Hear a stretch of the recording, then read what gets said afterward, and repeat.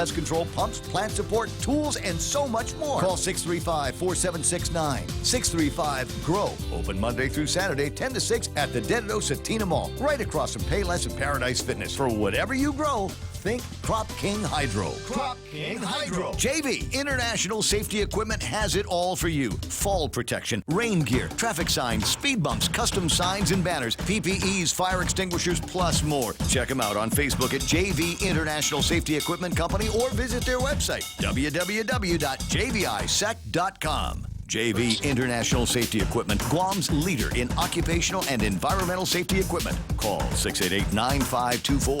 JV International Safety Equipment, located in Harmon Industrial Park.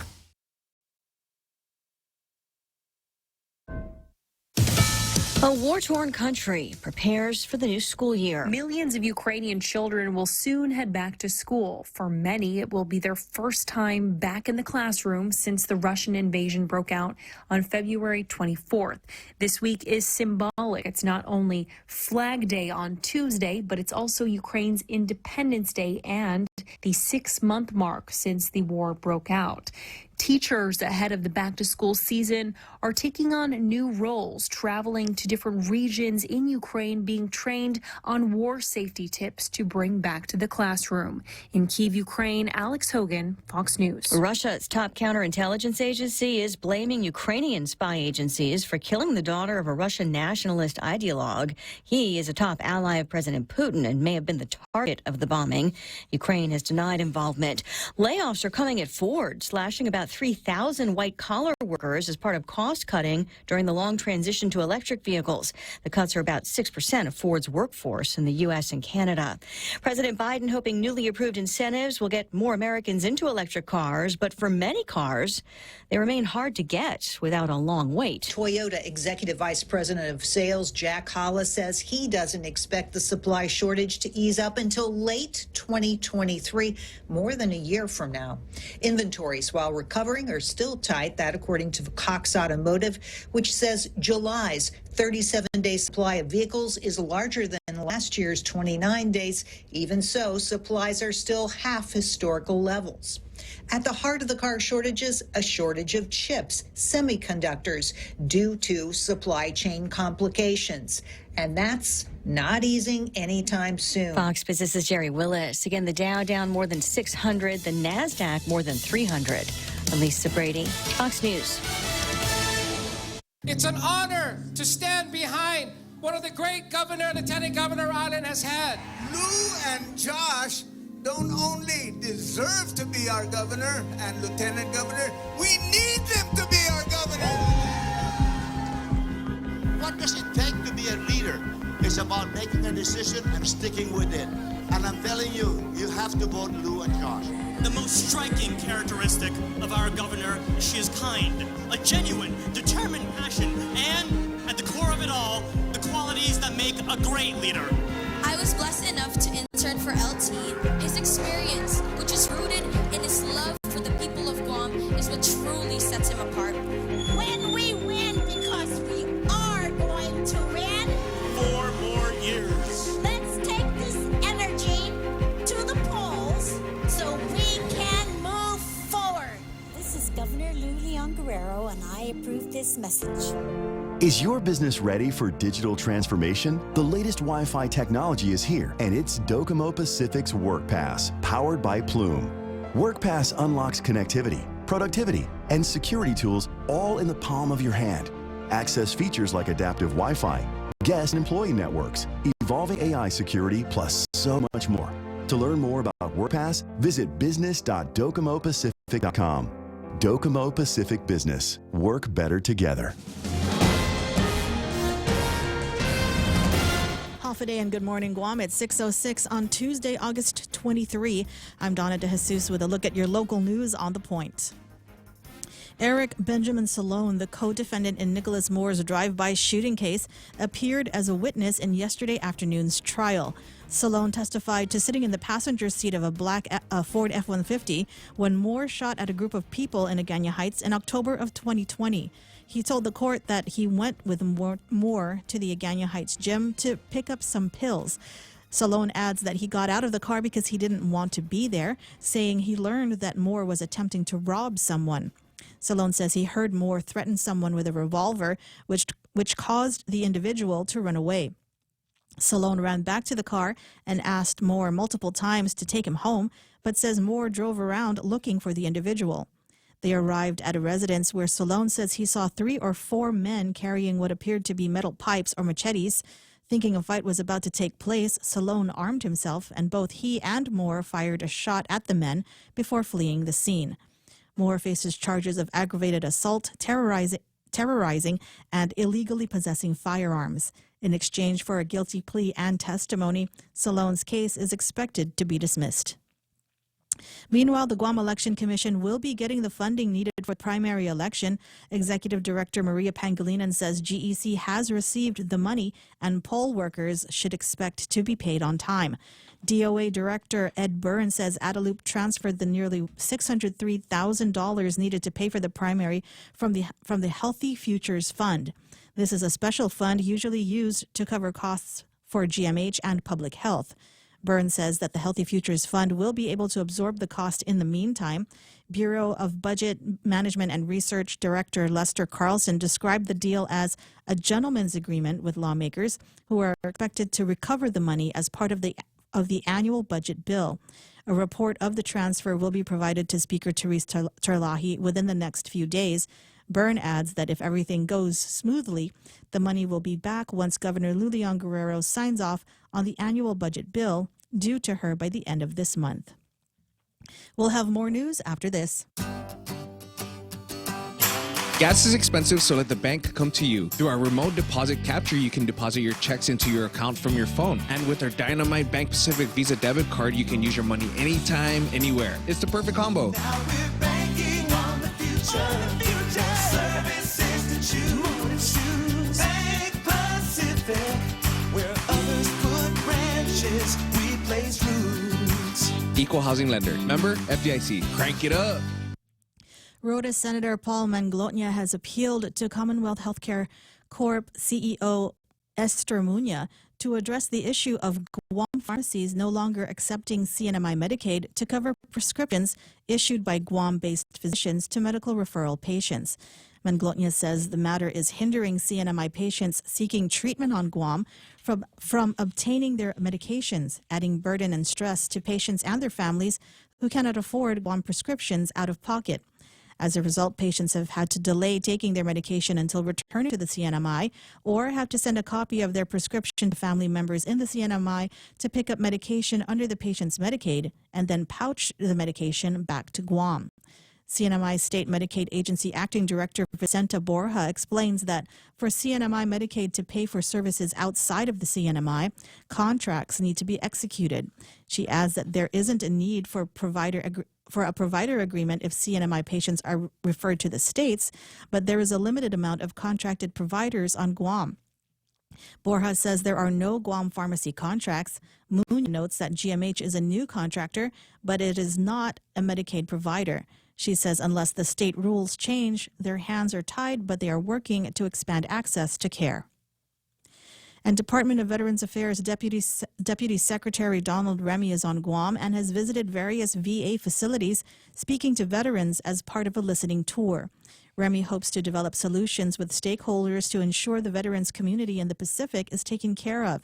He says he was aware of the proposal to create a veterans facility in the governor's planned medical campus, which would also contain a new public hospital and other healthcare facilities.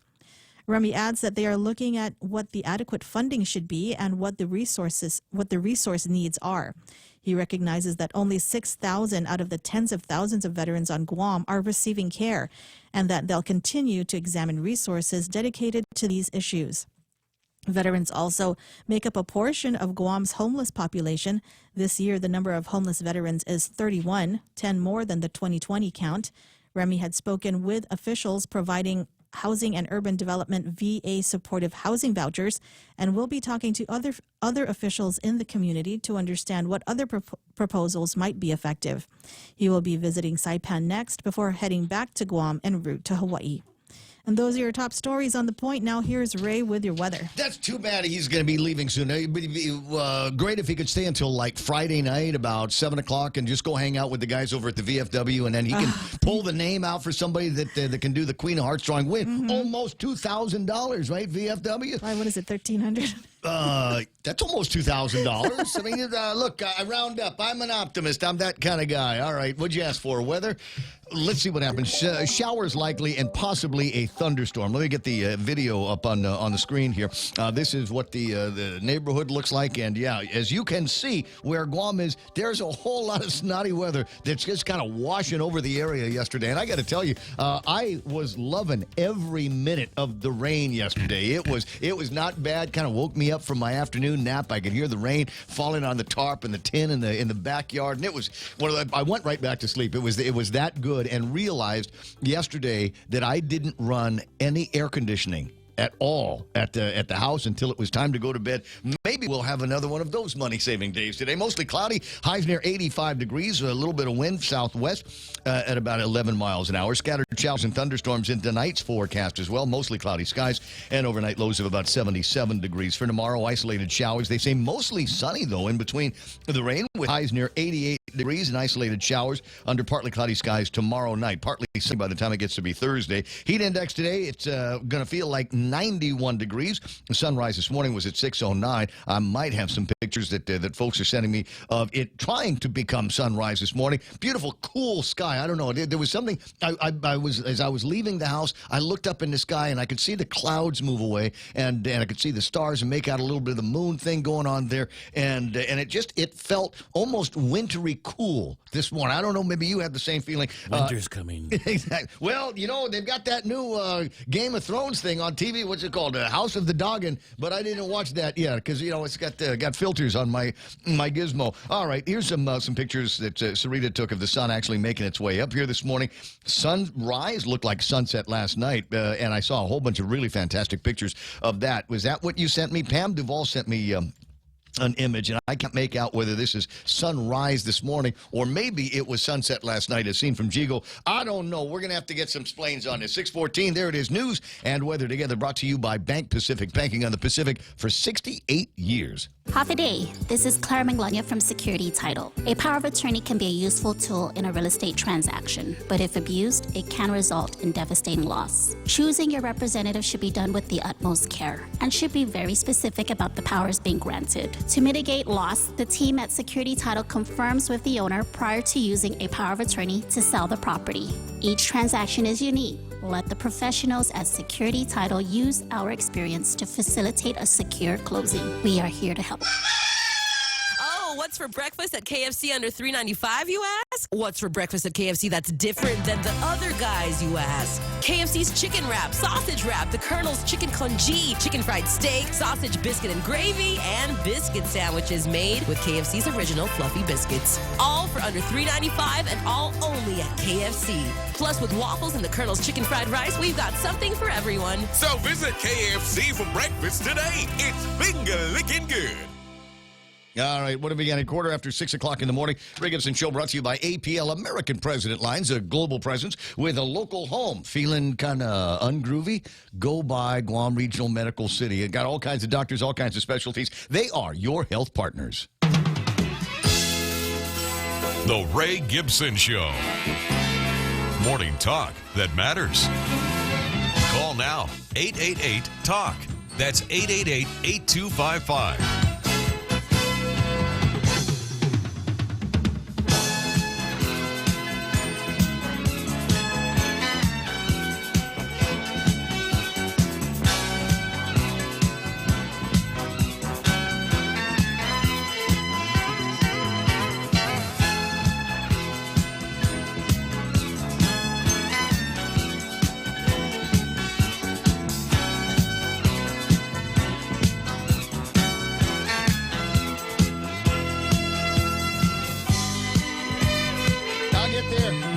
Eventually get there. Don't worry about me. It's Ray Gibson. I'm just busy reading up on some of the stuff. It was a challenging morning.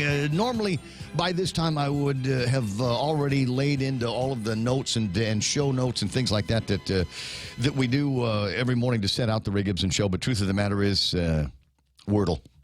It was Wordle. I'd gotten to start. It was a challenge, I think, laid at my gauntlet by Dennis Benzer. Said something about how he got it in 4 or 5 today, and I got my start word is water. Water. I start with water every day. That's my start word on Wordle, and the W and the E were there in exactly the right place. And I'm sitting there going, I was even low-key bragging to Jose. I said, dude, it's going to be Wordle in 2 today. I got that feeling. I got that really kind of groovy, kind of I'm omnipotent, omniscient Wordle in 2 kind of feeling today, and it's Wordle in 4.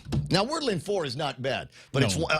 I would warn you right now. It's another one of those Wordles, guys, that will make you crazy because there are all kinds of words that look and sound the same and are only off by 1 letter, only off by 1 letter. The Wordle trap. It's a Wordle trap. It's exactly that. It's a Wordle trap, and I don't want anybody. I don't know that that's going to be helpful to you either. I don't. The word that it ultimately ended up to be here this morning was not in my top 5 of those kinds of words. It is one of those kinds of things, and it is what it is, and it prevented me from getting around and taking a look at things like celebrity birthdays. It's Tuesday, and everybody knows that Tuesday is my favorite day of the week for broadcasting. Among the days of the week, it's in my top 5 of my broadcast days. And I'll tell you why. Because on Tuesdays, we get the Hawaii Free Press, their Monday edition of the Hawaii Free Press. And it's always one of those things. If you think things are screwed up here on Guam, just Hawaii says, hey, brother, hold my beer. Gonna go into, we're going to talk about all kinds. Everybody knows, like, give me an example. A great issue that they have in Hawaii that we likewise have here on Guam is a housing shortage. Just not enough houses, not enough affordable houses for a lot of people.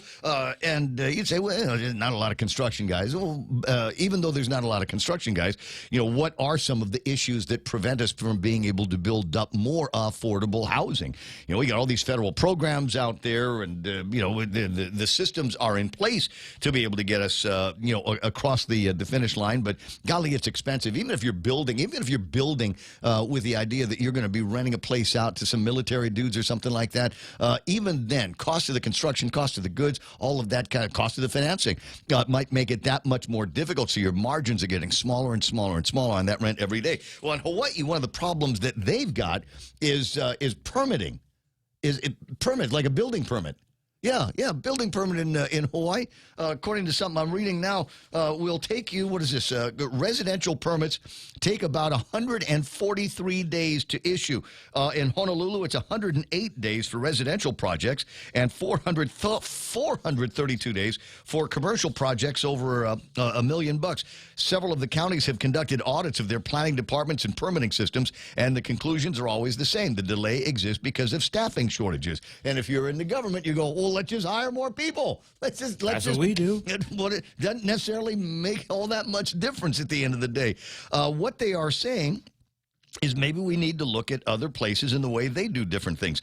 Delta County and Montezuma County in Colorado, Arco Santi Urban Laboratory in Arizona, Wonder Valley in California, Brewster County, Marfa, Terlingua, Texas, and Miller County, Missouri have no building codes or permit requirements. That's what it is. At all. At all. Oh.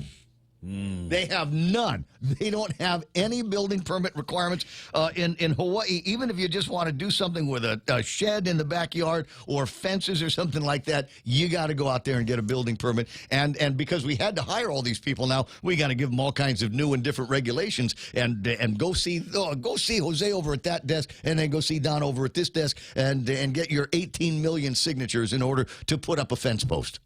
I could not build a treehouse in Hawaii when I was a kid, because it wasn't to code. We had to put the clubhouse on the ground. That's kind of defeating the whole purpose of it's a treehouse. They came up and saw the treehouse. Because, every time you move to Hawaii military, you have a crate. Okay. Big wooden crates. Yep. Every time a new kid came into the neighborhood, we're like, we have a new crate. New crate, new friend, but can we borrow your crate? So, yeah, they made us bring it down. Building codes. I can see, it's a question of safety because, one of these days going to get a big hurricane, going to blow the thing over to your neighbor's house and maybe going to kill somebody, wreck them in the head, know what I mean, bud? Anyway, so 621, lots and lots on the table of contents this morning. total and complete fabrication. There's this is another one of those mornings where you're just kind of reaching for things. Wow, front page news, the Guam Daily Post. VA guy is here. Look at the size of the text that they put on this thing. This is like breaking news. We knew Donald Ramey was going to be coming out to town. Did he bring any money with him? Did he lay out any cash for some of the veterans programs that we've got here? They just kind of go on an optical tour. Just see what's going on in Guam. GPA cameras 2 now online. Capacity should meet demand. This is news now when our primary utility can meet the demand. Supposed to be doing it all the time, but they've had some issues there. And I love the phraseology here. We're thwarting load shedding and power interruptions. It sounds like a Marvel term, isn't it? It's like Super Simon's thwarting load shedding and power interruptions in his boy JB. And then DPW reports shortage of bus drivers doesn't impact school transportation. Another big news story here. We've always been short of either buses or bus drivers in the past, and the guys out there know how to work around that. Bunch of other stuff that we'll get to chew on a little bit later on. In the meantime, let's talk about these guys that always sat in the back of the bus. Sometimes you want to go where everybody knows your name, and they're always glad you came.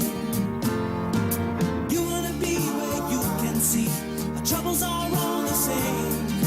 You want to be where everybody knows your name. You want to go where people know people are all the same.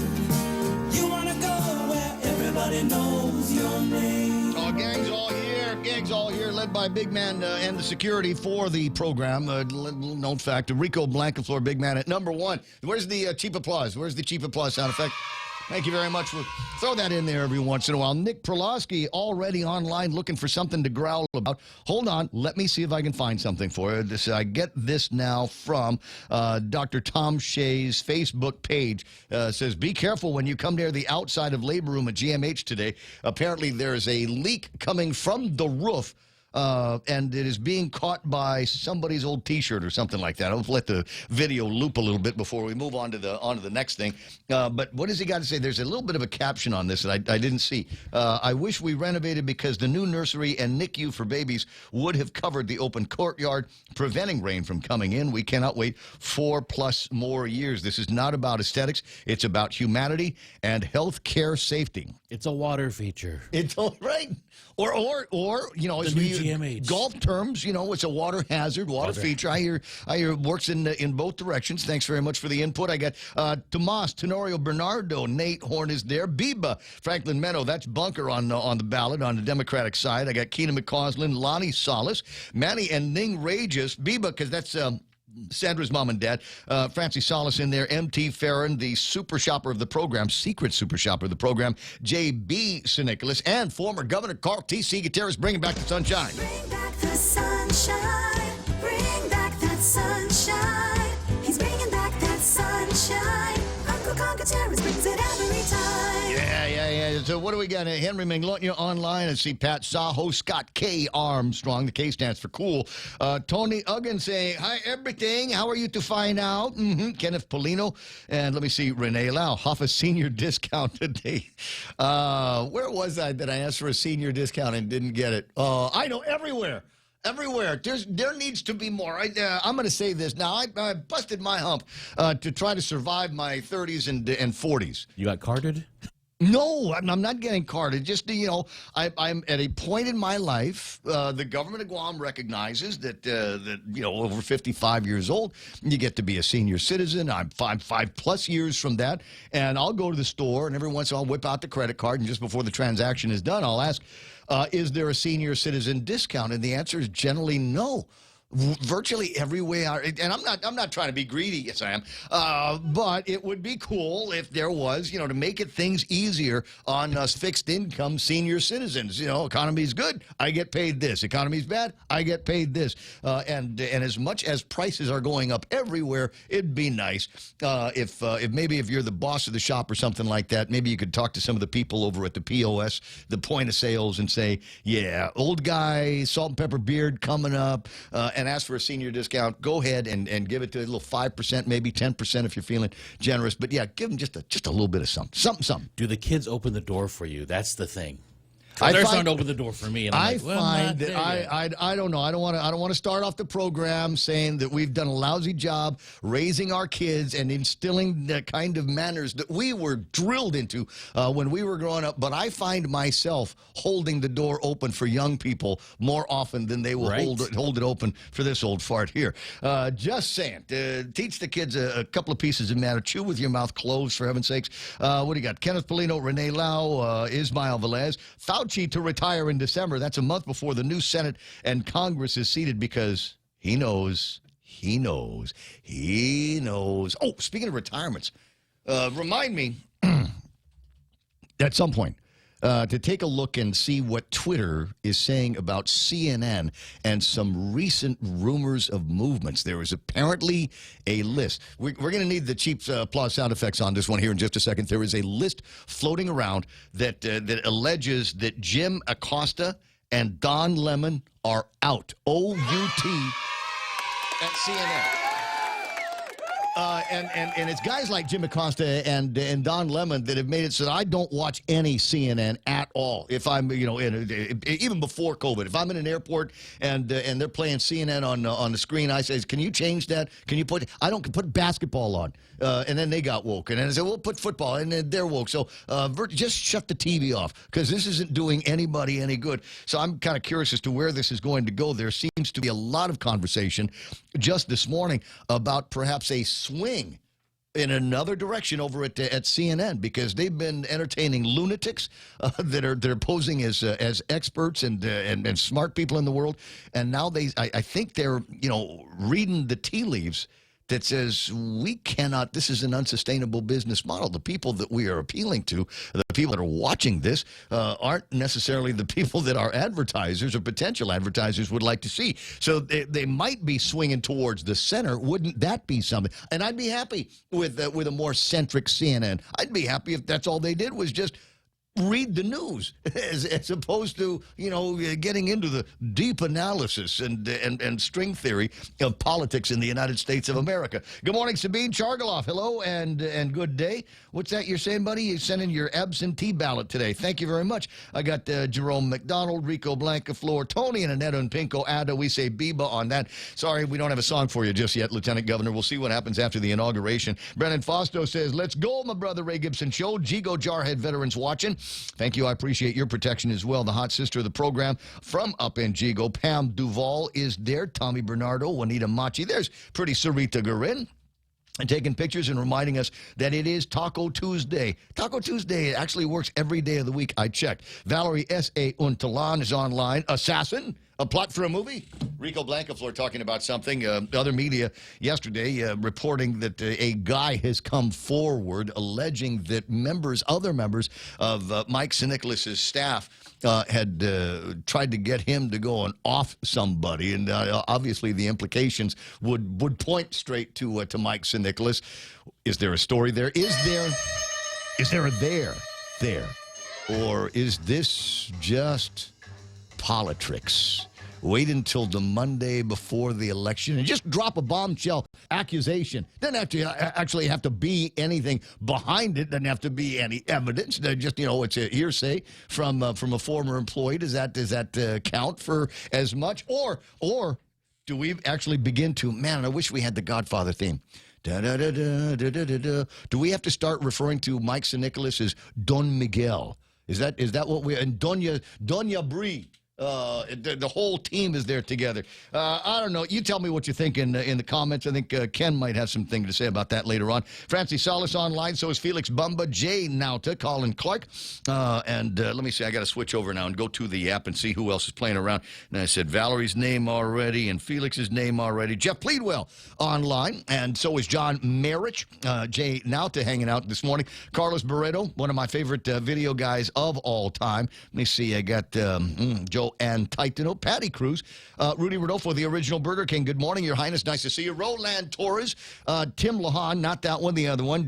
Post Canteen with the reminder the jackpot for Friday night at the VFW in Town is $1,350, or as I say, almost $2,000. Joe Ed Cruz talking about Polaris flooded yesterday. Okay. So didn't we go through about a year's worth of construction, a year and a half worth of construction over kind of in that area? Did they not take a look at and look at it as an opportunity to take care of the perpetual flooding that has happened down there? And on days like yesterday, you just presume that there will be down to one lane, if less, for traffic down on Polaris Point, definitely southbound. I don't know why they didn't fix it when they had a chance. Jennifer Leon Guerrero Mendiola is online. Gerald Young, half a day to Dan Rosal. My photos are sunrise this morning by Airport Road. Nice. Nancy Nakamura is there. Tomas Tenorio Bernardo says Guam-based employees with certain off-island insurance have to pay out of pocket all the time, unfortunately. I think that's reference to a story that Donna did where we've got people from the NMI that are coming down here, seeing doctors from down here that write them prescriptions, but when they pay, I guess they're not honoring the insurance that they're carrying from the NMI. Yeah, the Medicaid from CNMI. Cash up front, bud. Cash up front every time. Franklin Meadows says 4 more days left. The gloves are off now. Rolled up sleeves. Game on, people. Side 7030 Lou. Oh, not Lou. LOL. Biba Hamza Todos. Roland Torres Bandits online here this morning. I got Carl Meyer. Good morning from the Herodot up in the Ogasawara Islands. That's where APL ship is sailing today. And Bandit's still using it. You basically have no say. Thanks very much. We will put that in there. I got Jay Rojas online here this morning. Happy birthday to you. Happy birthday to you. Happy birthday to you. And you might be wondering how you get your own jingle on the program. First of all, you have to be former Governor Carl T.C. Gutierrez. And a reminder that Jay Rojas, almost on a quarterly basis, will send us goodies from Hawaii, whether we want them or not. And that puts him in a very special category of Ray Gibson Show listener. All right, let me see. Tammy. Oh, Post Office Tammy is online. Dennis Benzer says efficiency is a 4-letter word in government. I got Sherry Iriarte. They even wanted permit to treat for termites under a new carport. Thanks for that. Tom Tahadzi saying good morning, folks. Belen Sidell, that is the amazingly beautiful Belen Sidell with multiple Valentine's likes on us this morning. Richard Leon. Carl Meyer, I said, worked for Gentry back in the 80s after Wapio was built. We started Eva by Gentry, years of planning and construction. Oh, good for you, Chad. Nathan Sablan Escura. Back of the bus meant 2 things: smoke nadza or stinky fingers. Tony, TMI, bro, TMI. What school did you go to, Brett? Let me see, because I was at Father Duane's. I don't know. I better leave that there. Was it the VA roundtable yesterday? Not going to hold my breath that things will change anytime soon. Heard it before and have been disappointed all the time. Does it have that feel? I mean, I wasn't there. I don't know the guy, right? And I'm not a veteran. I didn't have the privilege of service. So I only know anecdotally what some of the issues are, and will do my best to help out whenever we have an opportunity. So I'm big supporter of VFW, big supporter of American Legion, and anytime anybody in the veteran community has asked for something from me or us, the answer is always going to be yes. But, you still go, gee, well, what's the federal response on this? Why isn't there more for the people that have served? And that's the same thing. We've had people come out. I'm from Washington, and I'm here to help. And then you don't hear too much after all of that. Let me see. Jerome McDonald weather report from California. Wow, it's a long one. Today, Southern California weather. Temperatures start to cool down from the mid-90s down to the mid-80s. Temps at night remain in the mid-60s. Humidity about 54. Skies are clear, and expected rain is 0. Flash floods buried cars and stranded about 1,000 people at California's Death Valley. We may expect heavy rains and flash floods this winter. It's happening all over the place. Online yesterday, talking to somebody out in the Philippines, and said there were some places where they were walking where it went from the water is up to my ankle to the water is up to my knees. Rainy season. Mike Williams saying good morning to friends.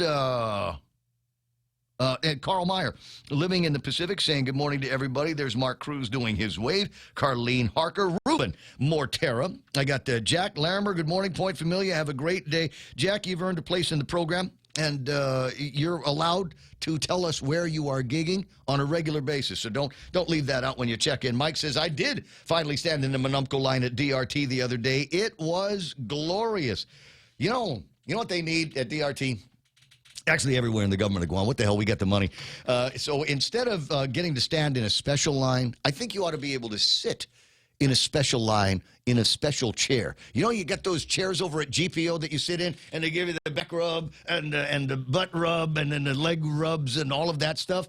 They ought to have a whole lineup of them, about 5 or 6 of those. Actually, 10, right? Boys and girls. Because some will never leave. Exactly. Excuse me, Mr. Gibson, it's your turn. Call Mike. Let Mike go next. I'm at the beginning of my cycle. Frank Gunner, Solace, Acosta, and Lemon, don't let the door hit your ass on the way out. Good riddance. Yeah, used to be just reading the news over there. Now Santos, Matt Galendez, Ben Servino hanging out. Roxy Chang. Roxy's from Turay. Oh, wait a second. I don't think you know the punchline on this. What do we know about Turay? Cameras everywhere. Just FYI. If you're hiding in plain sight, there might be a record. Tattoo Sean is online already. Valerie Carbolito saying happy Tuesday. Yabit Camacho. Army Lynn is there. Jose says it should be named Polaris River. You know, you work here with the microphone, so if you ever want to just jump in with one of your own little non sequiturs, you're more than welcome to. That was for them. Oh, okay. All right, for that audience. I sent a copy of the Philippine senior discount legislation to a couple of our local senators to request that they introduce a similar legislation here, but they did not do anything about it. All right, Ben, I'm curious. What's in the Filipino senior citizen legislation? What other incredible benefits should we be able to expect from our government? Come on, it's election week. It's election week. People, there's guys over at the legislature. Hell, there's guys at Adelup that are desperate for any other additional hook that they might be able to get into us to snag a vote. Gina San Nicolas, Amy Rose Agagi Edmondson, John Ray Titano, Frank Meno, Maggie Woods, Jennifer Poshnitger. Have I gone over the entire list? I think I might have. When Roey. Mike with another observation. Latest Guam Daily Post poll shows Lou and Josh have done a good job buying votes. It's 6:38 in the morning in the Ray Gibson Show, and time for our first big look at news and headlines with Donna D. You ready to go? Yeah. Thought you might be. Havadana, what happened? GPA's leak-prone Cabris 2 generator is repaired and started operating on Saturday. This means 3 out of 4 of GPA's main baseload generators are now working, along with diesel-burning power plants in several villages and 2 solar farms. A release states that the island's power demands can be met and load shedding will no longer be necessary. The only baseload generator not working is PD9, which was shut down in July to convert it to burn ultra-low sulfur diesel to meet federal clean air standards. It is expected to return to service in early September. And the Leon Guerrero Tenorio administration has approved $1.2 million for PUA overpayment waivers. A release states that over $8 million in PUA waivers have been approved since the U.S. Department of Labor first granted Governor Lou Leon Guerrero's request to ease the guidelines for overpayment waivers. The Guam Labor Department continues to review submitted waiver applications for approval. For more information, call 475-7500 or email pua.waivers@dol.guam.gov. And the Guam Election Commission saw over 5,600 early voters this month. This makes up about 8% of the 57,000 registered voters. Election Commission Executive Director Maria Pangilinan says it's much higher than early voter numbers from the last primary, which hit just under 2,300 voters. Pangilinan says she expects a good turnout on Saturday. She also encourages homebound voters to call in as soon as possible. Polling sites for the primary will open from 7 in the morning until 8 o'clock at night this coming Saturday. And those are your local headlines on the point. Now back to Ray. Amazing. You know, I was watching, also distracting me this morning from my regular work, watching a piece of Bill Maher. And I find myself agreeing with him more than often these days. I think he's found a little bit of a central conversation in his talk as well. Dedicated Democrat, to be sure, but just kind of looks around and says what's wrong with America. And the thing that he was riffing on this morning was the incredible amount of fraud. PPP fraud, the PUAs that went out, and the unemployment insurance that went out there, and according to some basic, back of the envelope audits here, about half of all of the money that the federal government sent out has been basically, what's the word I'm looking for? Stolen. It has been stolen. Now, there's a website that you can go to. Arnold and Porter has it, and they've got it. I've got it up on my screen now. I'll get a little bit of it on yours. And what these guys are doing are tracking all of the federal cases. Now, this is fraud and theft that we know about. They're tracking all these cases as they come out so that you can see what the nature of some of this fraud is. So we've got the PPP program, and just kind of random at the top here is a guy named Aaron Ashcraft who was allegedly stole $978,000 from the PPP program. There's stories about guys that got their PPPs and went out and bought Ferraris the very next day. Right here on Guam. Right here on Guam. There was the guy. Was it the yellow, the Transformer car? Right. Camaro? Yeah, something like that. There's Abhishek Krishnan, who scammed the PUAs to the tune of $40,650. A flat million for Adesh Alvin Biscon. Flat million for him. Conspiracy to commit mail fraud and bank fraud, all of these other guys. $400,000 there. $934. You take a look at $34,000, sorry. $337 in the PPPs, EIDLs to the tune of $1.5 million. And they like they didn't even bother stopping. They just keep going and keep giving money out, and we'll worry about the fraud later. I love Bill Maher's words on it. He says, we knew it was a leaky bucket. Whenever the government is handing out money somewhere, there's always a little bit, that you're going to have a little bit of waste here. We're going to have some fraud here. Going to have absolute corruption over here. But he said there's not even a bucket now. It's just a handle. There was just a handle, and they threw the money out there. And here's the deal. We talk about this all the time. Is these cases, I mean, you take a look at the $42,250, this guy Alex Ransom, $42,250 in a PPP scam.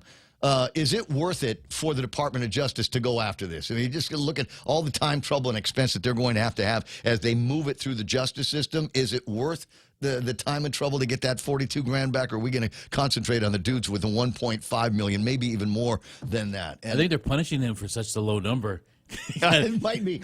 That's all? You're getting everything. You call yourself a thief. 644 on the Ray Gibson Show. Quick messages. We'll take a look at what's happening in early morning traffic, and we'll find out what Ken's grumbly about. Stay there. It's the 76 Circle K and GTA Prepaid Ultra Giveaway. From now until August 31st, enter to win a Samsung Galaxy S22 Ultra plus a $600 76 gas card and more. Come into any participating 76 Circle K location, buy $5 or more of GTA Prepaid Load, and receive an entry form for every $5 you spend. The more you top up, the more chances you have of winning. Stay connected and win this summer with GTA Prepaid and Circle K. Visit GTA.net for more information. Guam Regional Medical City was awarded Advanced Primary Stroke Center certification from the Joint Commission. What does this mean? It means our neuroscience team is equipped with the latest technology and a team of the finest neurological doctors to treat stroke, which is one of the leading causes of death on Guam. GRMC, reflecting our commitment to providing safe and quality patient care. For more information about GRMC, visit us at grmc.gu, or to make an appointment, call 671-633-GRMC. On screen, my screen, and now your screen. Time to take a look at what's happening on your roadways right about now.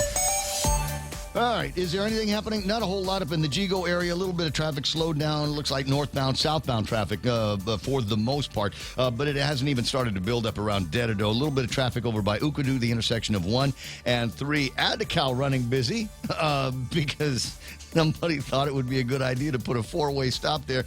And then we got a little bit of traffic on this where's this? Cross Island Road? right there at the intersection. Looks like there's a load of traffic trying to get to the intersection so that they can go back up Route 4 and then hook up with the rest of the traffic. But I'm not sure what's going on there. If you see something, do me a favor, let me know. All right, let's go to the western side of the island, southbound Marine Corps Drive, and it looks like we've got some traffic over by Petey. That's where it looks like. It looks like it's coming out of the cemetery area in Petey and meeting up with some southbound traffic. Has not yet made its way. Wait. Am I thinking of the right place? No, I'm sorry. That was the intersection of 1 and 2. So it looks like we've got more traffic on the base side. Am I reading that correctly? No, I'm still not reading that correctly. Hold on. Let me zoom in here and see exactly where this is. All right, we got there. It is. So it looks like there's a little bit of a slowdown on the intersection that takes you into Agate. Are we good over by Gun Point? Are you recognizing that? Come on, Southerner. Show me your Agate side. Nope. All right. Well, it doesn't look like there's a whole lot of traffic at Big Navy in Sumai, so expect some delays once you're otherwise in the village. 646, Ray Gibson Show continues after these. Becoming a homeowner for the first time could be a little nerve-wracking, but it certainly doesn't have to be, especially if you have Lolita Kamet of Hoffaday Realty guiding you every step of the way. So have no fear. She also specializes in land sales, commercial leasing, local residential sales leasing, also military and corporate new relocation. So for all your real estate needs, take the first step in the right direction with Lolita Kamet of Hoffaday Realty by calling 671-688-6743. That's 671-688-6743.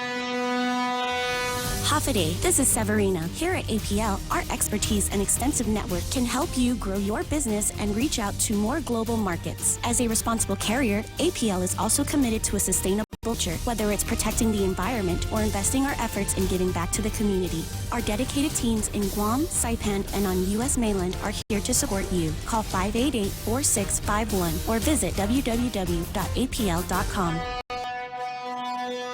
Okay. All right. I've got it figured out. Pop's Bakery.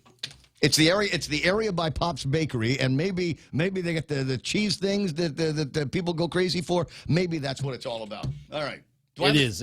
I know my son goes down to Career Tech.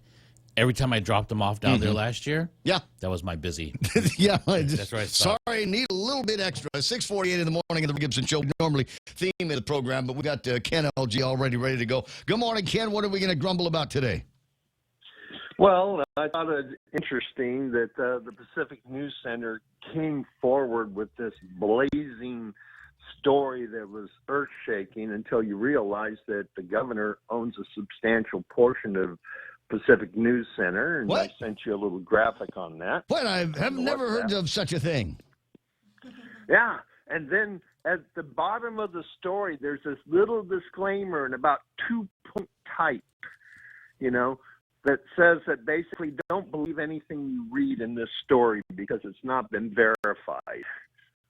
So they this is the kind of things that have been happening. And so I'm speculating that we have I have the list for all the allegations that are going to come out the rest of this week so that they can drop a bombshell every day. Every day, right. So tomorrow we're going to learn that Mike Nicholas was seen at the Wuhan wet market.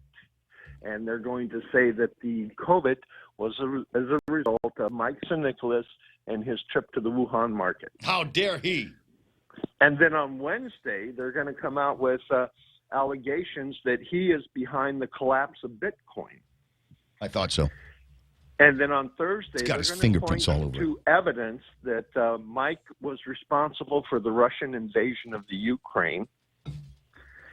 He led it. He was on the very first tanks. Yeah, and then the one that's they are hoping is going to be the torpedo that sinks them like the Tarpiz, is the discovery that he was the one that was responsible for declassifying Pluto as a planet and reclassifying it as a planetoid. I think that might have been the greatest sting in my lifetime, is growing up with an understanding that Pluto was a planet, and then for absolutely no, that I think of good reason, they changed it. But what the heck, I'm not in charge of definitions. We leave that to the Democrats these days. Yeah. So there's I've been I remember when the Mike Nicholas story first broke, and John Paul came to me trying to get me to take it up for Guam citizens. And in the space of 30 minutes of trying to explain this story to me, the story changed like 5 times. And as he was trying to explain it more, I told him, you realize that every time you open your mouth, you're incriminating yourself. Everything you're telling me is based on what you did. You haven't told me a single thing based on what Mike did. Everything is you. I did this. I did that. I made the phone calls, So that's why I never covered it for Guam citizens, because I couldn't get a straight story out of JP. And now here we are with another startling revelation. And look at the date the police report was filed, May 20th, 2022. How credible is that? And then when you read the disclaimer at the base of the police report, you have to dig deep. They hit it very carefully. But basically they're saying that these allegations are based on an interview, but don't believe anything in it because none of this has been substantiated or anything. Yeah, is there police reports? Anybody make a complaint, or is this just it's the Monday before the primary election? I want to say another word. It's a compound word, something stirring. Yeah. Well, what we're looking at here right now on the screen is the real truth right here. Everything that we're going to hear coming out of and political media. And I call it political media because unlike real news, there's a lot of real news happening right now, but look at the news that's coming out. Somebody said that somebody said that somebody said right. that somebody said. That's not credible. I just remember the day. Look at the. My God, the Post didn't even pick it up. No, the Post didn't pick it up, and I'm sorry, you gotta be way deep in my head to not laugh at that. 6:52 and change. Hey, listen, I'm gonna let you, Ray. You're welcome to call in again a little bit later on if you got something else going on. In the meantime, I got cousin Troy from the other Voice of Canada on the line. Okay. All right, I'm gonna jump to him. I'm one of those guys. Sometimes outside, if it doesn't involve anything that I'm doing on jury duty, it kind of goes into my blind spot. And I will admit that this Moore trial, one of several, I'm sure, is I'm not watching. I'm not paying that much attention to it. The guys over at Candid are, and so I thought I'd get kind of a update on what's going on in the Moore trial from cousin Troy. Good morning, cuz. Good morning, cousin Ray. Yeah, the trial's getting exciting. Eric Stallone, who was Nicholas Moore's original co-defendant in the case because he was the passenger the night of the October 15, 2020 shooting of Brian Mendiola, and admitted on the stand what we already knew, that he was one of the people, or he shot out of the passenger seat or the passenger's door of the truck that night. According to his testimony, he pointed toward the front of the truck, but he didn't look while he shot out. He said that he was just trying to protect himself from a mob of 3 or 4 men who were approaching the truck with what he thought were machetes or pipes. He said it was very dark. He said that Nicholas Moore, while with one hand on the steering wheel, used his right hand to shoot a .38 caliber pistol out of the truck and into the crowd. He did not see whether anybody was shot, but the caliber of the gun is critical to the case because allegedly a .38 caliber bullet was pulled out of Brian Mendiola's leg at GRMC the day after. One of the interesting things that Eric Stallone said was that, here are some important details, right? On October 15, after Brian Mendiola was shot, his neighbor brought him to Naval Hospital, and he elected not to have the bullet removed that night, and he had the bullet removed the next afternoon at GRMC. And I wondered after that testimony of Anthony Sellis, the neighbor, why that was, and it became a little clearer through Eric Stallone's testimony yesterday. According to Eric Stallone, the day after the shooting, the morning after, on October 16, Nicholas Moore's mother called him and wanted to talk to him. And how Nicholas Moore's mother knew about whatever incident happened was, according to Stallone, Nicholas Moore told him that the people involved were calling the dad's work I guess, trying to shake them down for money. And so this is according to Stallone's testimony. Now, this is up to the jury to decide whether Stallone's testimony is credible, because the guy got a free pass. Sounds like, it sounds like shades of guilt here. Some darker, some lighter, but everybody's guilty of something. It's anyone's guess. And the prosecution is not done either. The prosecution has had a hard time tying the forensic evidence to Nicholas Moore. They're having a hard time finding their two star witnesses, Curtis Garrido and Brian Mendiola, the victim. And there's even a warrant of arrest out for Curtis Garrido because he didn't go to court. Yeah, and then of course there's the issue of the criminal records of all of the prosecution's witnesses. And so, is there reasonable doubt here? That's up to the jury to decide. But if I were a juror, at least so far in the prosecution's case, I'd have a hard time saying, without a reasonable doubt, Nicholas Moore did this. Right. Up until now, at least. Now, Eric Stallone's story. Is it possible, Cousin Troy from Candid, that maybe this is like the practice case? Because this is not the only case that Moore has been implicated in. No, so there are two other cases. Yeah. One of them is somewhat related due to evidence, as I understand it, and that's the Michael Castro murder. And there's something similar about this, because there's also a co-defendant in that case, Troy Damien, who I don't know if he took a plea, but he allegedly began cooperating with the government. And so, what are we seeing in these two cases? Are we seeing, a kid, Nicholas Moore, who wanted to be a gangster and just decided that he was a tough guy and he's going to take this all the way to trial, and he's the scapegoat in both of these cases? Yeah. Or is he, really this bad seed that did both of these crimes, and the people who were along with him during these incidents decided to do the right thing and turn state's witness? I mean, it's a little difficult, at least in this aggravated assault case, to say which one is. Yeah, as I said the other day, still hit me when we get to a point where it doesn't feel as circumstantial as it does now. 6:58 and change. Has anybody mentioned Mike Nicholas's name in any of these Moore cases? No, none of the prosecution has not yet blamed Michael Nicholas for the October 15, 2020 shooting. I'm sorry, because it's next. It's it's next. We got people doing interviews and trying to implicate Mike in just about everything that's gone wrong here on Guam.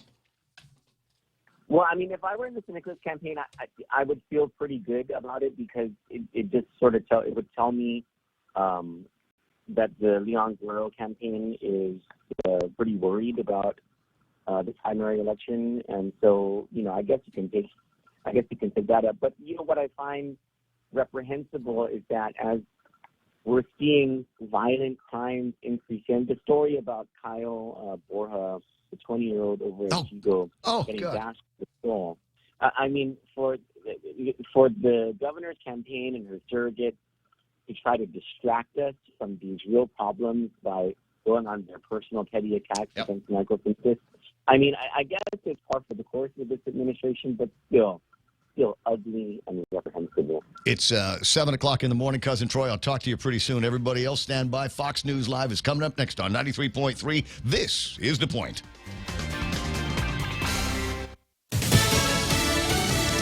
It's primary eve again. I'm Lisa Brady, Fox News. Voting tomorrow in more closely watched races for Congress, with Republicans still holding an advantage, but Democrats appear to be gaining some ground. Republicans are forecasted to win control of the House in November, but with a slimmer majority than previous forecasts. That's the assessment from the latest Fox News Power Rankings.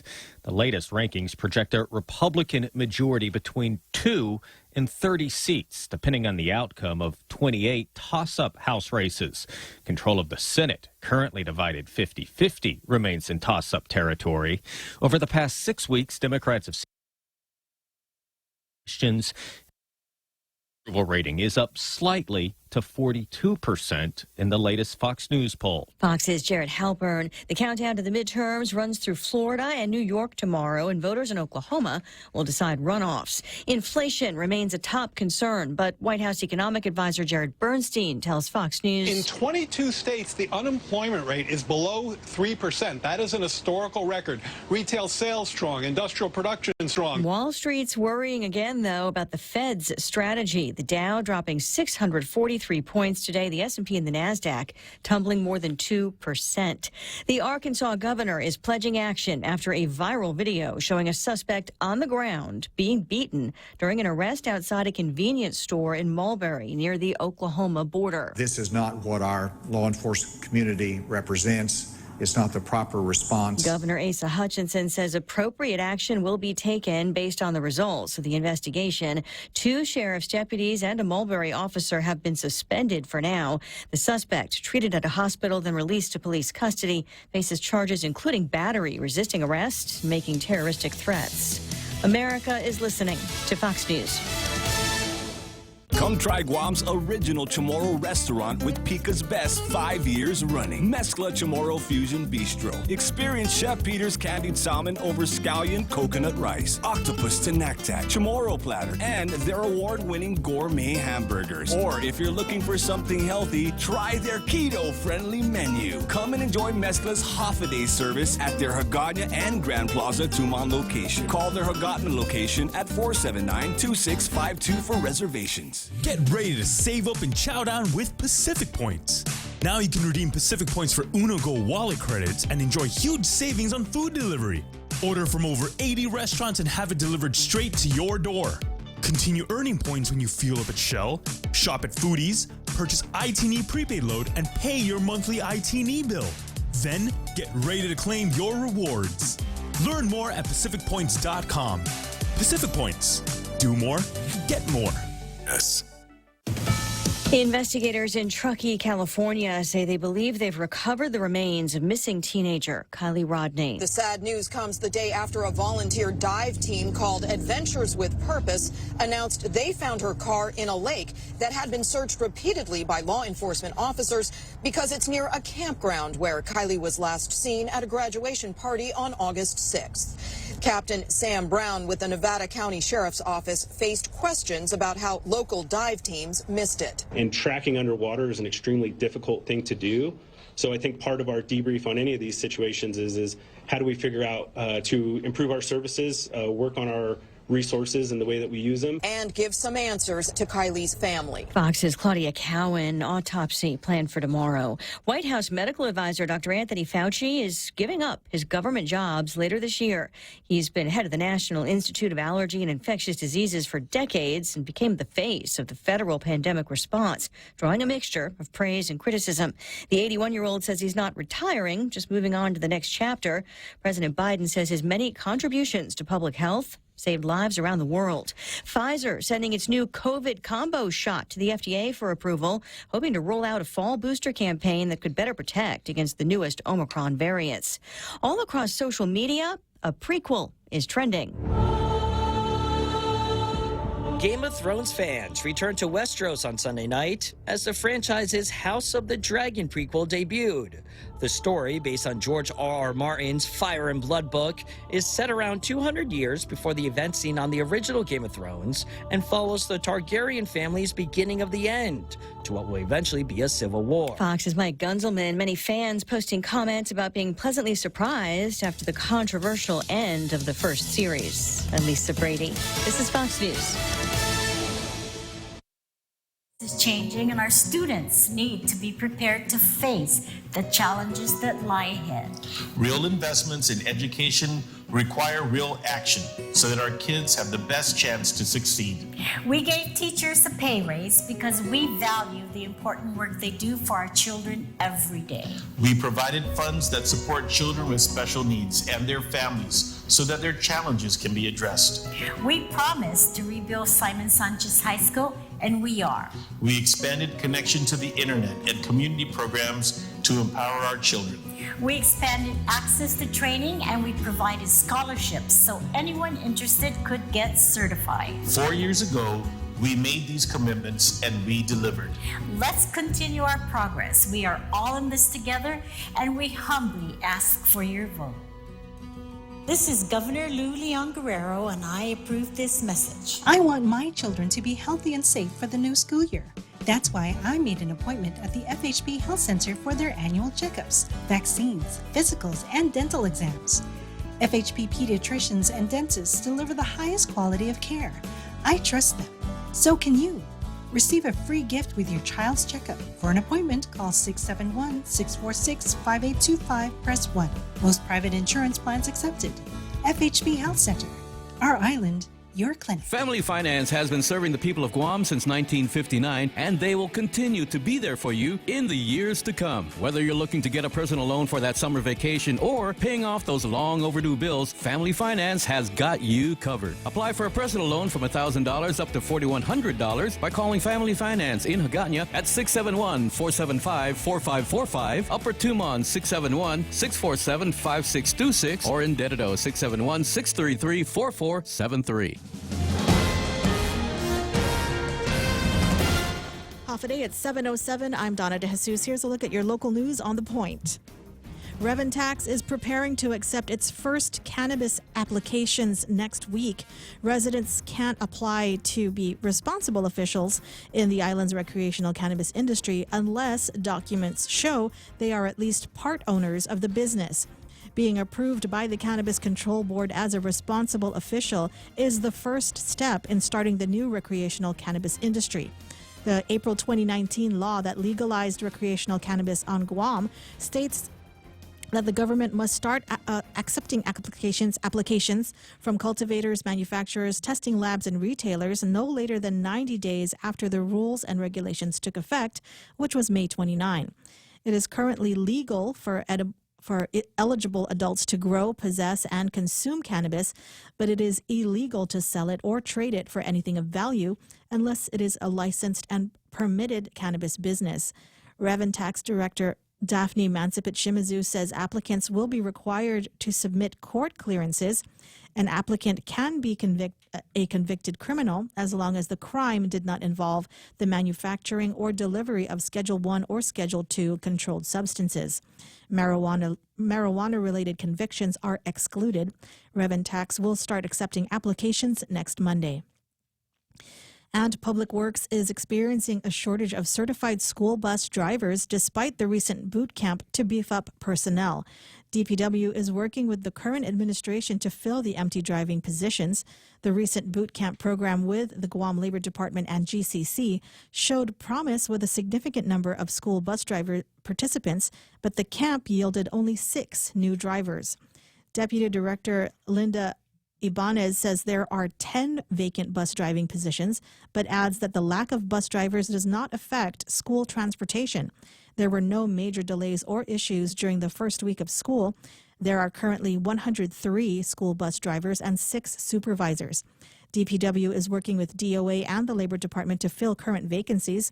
Those interested in applying for a bus driver position can directly reach DOA's HR division by calling 475-1288 or by going online at hr.doa.guam.gov/employment. More news after this. Are you looking for a new place to hang out with your friends? Let's go along the sidelines at Sidelines Bar and Grill. Located at 154 Iriarte Road, Unit 4 and 5 in Tamuning behind Royal Bigs. Sidelines, a hidden gem with nothing but great things to offer. Great atmosphere, great food, top shelf drinks, and a great team. What are we waiting for? Let the fun begin at Sidelines Bar and Grill. Open daily from 3 p.m. to 2 a.m. See you there. Classes for Starbase Guam are now in session for the first cohort of public school students island-wide. Starbase is a STEM-based educational youth program in Barrigada that is funded by the Department of Defense. It launched on the island for the first time last school year. There are an estimated 3.5 million STEM-related jobs that will be vacant by 2025. With that projected figure being so significant, Starbase Guam hopes to encourage the island's youth to join the field. Starbase Program Director Leabeth Nahaloa'a says there are over 2 million STEM careers that Guam cannot currently fill because of the lack of STEM of a STEM-trained workforce. The program also aims to raise awareness and exposure to underserved students to build a capacity and sustainability to create a STEM-ready workforce on Guam and in Micronesia, educating fifth graders from all schools, including homeschooled students. Fifth grade students are at the STEM camp 5 days a week, participating in a computer-aided design or CAD curriculum. Nahalawa'a adds that the goal is to serve over 2,000 students from 33 schools island-wide and hopes that the students will consider STEM careers in the future. And GITA is showcasing 4 Guam-based companies in the ASD Market Week trade show in Las Vegas. The trade show is held twice a year and is the most comprehensive trade show for consumer merchandise in the United States. GITA first participated in the trade show last year as part of the Guam State Trade Expansion Program, which was funded by SBA. This year, GITA is supporting the participation of Everything Guam, Denancy Brand, the Coconut Tree Company, and Guam Peeps. Everything Guam is promoting its line of gourmet shortbread cookies. Denancy Brand is promoting its hot pepper drizzle made with locally grown hot peppers. The two companies participated in last year's trade show. Guam Peeps is promoting plush toys and other souvenir gifts. The Coconut Tree Company is promoting gourmet coconut candy. GITA CEO Melanie Mendiola says the trade show gives companies access to over 40,000 attendees, including buyers and vendors from over 90 countries. The trade show provides valuable insight for business owners on customer wants and needs, product improvement, brand awareness, and networking. And those were your top stories. Back to Ray with weather. What's so funny? Yeah. It's a meme. The meme machine is online. 797-8255, 797-TALK if you've got something funny you want to send over. Grams sent this one in. Dear Jeff Dunham, please stop by the White House and pick up your dummy. This isn't funny anymore. And it's hilarious because he's got this Mr. Angry character. Looks just like him. Just like Joe Biden. And if you don't know, just Google Jeff Dunham. He's a world-famous ventriloquist. And a quick Ray Gibson story with having to do with him. He's been to Guam a couple of times, and on one occasion, I've got this on video. On one occasion, he's up on the stage and he does a shout out to me and Jeff Evans, and calls us by name. Oh, right, my buddy Ray Gibson. And my kids were walking by the television while I was playing that tape one day, just kind of at random, and the both of them kind of looked at me and said, "You know Jeff Dunham?" Like, oh my God. You were actually a cool guy on the radio at one point, weren't you? It's amazing. I had no idea. But love to get Jeff Dunham out here to do another show. But my guess is he's like that Joe Coy guy. Yeah, we could do a show here. Do you have a facility that will hold 10,000 people? Because we need to have a big room for this guy to perform. 7:13 on the Ray Gibson Show. All right, here it comes. That weather that you were asking about. Is there going to be flooding some more over at Polaris Point? Don't know. But I will let you know, when I passed by Home Depot this morning about 4:30, that light was in blink mode. Might still be in blink mode. Your mileage may vary. Showers likely, possibly thunderstorms today. You can take a look at the map and see where Guam is, and you can see that line of weather coming in. Michael Knight says there's going to be rain here on Guam. Mostly cloudy, highs near 85 degrees. We got mostly cloudy skies tonight under scattered showers and thunderstorms again, perhaps, so expect some flooding. Mostly sunny in the forecast tomorrow with just isolated showers. Heat index today, 91 degrees. Sunset will be at 6:38. Hashtag tell the others. There it is. News and weather together on the point. Half a day. Patsy Gogri from Security Title here with information about what a title company does. The title side of our business determines who owns a property and guarantees your ownership with a title insurance policy. The escrow side acts as an independent third party, managing the transfer of money and documents between the buyer, seller, lenders, and others. Security Title has a management of real estate closings down to a science. Give us a call. We are here to help.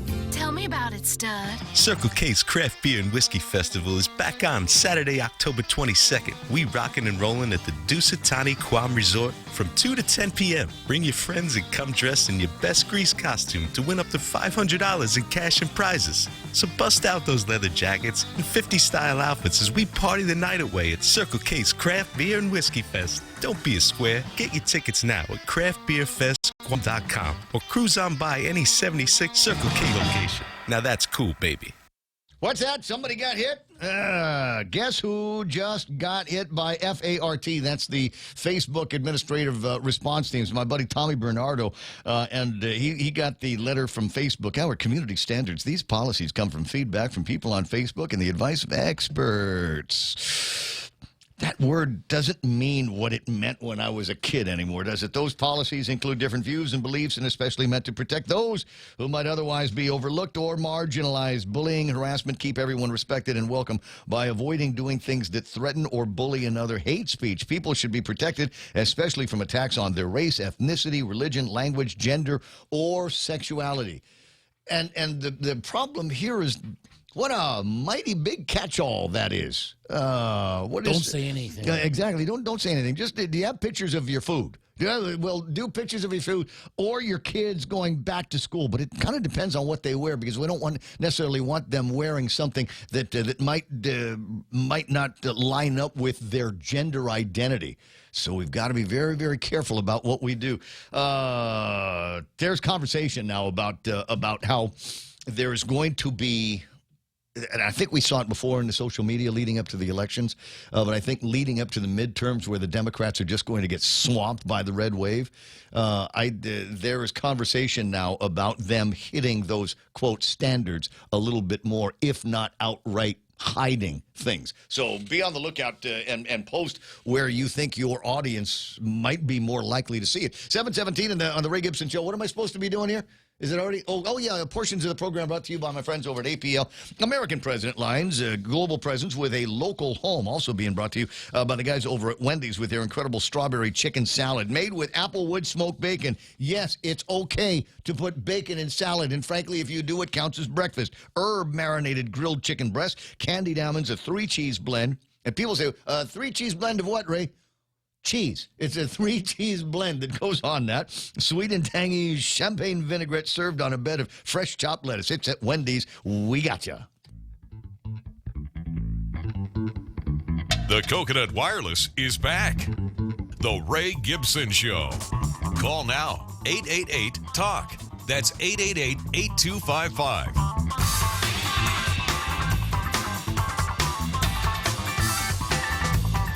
Here's another one, another great truth. This one here comes from Will Rogers on the meme machine. It says, after eating an entire bull, a mountain lion felt so good he started roaring. He kept it up until a hunter came along and shot him. The moral of the story, when you're full of bull, keep your mouth shut. 7:18, and you know what sucks? I don't have that option here. At least for 4 hours of the day, I don't necessarily have that option. There are things that I've absolutely got to say and got to talk about.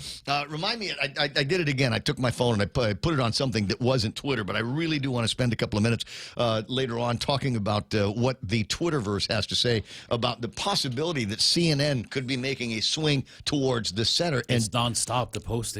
Just, right? Yeah, the latest, you'll see it just keeps going. So, yeah, it's like beyond trending. This is a major big deal. And the idea that loudmouth Jim Acosta and the other loudmouth Don Lemon might be on the way out there or certainly being moved to a place where they might have an opportunity to get some decent ratings. 7:19 on the Ray Gibson Show. As I said, it's Tuesday, and I love Tuesdays because I get to see what's going on in Hawaii. And if you think you got it bad here on Guam, and I remember there was a time I owned a condominium.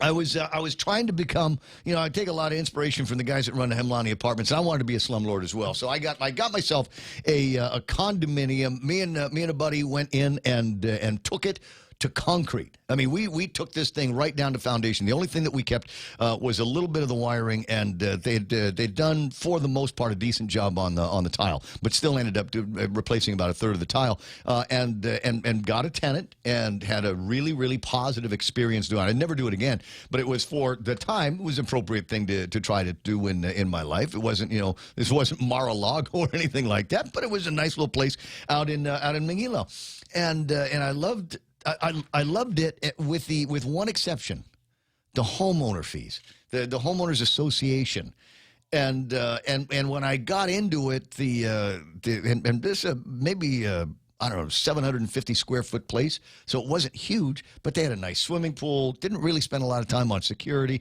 or keeping up with the outside. So I'd always question just where the hell's this money going on a monthly basis. And it just kept going up and up and up. And, didn't feel like I had a voice in the say of how much I was going to pay. And at one point, towards the end of my relationship with this piece of real estate, towards the end of it, the payment for the homeowner association was more than the mortgage.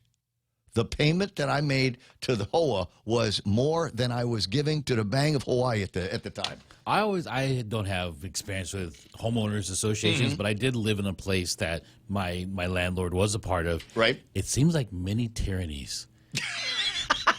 Every little thing you did, there was somebody always watching. Yeah, infraction. We've got cameras everywhere to keep an eye not on the tenants, but the owners, etc. Hawaii condo fees. You think you got it bad here, guys. Hawaii condo fees are among the nation's highest. Hawaii Homeowners Association fees, second only to New York. The average HOA fee in Hawaii statewide last year, hold your breath now, $762 a month. What? Gross. What does that come with?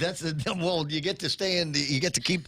Well, it makes it so they don't either pay the homeowners fees, or we're going to launch all kinds of other penalties at you and maybe prohibit, say, your tenant from using the swimming pool or the common area, or you can't use the washing machines in the place. $762 a month. That's compared to the overall U.S. average of just $286 across the country.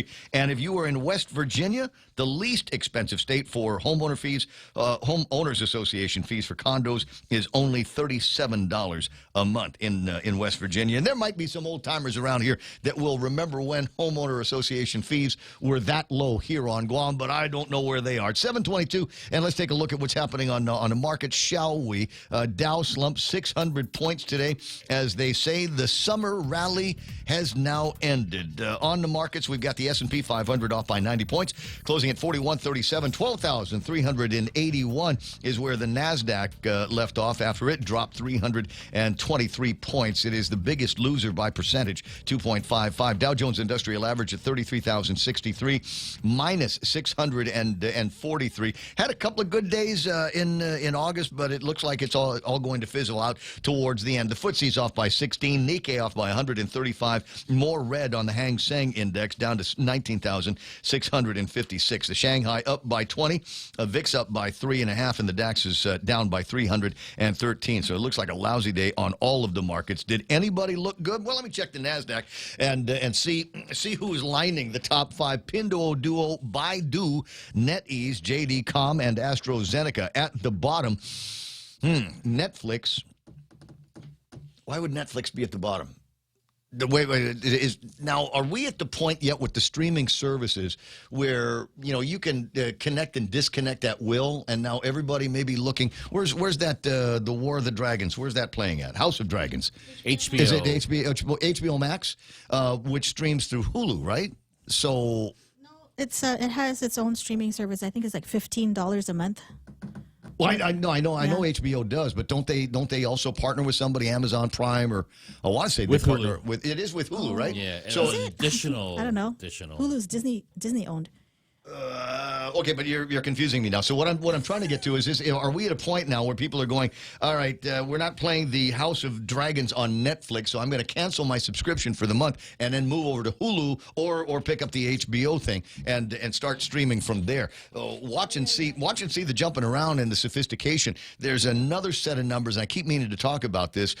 We talk about the changing media landscape, and you got radio, and you got newspaper, and you got television, and over-the-air television broadcasting was taken over decades ago by cable television. Cable television now has been absolutely swamped by streaming services. They are now the de facto leaders in the visual media game, and it's all the streaming services combined make it so that it looks, in comparison, like nobody is watching over the air or cable television whatsoever. And I got to tell you, I don't miss it. I've been a streaming guy for a bunch of years now, and the only time that I ever see television commercials and television shows is when I'm out of the house. I'm eating lunch over at Carabao, and they've got baseball or something playing. wow, ESPN as a channel. Who knew? Or if I go to my sister's house and it's on the cooking channel or something like that, then that's the only time I watch. And I remember how much I dislike watching television that has too many commercials in it. It just is. All right, so Netflix, rounding out the losers here, Booking Holdings, Match Group, Align Technology, and ASML. On the commodities, we've got oil trading at $90.67 today. It has not budged a whole lot from where it has been recently. Gold at $1,749.4. And the useless Bitcoin number? 21,077. Sell off. Oh, my God. Everybody get out of the pool. It's plunging. Jerry Roberts, you've got an idea on what's going on with, is it dead cat bounce? Are we seeing the chopsticks to heaven? I have no idea. Okay. Well, I haven't checked in. Hoping you've been paying attention to all of this stuff. 726. You know, I tell you what, it was always nice when I'm done with the program and people tell me about some comment that was made in the program. And I got more than a couple of people that referred to your quiet quitting yesterday in the Extra Point. Yeah. And it just, it's real. It is real. Do you know the difference between this now? And used to be, we called it slackers. Yeah. Right, back in the day, right? There's a difference in this time. And when you dig into the comments in these stories, you begin to see the true feelings of all generations of workers based on what's going on in most corporate areas. This is not just something for slackers. This is a movement, first of all, and secondly, it is people that are not saying they're not going to work, but they are only going to go to a certain point, and that's it. And this is something that they'll do their job and they'll do it as well as they can do it, but that's it. They're not going to go any further, and if you press them, they're going to leave. So this is a different animal. And so what I was talking about yesterday is companies have a lot to do. You're going to have to start talking to people because the workplace is indeed changing. Bob Dylan, right? Times they are changing. This is totally different. The more I read into it, and I've been digging into, thousands and thousands of comments I've read. What's the solve, though? What's the solve? I mean, take a look at something like this. The solve is exactly what I've been talking about for the last 20 years. Okay, and I'm not pitching, but I have a course called RPM, Recognition, Praise, and Motivation. It should be Relationships, Praise, and Motivation. We have to start talking to people and building jobs from the perspective of their eyes as well. Rely upon the front line as much as you can to get answers about things, and then build jobs up that way with them in concert with management. So if the front line really knows what's going on in your type of business, for example, like restaurants, right? Yeah. The relationships in most companies are with the front line. So get them in, start talking to them, and then realign your compensation packages to make sure they're fair, right? And then managers have to be trained to communicate better. Because these are three things. I'll take it a step further, Jerry. You have to hire an RPM manager. Well, because you got guys, and I'm not going to claim to be some great old school manager, but I certainly came from a different generation of leadership and corporate responsibilities now. And I would go where you're telling me we need to go. I will go kicking and screaming, and you'll be able to hear my claws digging into the furniture. I don't want to go there. I don't want to go there. So I would hire an RPM manager to sit in between me and these snowflakes. Perfect. I mean, if you can afford to do that, then that's what you do. Yeah, I used to call it a cruise director. Yeah. Okay. You hire somebody who is willing to do the communication, okay? Because here's the point. At the end of the day, you're going to lose people, and you're going to have to rehire other ones and retrain them. That costs money. Yep. The other factor is if they're in critical situations, you may lose traction between you and the customers. There goes the productivity. Productivity goes down. Profitability goes down. So you want to retain people. And it's going to be a harder game from here on in to do that retention. But that's what you have to do. Otherwise, it gets incredibly expensive. And if you don't have any kind of what they call, a fellow named Marcus Buckingham, let me throw a name out there. Okay. It has a program now called Love and Work. And he's one of the most wired-in people on the planet. He used to work for Gallup. And he wrote a book called First Break All the Rules, how the strategies of the world's best managers. He knows more about anything because he was the Gallup guy. Yeah. He saw the research. And he saw this 25 years ago. And he began to focus on these kinds of things. And I know Marcus, And he says, if you're not doing what we're talking about right now, the only thing you've got then is money.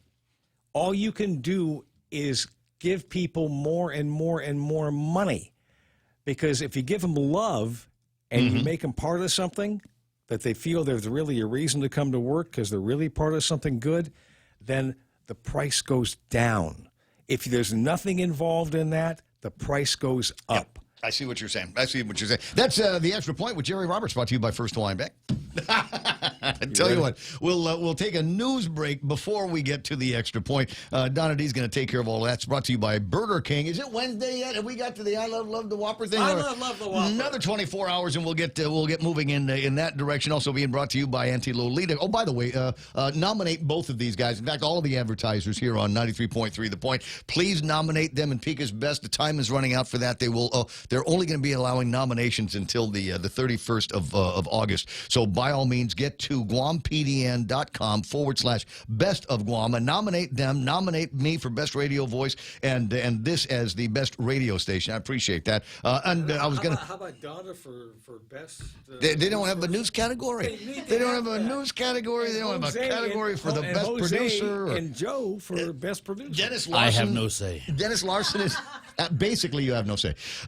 Dennis Larson, he wants to be in there for the best honey, and they ought to have a category for that because there's 25 guys making honey on Guam these days. I'm sorry, I got to do the plug for Auntie Lolita Camet. She's over at Half a Day Realty, so by all means go and check her out for make all of your real estate dreams come true. Now with your news dreams coming true, here's Donna D. Donna, what happened?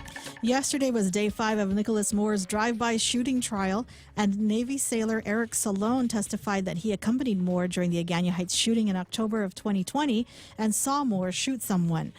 Salone testified they went to pick up pills from an individual in Agana Heights when the individual took off running, sending Moore on a manhunt through the village. Salone says Moore drew his gun on a group of people outside a residence and fired one shot. Trial continues today in Judge Alberto Tolentino's courtroom in Superior Court. And 2 separate violent incidents in the same location have led to the arrest of Jajor Rachulap. Court documents state that Rachulap used a 2x4 to damage several windows at a woman's residence earlier this month. Then on Saturday, Rachulap returned to the same location and threatened another victim. He grabbed a knife and yelled at the victim and her 5 children, threatening to kill them.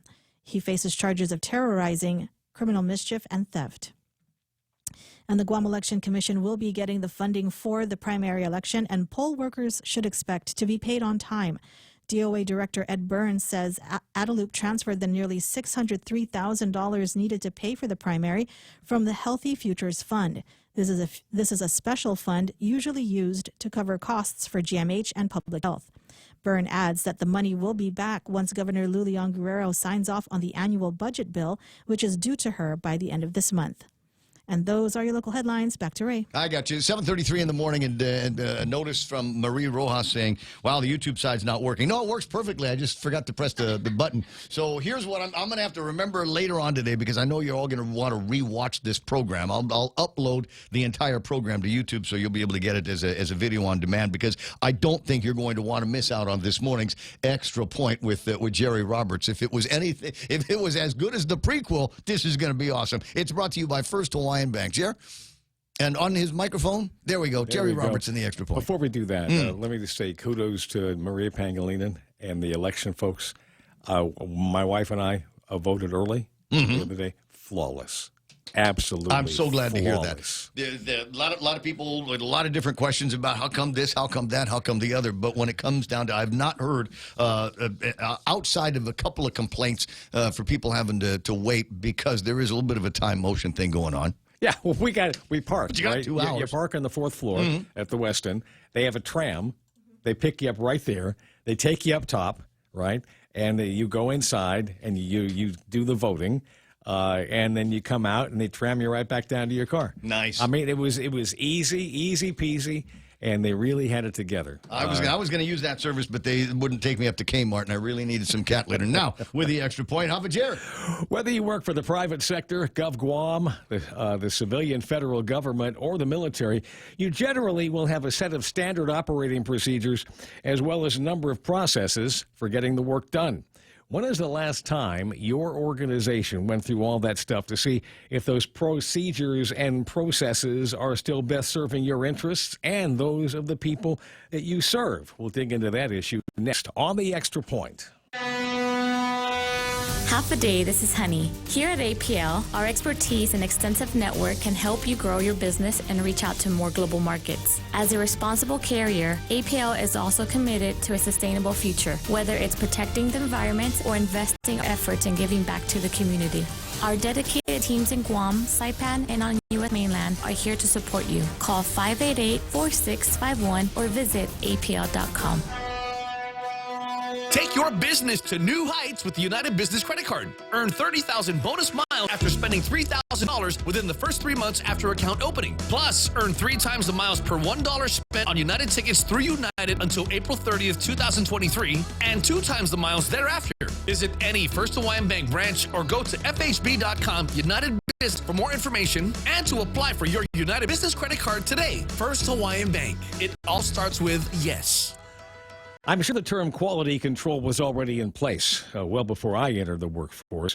There's always been somebody in place to judge whether our output is good enough. Over time, the QC police began to develop advisory known as standard operating procedures, also methods of operation which we call processes. These SOPs and the various processes are often found in huge binders in the HR office and possibly in the office of most managers. They train the front line on all of it, hopefully, and for better or worse, and whether followed closely or not, those documents more or less run the house.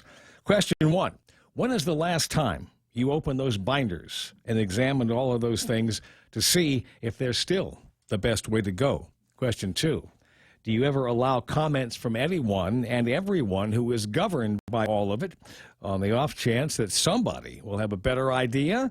Is there a way to simplify the way your group does business? Unnecessary complexity is a plague on too many organizations in all sectors. Most have been operating from information that was put together years ago, maybe decades. I've had people in training courses tell me that they can't understand why certain directives are in place as they don't make sense, don't work, and are in desperate need of updating. I've also had some people in training courses tell me that they and their teams simply ignore what is in writing and do what they know will get the job done, satisfy a customer, etc. When it comes to processes, you might have input from multiple departments on the method, all approving it. However, by the time it gets to the person who actually has to do the work, it makes their work harder, not easier. Question 3, why not ask those people whose job is impacted by those decisions to give their input before you make a decision final? Now, I've told the story of my boss, Big Ed, who encouraged everybody in the shop to test new ideas in order to possibly set a new standard. In Ed's world, SOPs and processes were only in place until somebody came up with something better. Now, that's a lesson I've never forgotten. My guess is that you and your teammates will likely be served by examining all of the things that govern your workplace. Now, you don't have to do it all at once. You can take it in chunks. If your employer has never done any work on updating this information, or it's been years, go easy. Make it a 3-month or a 6-month project to go through everything. Eliminate what is unnecessarily complex or outdated or no longer makes sense for your operation or your customers. You'll never regret making this effort to simplify your business. That's The Extra Point. Be responsible and make something good happen today for 93.3, The Ray Gibson Show and First Hawaiian Bank. I'm Jerry Roberts. You are the man. Jerry Roberts at 20 away from 8 o'clock in the morning, and we'll expect another one of these extra points first thing tomorrow morning as we make our way through the Wednesday version of the program. Lots and lots to get to, and what we've got left of the 7 o'clock hour, you got issues on the roadways. Need to know about that. I'll take a look at what's going on the map, probably after these important messages. You stay right there. Becoming a homeowner for the first time could be a little nerve-wracking, but it certainly doesn't have to be, especially if you have Lolita Kamet of Hafaday Realty guiding you every step of the way. So have no fear. She also specializes in land sales, commercial leasing, local residential sales leasing, also military and corporate new relocation. So for all your real estate needs, take the first step in the right direction with Lolita Kamet of Hafaday Realty by calling 671-688-6743. That's 671-688-6743. Burger King introduces a new line of Southwest Bacon Whoppers. Our Southwest Bacon Whopper offerings feature an avocado spread, seasoned tortilla strips, crispy bacon, creamy spicy sauce, fresh lettuce, tomato, and onions on a warm toasted sesame seed bun. The Southwest Bacon Whopper available in single, double, or junior sizes. Make it a meal with french fries or onion rings and a refreshing Coca-Cola. BK's new Southwest Bacon Whoppers available for a limited time only. Burger King, Tumon Bay, Hagutnya, Micronesia Mall, and the airport. BK, your way. Gonna for 20 away from. I'm sorry. Now I'm on the Twitter site. Hold on a second. Let me get to where I can see what's happening in the traffic. Now, earlier I was looking at some traffic over by Pop's Bakery, and I'm wondering if that's all cleared up on screen right now. I'm looking to see if there's anything that's going to slow you down at the intersection over by Kmart. But it looks like traffic is running fairly smoothly through there. Where are the slowdowns? Well, there is one right in front of the Guam International Airport. Watch out for that intersection. Let me scan out here and go all the way up and see just how bad it is up at the north end of town. All right, it's clear at Anderson Air Force Base. Southbound Marine Corps Drive, getting ugly over by Woostig and making your way past the bakery and into the area with Waisang Song. But it looks like that's just intersection traffic. Once you get past that, it's other intersection traffic. Route 3 and 1 looking pretty ugly this morning right in front of Guam Regional Medical City, and it even slows down a little bit more before you get to the Micronesia Mall intersection on Route 16. Oh, look at what we see here. Looky. Right around the post office, we got traffic running very, very slowly. I'm not sure exactly what's going on. There's usually a river there too when it rains. Oh, is there? Okay, that could be it, because otherwise it looks like there might be something just before you get into about the Garden Readiness Center in that area, and it looks like it's affecting traffic in both directions. So maybe an accident, maybe it's gone aquatic. We don't know. 8, 10, and 16, the tri-intersection busy from Montalon Middle School all the way to the intersection. You'll see some traffic over at Super Happy Mart on the way into Teedson, and it's stop and go virtually everywhere. It's the intersections and some other spots where things don't move smoothly. It was the first day a few days ago over at Harvest, so everybody's learning how to do car line. Good luck to you. We ought to have all of that settled if it goes like it has in years past. Maybe by December, people will have gotten used to morning car line and afternoon car line. Come on, the smart guys are moving in the other direction. What you want to do is go down Roy T. Damien Street and hit that turn over there, and then come in from the opposite direction. Then you don't have to. Then you get to be the one that makes that right-hand turn into Harvest. I'm sorry, years of experience. Route 4, yeah, choppy in lots of different spots there. Ordot, Pago into Sinahanya. Expect some delays. It's ugly getting into the downtown Agutnya area as well. Ooh, what's this? What do I spy with my little eye? Right over at the intersection of Horse and Cow, we've got traffic southbound that is meeting up with some traffic northbound. What is it? Is it Infusion for breakfast, or is it Jack in the Box for breakfast? Inquiring minds want to know. Dare I look at Polaris Point and see? Oh, all right. Is it raining outside? Is it coming down hard? I got word that it was raining sideways, and maybe that's what's affecting traffic. So Polaris Point, the intersection is running very, very busy, maybe even slow to stop right around there. Maybe some standing water, and then we've definitely got some traffic over at 1 and 2. I don't know if I want to go any further south on this. It's already a long report. Careful out there, would you? 7:45 on the Ray Gibson Show. Buenas, I'm Amanda Shelton. Whether creating the first Veterans Bill of Rights, increasing scholarship funding for college students, creating the Opioid Recovery Fund, providing pandemic relief to companies, or pushing to raise the cost of living for our Manamku, my time as a lawmaker has always been about empowering people. I metgut na isla tumatuhun kon metgut na kabatsizu, hu prometi how esti. Please re-elect Amanda Shelton for Senator, Johnny Cole Torres, Treasurer. Guam Regional Medical City is a center of excellence for the treatment of cardiac, stroke, cancer, pulmonary, orthopedics, and other diseases in our specialty clinics. we achieved advanced certification for Primary Stroke Center from the Joint Commission, GRMC, reflecting our commitment to providing safe and quality patient care on Guam. For more information, visit us at grmc.gu or to make an appointment, call 671-633-GRMC. That's 671-633-4762.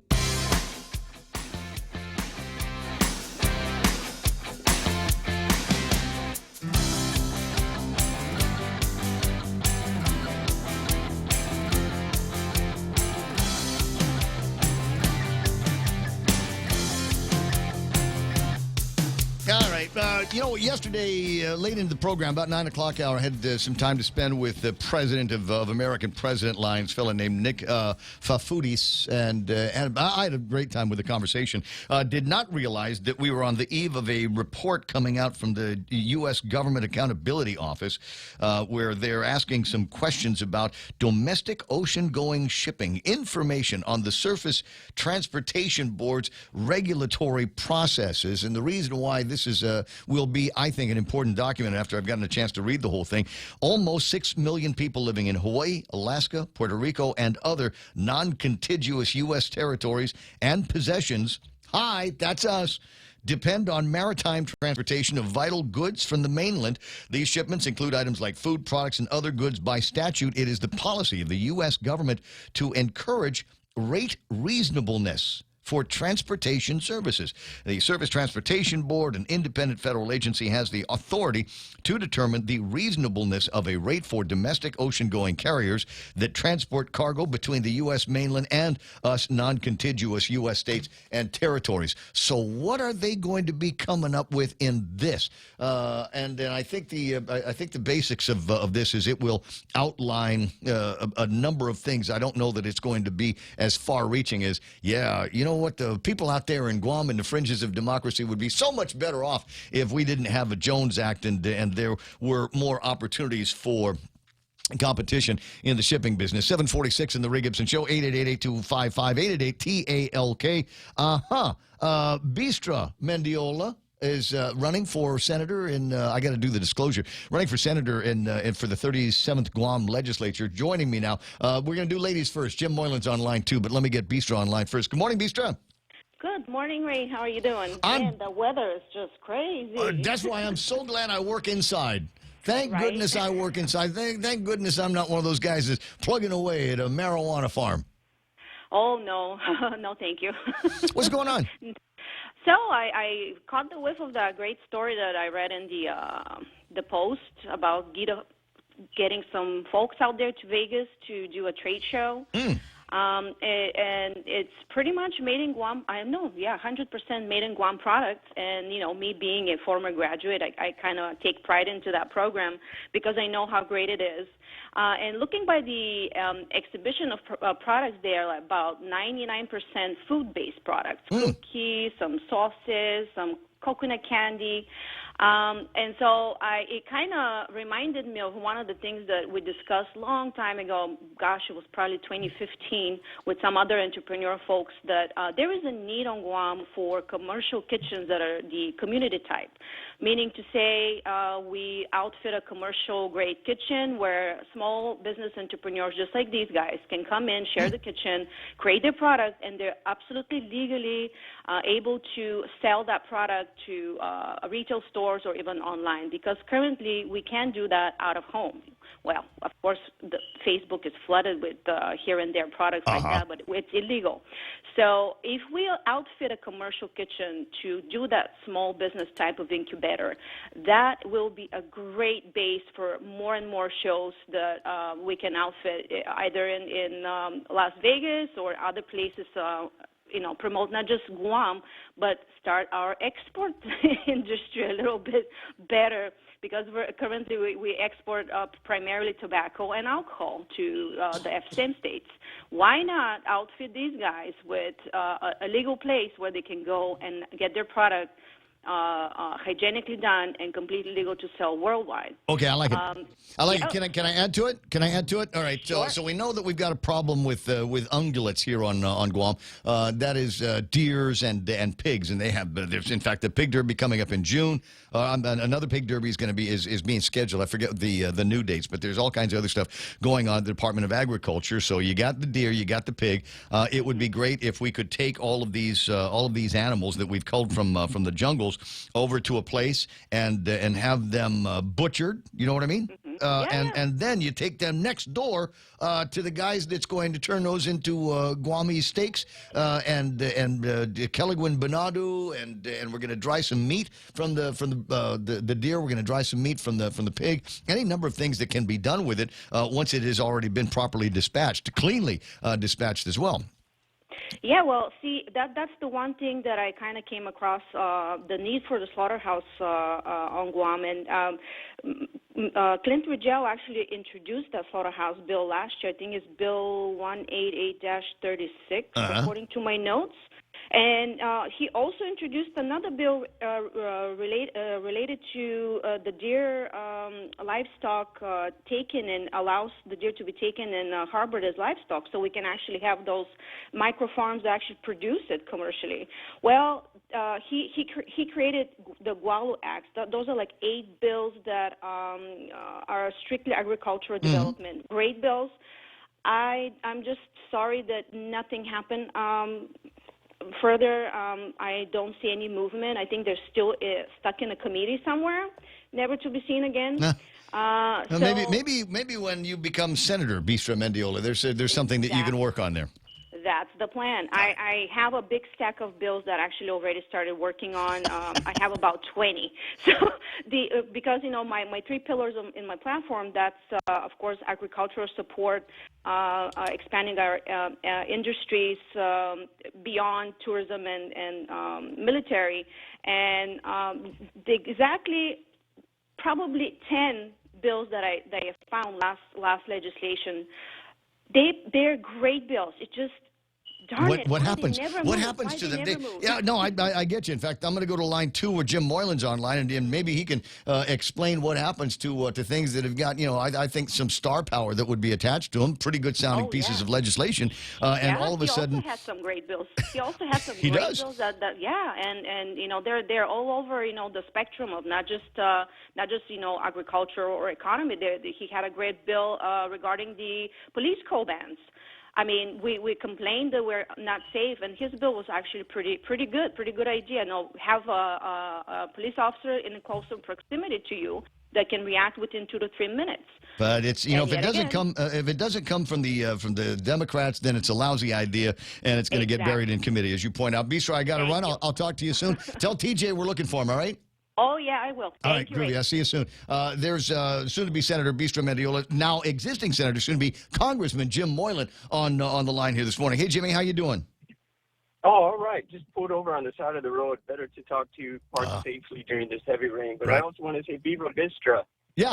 She's had a great senator candidate there, and I hope the people of Guam recognize her, the efforts that she's put in already, doing her research, working on bills and measures, and seeing she's ready on day one. So I congratulate her. I just hope that I just hope there's a little bit more of a balance between the majority and the minority. I'd kind of hope that there'd be a Republican majority in there, but if not, I'd like to see a little bit more working together and a little bit less of holding everybody that's not a member of the minority and majority down. At any rate, how's the budget coming along here? Moving along, we're in the miscellaneous section now, and that's where things will be introduced, right? We have a couple of measures. We want to help GMH in that leaking maternity ward, the labor and delivery board, and we want to help customs also with some bills that didn't get too far, but we need to secure our borders and make sure our customs officers are able to inspect all these containers that are constantly coming in, and hoping maybe they've got some drugs in them, and we need to do a little bit more by interdiction to prevent some of that stuff from coming in. For heaven's sakes, where you see where the price of methamphetamines have gone down drastically.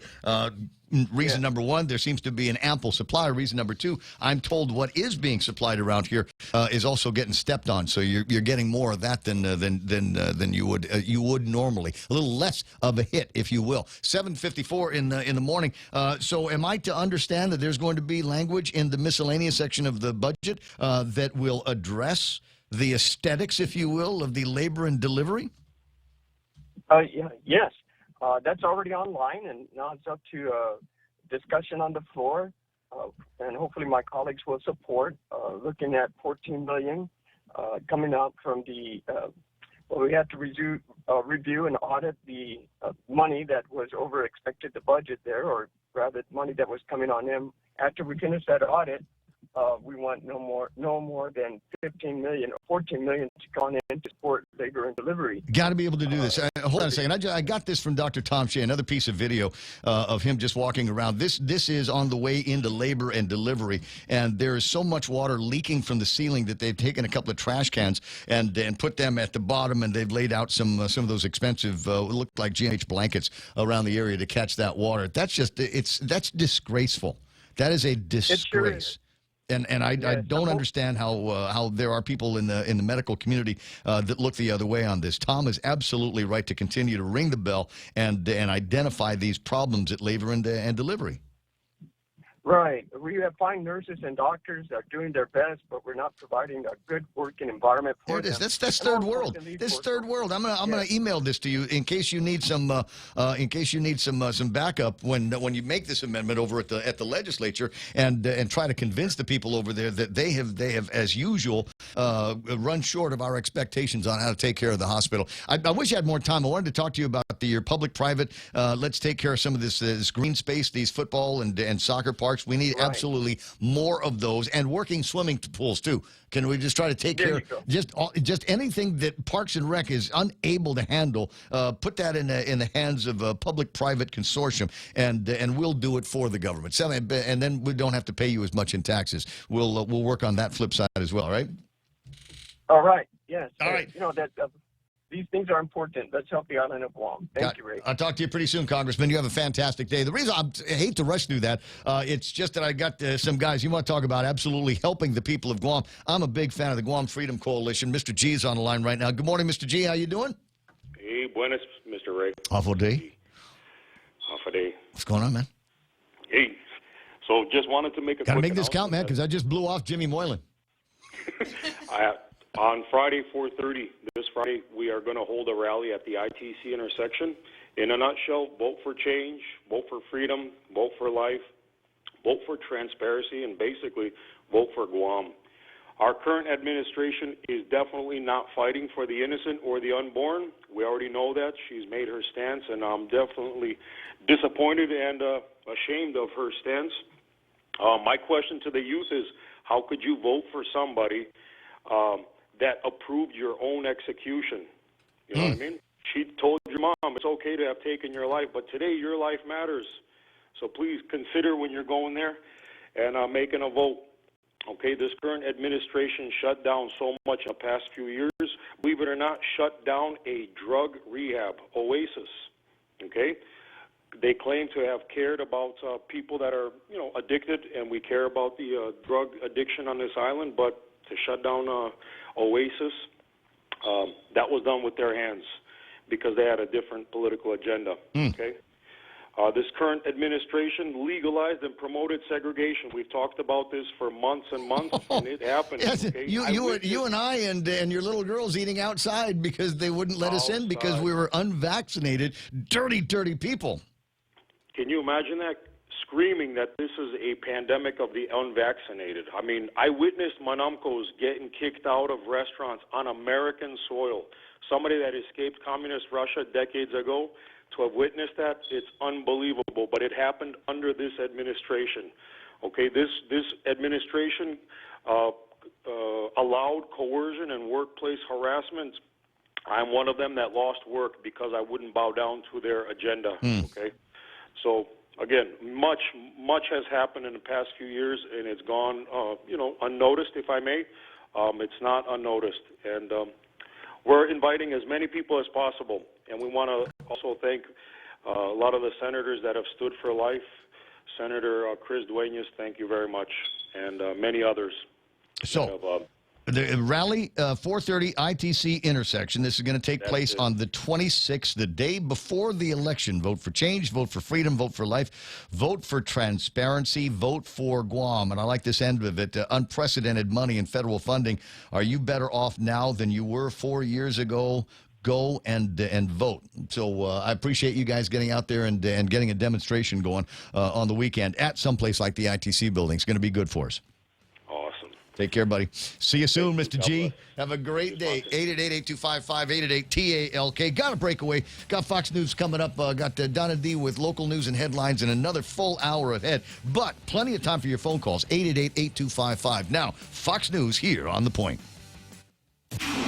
This is a Fox News alert. Another legal maneuver. I'm Lisa Lacera. Former President Trump has asked a federal court to temporarily block the FBI from reviewing the materials it seized from his Florida home until what's known as a special master can be appointed to oversee the review. That is a neutral third party. It could be a lawyer that's not connected to the case or a retired judge that gives a third party neutral view into the case as far as evidence, documents, just to make sure things are done from 30,000 feet in the air. Fox's David Spunt. Dr. Anthony Fauci says he's stepping away from his government roles at the end of the year. He became the face of the federal response to the COVID pandemic, attracting praise and criticism alike. Now Dr. Anthony Fauci says he will step down as director of the National Institute of Allergy and Infectious Diseases in December.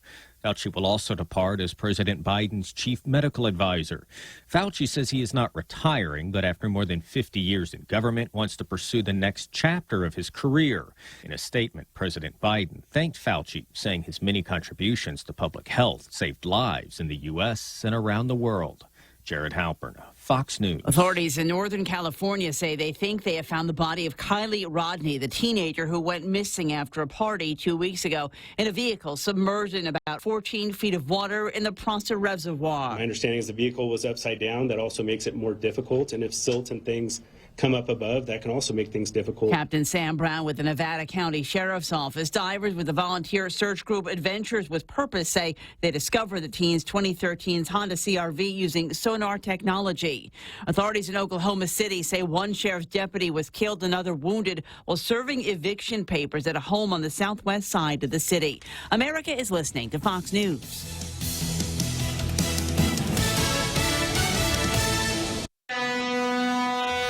Hafide, this is Severina. Here at APL, our expertise and extensive network can help you grow your business and reach out to more global markets. As a responsible carrier, APL is also committed to a sustainable future, whether it's protecting the environment or investing our efforts in giving back to the community.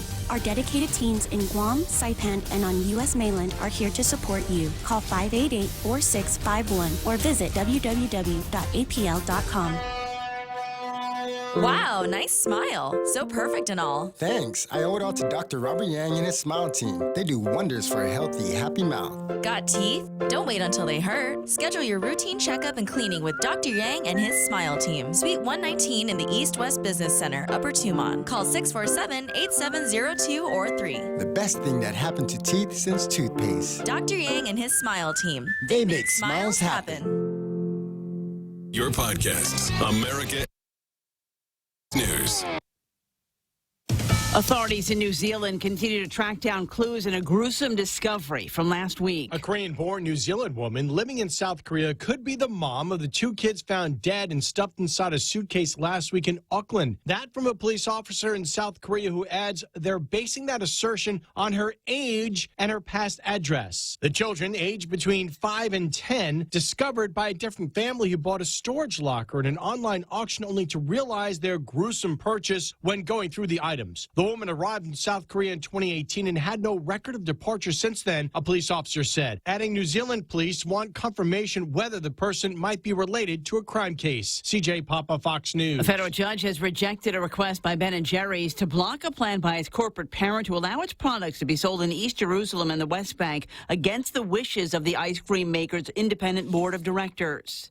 Authorities in border towns say cartels are now using social media to get Americans to help bring people across cross the border illegally. The police chief of Ensenal, Texas, tells us that he has seen old and young, even professionals like nurses and a lawyer get caught up in this. People who are now lured to the southern border by social media or other online posts, ads placed by the cartels, promising large sums of money if they pick up migrants and drive them further into the country's interior. Sometimes drivers resist, leading to those pursuits and bailouts we've been reporting on, while other times they're stopped with no issue as police and federal agents search for contraband. Fox's Casey Stiegel. The return of the NFL is why the 74th primetime Emmys have been moved from their usual Sunday night slot to Monday. This year's Emmy home, NBC, is giving Sunday, September 11th to the Tampa Bay-Dallas game. Saturday Night Live's Kenan Thompson will host the Emmy September 12th. I'm Lisa Lacera. This is Fox News. There is no denying that these past 2.5 years have brought unprecedented challenges where our health, safety, and way of life have been completely upended as a result of COVID. Having served as governor during many challenges, I know a thing or two about the importance of strong and steady leadership in times of crisis. Trust me when I say that I have full confidence that Lou and Josh are the leaders Guam needs at this pivotal time in our history. Lou and Josh have led our island through some of our darkest times, and because they stayed the course, our island is on the verge of a recovery that will infuse life back into an economy thirsting for a fresh start. I've said it before, and I mean it still. People of Guam, you're still the one. This is Governor Lou Leon Guerrero, and I approve this message. Tell me about it, stud. Circle K's Craft Beer and Whiskey Festival is back on Saturday, October 22nd. We rockin' and rollin' at the Dusatani Guam Resort from 2 to 10 p.m. Bring your friends and come dressed in your best grease costume to win up to $500 in cash and prizes. So bust out those leather jackets and 50-style outfits as we party the night away at Circle K's Craft Beer and Whiskey Fest. Don't be a square. Get your tickets now at craftbeerfestguam.com or cruise on by any 76 Circle K location. Now that's cool, baby. Your local news is brought to you by Nambo Insurance. Skip the line, pay online. It's fast, easy, and secure. Today it's 8:06. I'm Donna DeJesus with a look at your local news on The Point. The two men accused in the brutal killing of Stevie Villanueva this past January deny that they had anything to do with his murder. The victim's father, George Alvarez, last saw his son 8 months ago and shared a message with the community about drugs. Alvarez says he tried his best to help his son kick his meth addiction. Villanueva was shot, decapitated, and burned and left behind 4 children. Alvarez says his death was due to his addiction to meth. In his letter, Alvarez begs Guam residents to join the fight against the island's drug problem. Co-defendants Manny Murciano Jr. and Robert Revels answered to the charges handed down in an indictment against them in Superior Court and pleaded not guilty. Both remain in prison. Those who have loved ones suffering from a drug addiction can get assistance by calling the Guam Behavioral Health and Wellness Center at 475-5440. Meanwhile, 4 Republican senators are proposing a public-private partnership to repair and improve football fields used by the Guam National Youth Football Federation.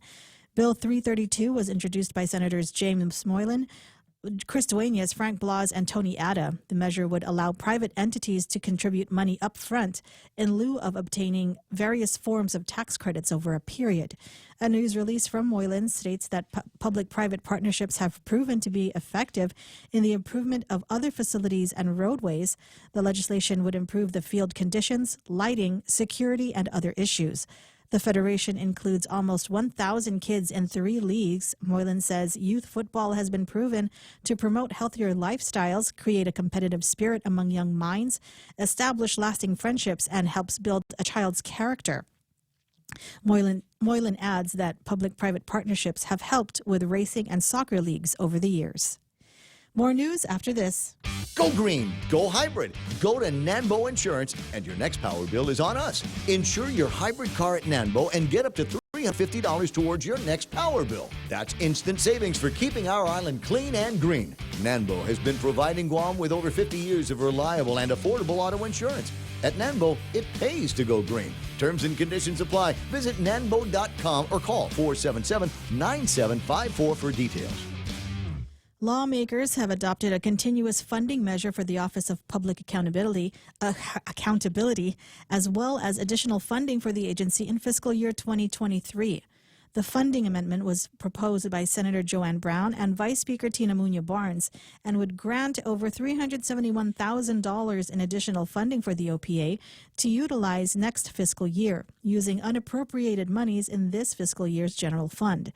The amendment also creates a permanent appropriation for the agency, mandating that from fiscal year 2024 onward, the OPA receives a continuing annual budget of no less than 0.25% of the annual total general fund gross revenues. Senator Mary Torres expressed her concerns, noting that appropriations to the OPA can increase as general fund revenues go up as well. She says it's not a fixed appropriation and it's not a projected appropriation, and adds that it's not correct to award them that sort of leeway. Brown says the bottom line is to ensure the proper accountability of public funds.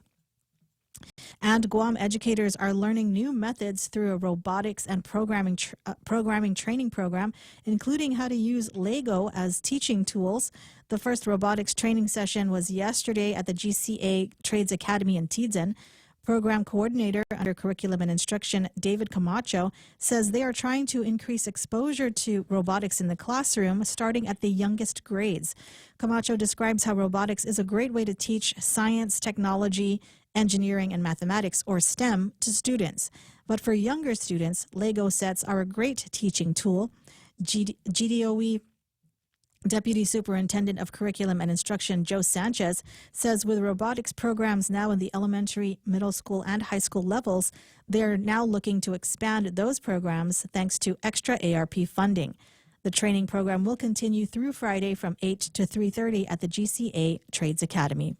And those were your top stories. Now back to Ray with weather. Oh, you know what? Weather and traffic are the same right now. I got to put this up on the screen so you can see what we're talking about. Clearly, there are some areas here on Guam that are not making it through with this weather. I don't know that it's all weather-related delays, but just looking at Marine Corps Drive into the Dededo area, just awful. Intersection traffic.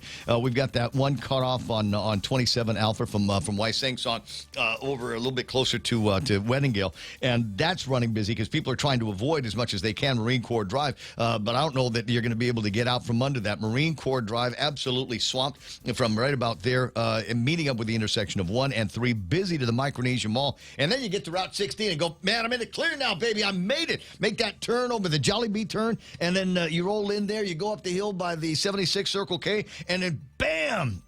Right there in front of the Department of Revenue and Taxation, it looks like we've got some serious slowdown leading all the way over to the Barragata Heights area. Might be an accident, might just be flooded. I don't know. And it is ugly from there all the way past the Garden Readiness Center, all the way past Mr. Wustig and the corn guy, and all the way past the post office, all the way to the intersection. Ugly, ugly, ugly. Slow-moving traffic there.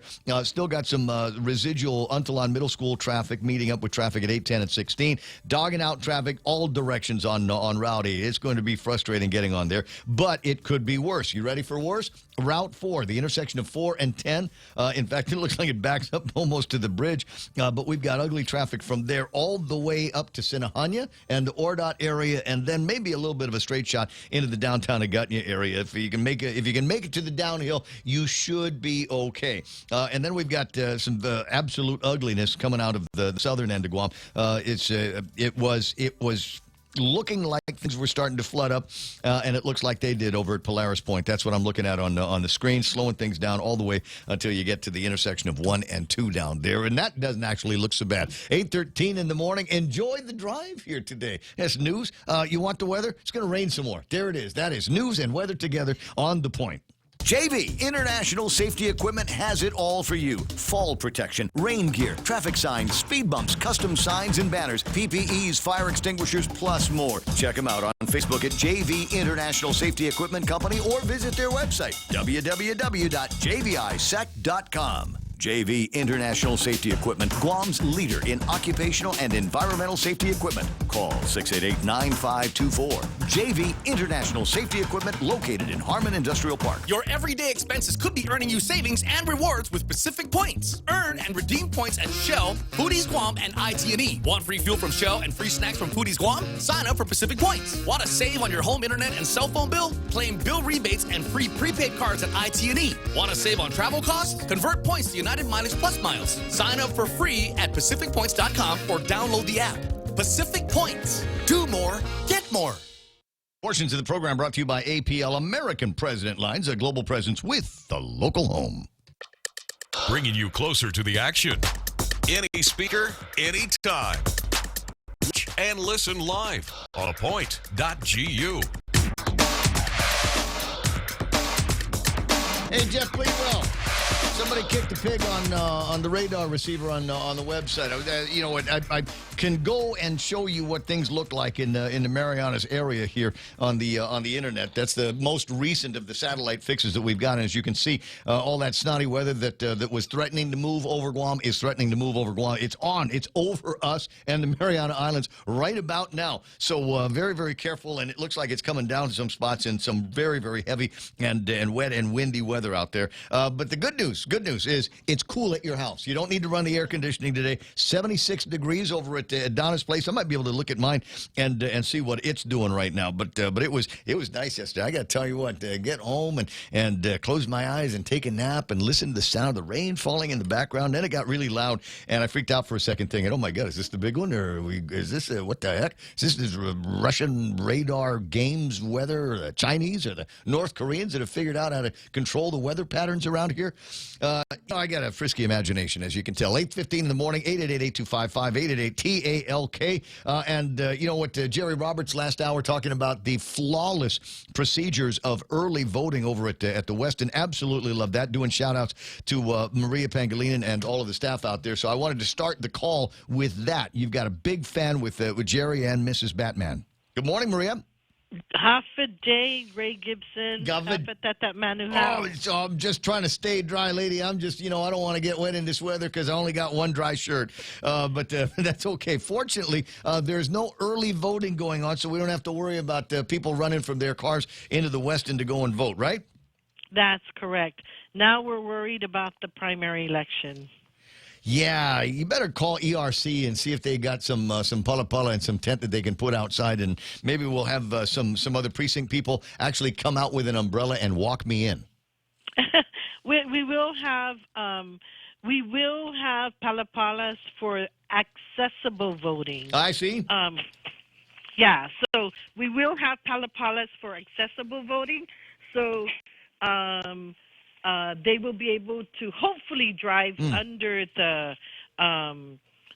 the canopies. Well, when I was voting in Barragata, it seems to me the last time I voted at the school in Barragata, there was a little girl that had an umbrella because it was rainy that morning, and they had a whole lot of kids from school doing, I don't know, extra credit, service learning, or whatever you call it, and they made sure that this old man was able to get on. Actually, it was one of those things. She was a short little girl, so I had to lift up the umbrella because otherwise the thing was hitting me in the head. But maybe they'll do the same thing over at JQ San Miguel this year. Yes. So we outfit our precinct officials with ponchos. We asked our mayors to help us with putting up the canopies.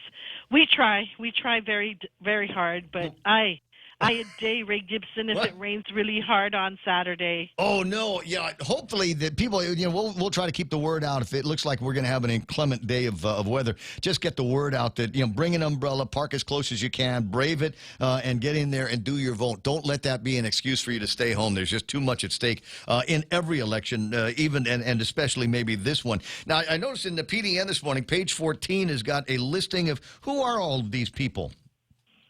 Our precinct officials for this Saturday.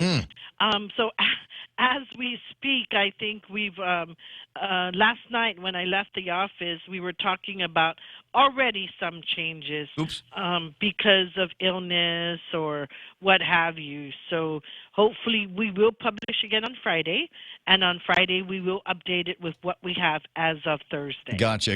In the meantime, I don't necessarily have a problem with it. I'm looking over some of these names here. Many of them are my neighbors. A couple of them are really, really cute. So I'm hoping that might be the precinct that I get to go to. I'm shooting for precinct P14. That's A through. P14. It's the first one.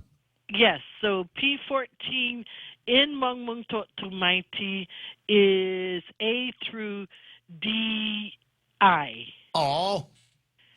All right. No, I guess. Well, I'm a GI, so I suppose I'm going to have 14A. 14 you're alpha. Going to be, yes, you're going to be in the cafeteria.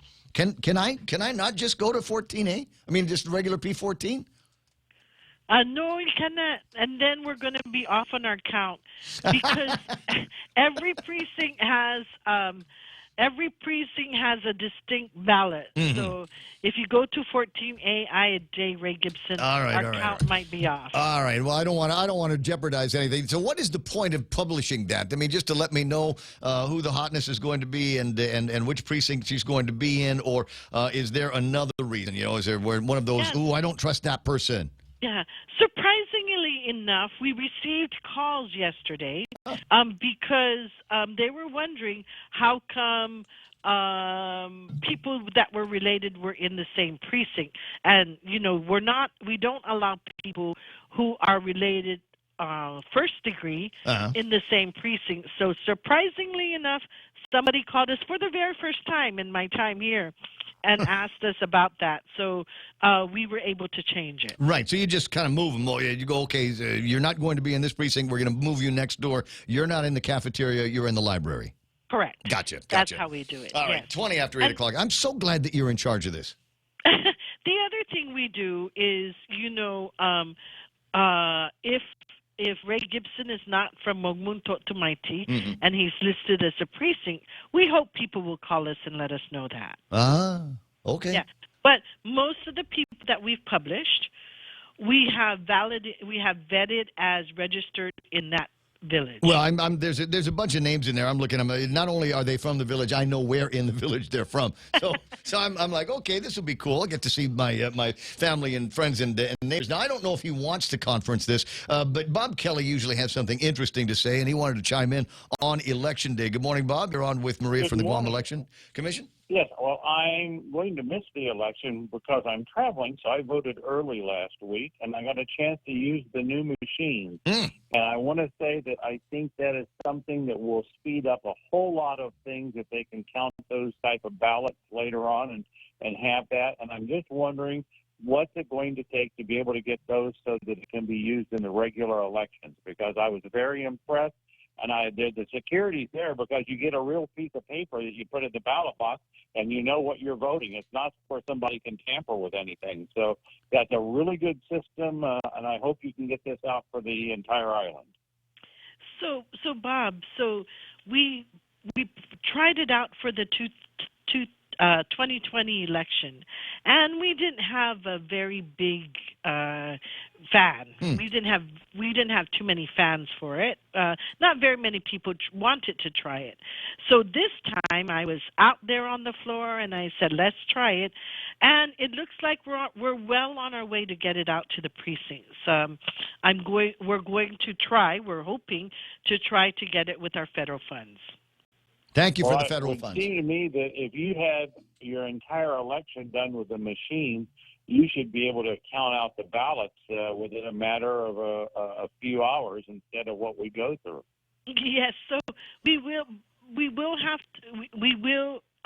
positively change the procedures and the processes. So yes, that's what we're working towards. And then there's Bob Kelly. There's another piece to that, but I don't think Guam is. I mean, we'll take a look at it. Well, I wanted to ask one other thing on the machine. Is it possible that right after the voting is done at 8 o'clock, for you to get the machine count as a preliminary unofficial before the ballots are counted, because that would give a real good indication of what the election was just based upon all the machine counts, that you should be able to just move on a disk or a thumb drive. Well, I have to tell you that the law prohibits us from using voting machines at this time unless the Guam Elections Commission has a massive, vast education program. What that machine is, I'm sure is not funded.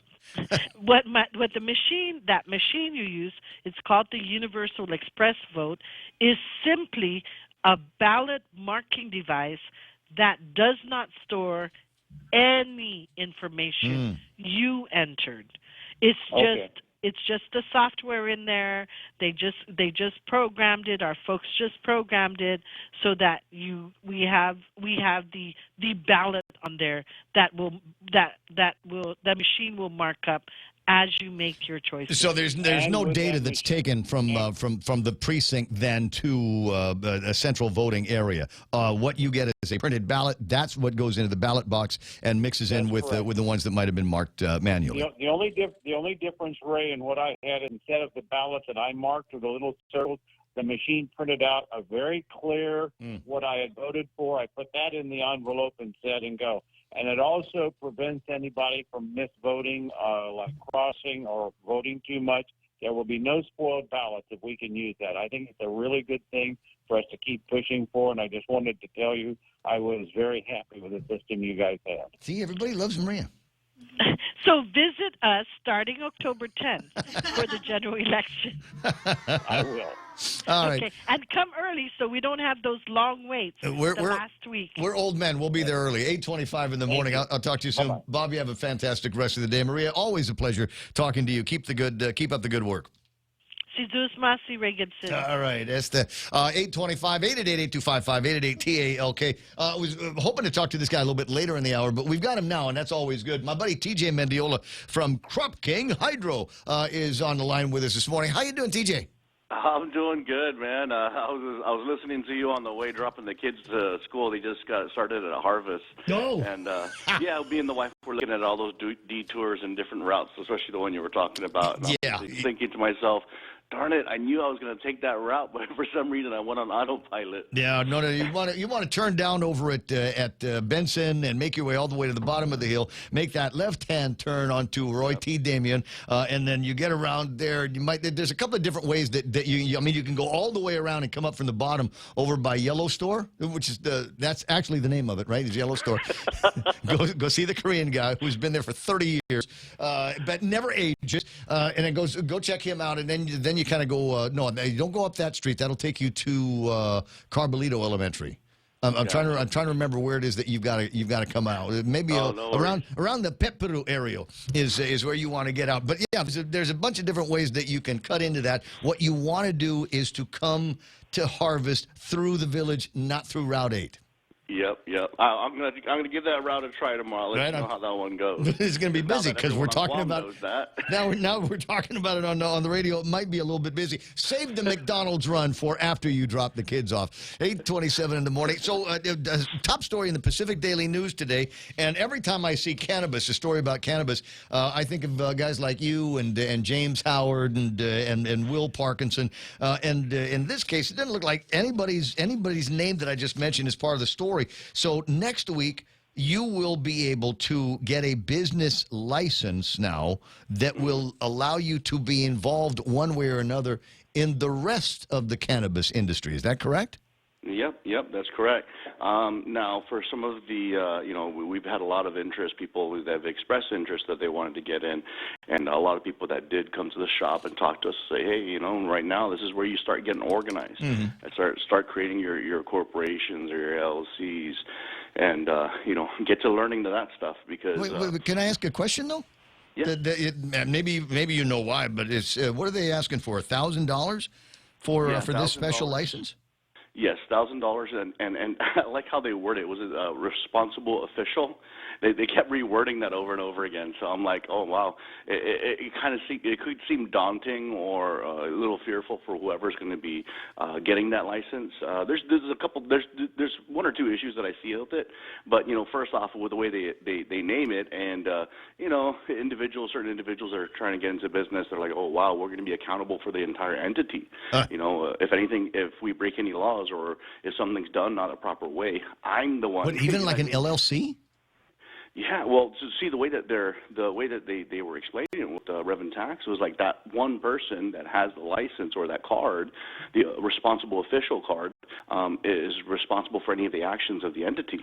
So I want to dig more into that and find out how's that. The other thing too is that if you're working into a partnership, let's say it's a 50-50 or maybe it goes three-way, 33 and a third. If that one person has a card and he decides to leave the company, that disables that company from entertaining or conducting business. Unless there's some kind of a transfer mechanism.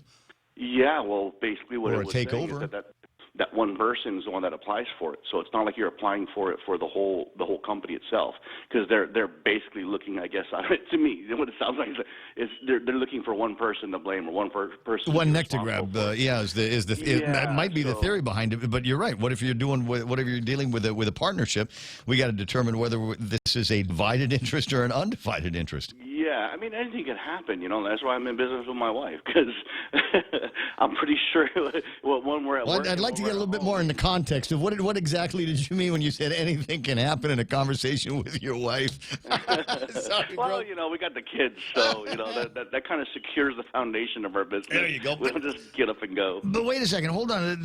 I still want to get back to this. So it's $1,000 to apply for the first-time quote responsible official identification card. Is it made of gold? Why is it more expensive than any other business license that you get? Oh, it's because we're late in the game, and they're seeing all this money that's coming in from the other states and whatnot. So they're like, hey, we're gonna make it just as expensive. It's a money grab to me. Honestly, it's discriminatory, if you ask me. Yeah. You're not giving people a chance to get in there. I mean, most of these guys that are starting up their businesses, whether they're working at another job, and this is something they want to do, and they want to open up a business. Who's got $1,000? I don't have $1,000. If I had an emergency that cost any more than about $500, I'd be knocking on your door saying, "TJ, here's my GoFundMe." Yeah. So this is the time though that if you have serious cultivators, as investors, hey, I'm throwing this out there, no, but people that want to invest in it, and then you have the individuals that have the know-how to do so or to cultivate and cultivate responsibly. You could then. Anybody that's looking to get in the business, start looking at investors. But in the same sense, too, I mean, we should be trying to also open up the business for people that want to get into it. I mean, I thought that was the whole idea, Brad.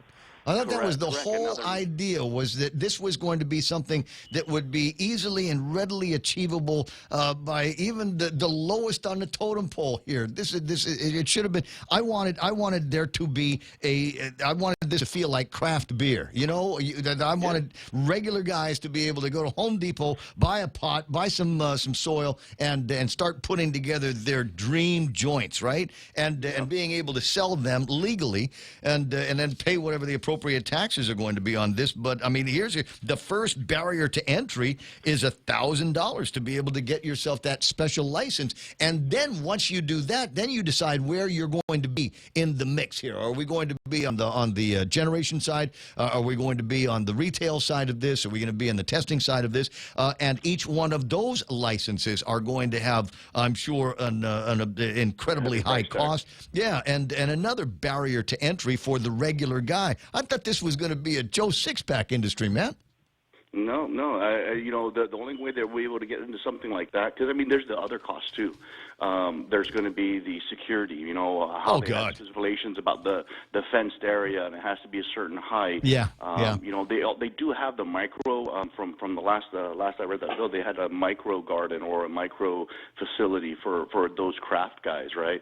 But there's you got to understand that there's going to be so many all these prerequisites before you can actually build or have your grow up in that area.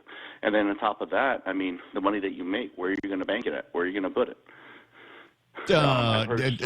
Well, the smart money is saying you make your daily payments, your daily tax payments, and over at the Department of Revenue and Taxation, let them hold it. Then, when it gets to be refund time, all of those payments in excess of the regular tax, your overpayments, will come back to you. And the good news is, it comes back to you clean. The government's actually laundered that money and turned it into clean cash.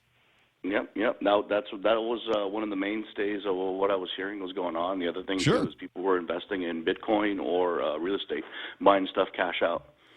Well, again, that's still too that's still too rich for my taste. And here's what's going to happen now. And you and I've talked about this many times. The first marijuana joint that comes off of this assembly line in this version of the rules and regulations for cannabis on Guam, it's going to cost millions of dollars, and you're still going to be competing with the guy down the street that is growing it in his backyard, or maybe he's got a connection recreationally. Yeah, from somewhere else. He's growing recreationally, and all of a sudden, and you're not going to be able to compete with him. Are we going to turn the police force into the enforcement arm of the cannabis industry? So they're going to go after. It's going to be a rat zone, to be completely honest. There's going to be a lot of ratting. There's going to be, it's going to be a commercial market versus the black market versus the gray market. Mm-hmm. It's going to be out there, and there's going to be a lot of phone calls and a lot of people getting, shut down or doors broken down, trying to find out who's growing and what, because that's actually what's happening in states right now. I mean, exactly. The fines are so small. In California, I think we talked about this before too as well. Huge operations. I mean, you're talking about hoop houses that are like freaking, 75, 80 feet long, and there's like about 15 or 20 of them. They get busted, slap on the wrist, everything gets destroyed, and it's like, what, $500 fine or something? Yeah, start all over. Yeah, and then they start all over again. They have all that cash, and then they didn't have to wash anything. They didn't have to worry about the banking, the security, all the. The same thing will happen here, and our seeming inability to deal with crystal methamphetamine is only going to pale in comparison to our seeming inability to protect those very, very rich people, well-heeled people that are getting into the cannabis game at $1,000 $1,000 for an application. Now we're going to have to figure out how we're going to help them enforce the rules and regulations on the gray market and the black market. This will be fun to watch. I think it's good for talk radio. Well, but it ain't going to be good for this industry. If they lower that cost to get in, I mean, you'd be generally kind of lowering down that gray and black market because you'd be giving them an entry level to be able to do business legally. But if they're making it so darn high that these guys, like, oh, you know what? Shoot, I don't have $1,000, or I don't have this, I don't have that. Yeah, well, I got $1,000, but I tell you what, I'm going to go and get me a tarp, and I'm going to get me some grow lights. I'm going to go get me, everything that I would need to be a recreational grower of marijuana. Except I'm going to get a lot more of it. I got property in the boondocks that nobody knows about, and I've got I'm sitting on an acre of land. How much marijuana can I grow in the back? We'll just get some pit bulls and some chihuahua. Oh my God, chihuahuas. They scare the crap out of me. Mean little critters. Oh my God. Yeah. Hey, I wanted to tell you too, we got a new service that we just started popping up. We went ahead and invested in a 16-foot van, like a Ford Transit 350. And what we're planning on doing is we'll start doing deliveries. So any of our customers that want to buy new products that are really bulky and you don't have the ride or the truck to transport all that, we've got a nice big box van that will, brand new one we just invested in, we can drop it down to your door island-wide. On top of that, we're also going to be doing pop-ups down south for our southern customers. So if you're down south and you can't make it to 6 o'clock before we close, we're planning on doing pop-ups down south in Rahan, Maritsu, Umatic, and it's on your rules, Brett. Right down there, the Umatic down at the Umatic playground. Down there, commissioner's office, and then maybe we'll run over to the Interahan pools, hang out there now that they've got the place all refurbished. What is that stuff that I like that comes in a little bottle? Oh, the Maga shots. Oh, I got a little news on that too as well. So we just we're working on developing, we should have it probably in the next month or so, but we're developing 2 new flavors. And then we're also producing a Bud Light version. It's a can, a seltzer, and it's going to be 25 milligrams. So this might be up your alley because I know you said you had a hard time. Total lightweight. Total lightweight. There it is. The weekend's gone, man. I remember taking that stuff, and I had half the bottle of it, and then I woke up Sunday. You know, I'm going, wow, how about this? Interesting. And still, it took me, I don't know, I want to say it took me a few hours to get back into phase with reality here. I'd always felt like I was a heartbeat off. TJ, always fun talking with you, and appreciate your thoughts on this. And I hope that there might be some clear minds. Again, the idea was, I thought this was going to be a Joe Six-Pack industry that just about everybody was going to be able to find a way to get into. But it looks like, as usual, things are going to be set up just so that the ones that already got the money, the ones that have already got the power, are going to be the ones that are going to be driving this and taking best advantage of it. Mike says, typical Guam red tape designed that only the rich folks get to participate. If they don't get some, nobody does. 8:39. I'll talk to you soon, my bud. Yes, sir. Yes, amigo. Oh, wait a second. Where'd I go? Oh, Kellis, I'm sorry. I just accidentally hung up on you. But call back. That's okay. I got to take care of news and headlines. Donna D is going to be doing her last look at news coming up after these. Subway's Eat Fresh, Refresh brings you the sequel to the Sweet Onion Chicken Teriyaki. Enjoy the new Sweet Onion Steak Teriyaki. Delight your taste buds with tender, juicy steak marinated in the tangy new Sweet Onion Teriyaki sauce and stacked high on toasted artisan Italian bread, topped with American cheese, green peppers, red onions, and drizzled with the tangy new Sweet Onion Teriyaki sauce. The new Sweet Onion Steak Teriyaki is the height of food craveability.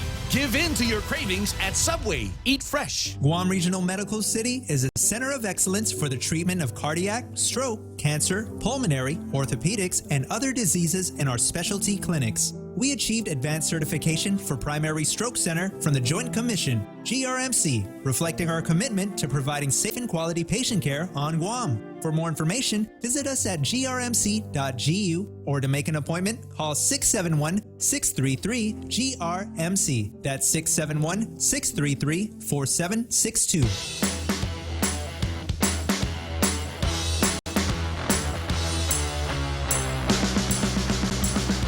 20 minutes, it'll be 9 o'clock in the morning. Whoa, Ray Gibson Show. Just flying through this Tuesday.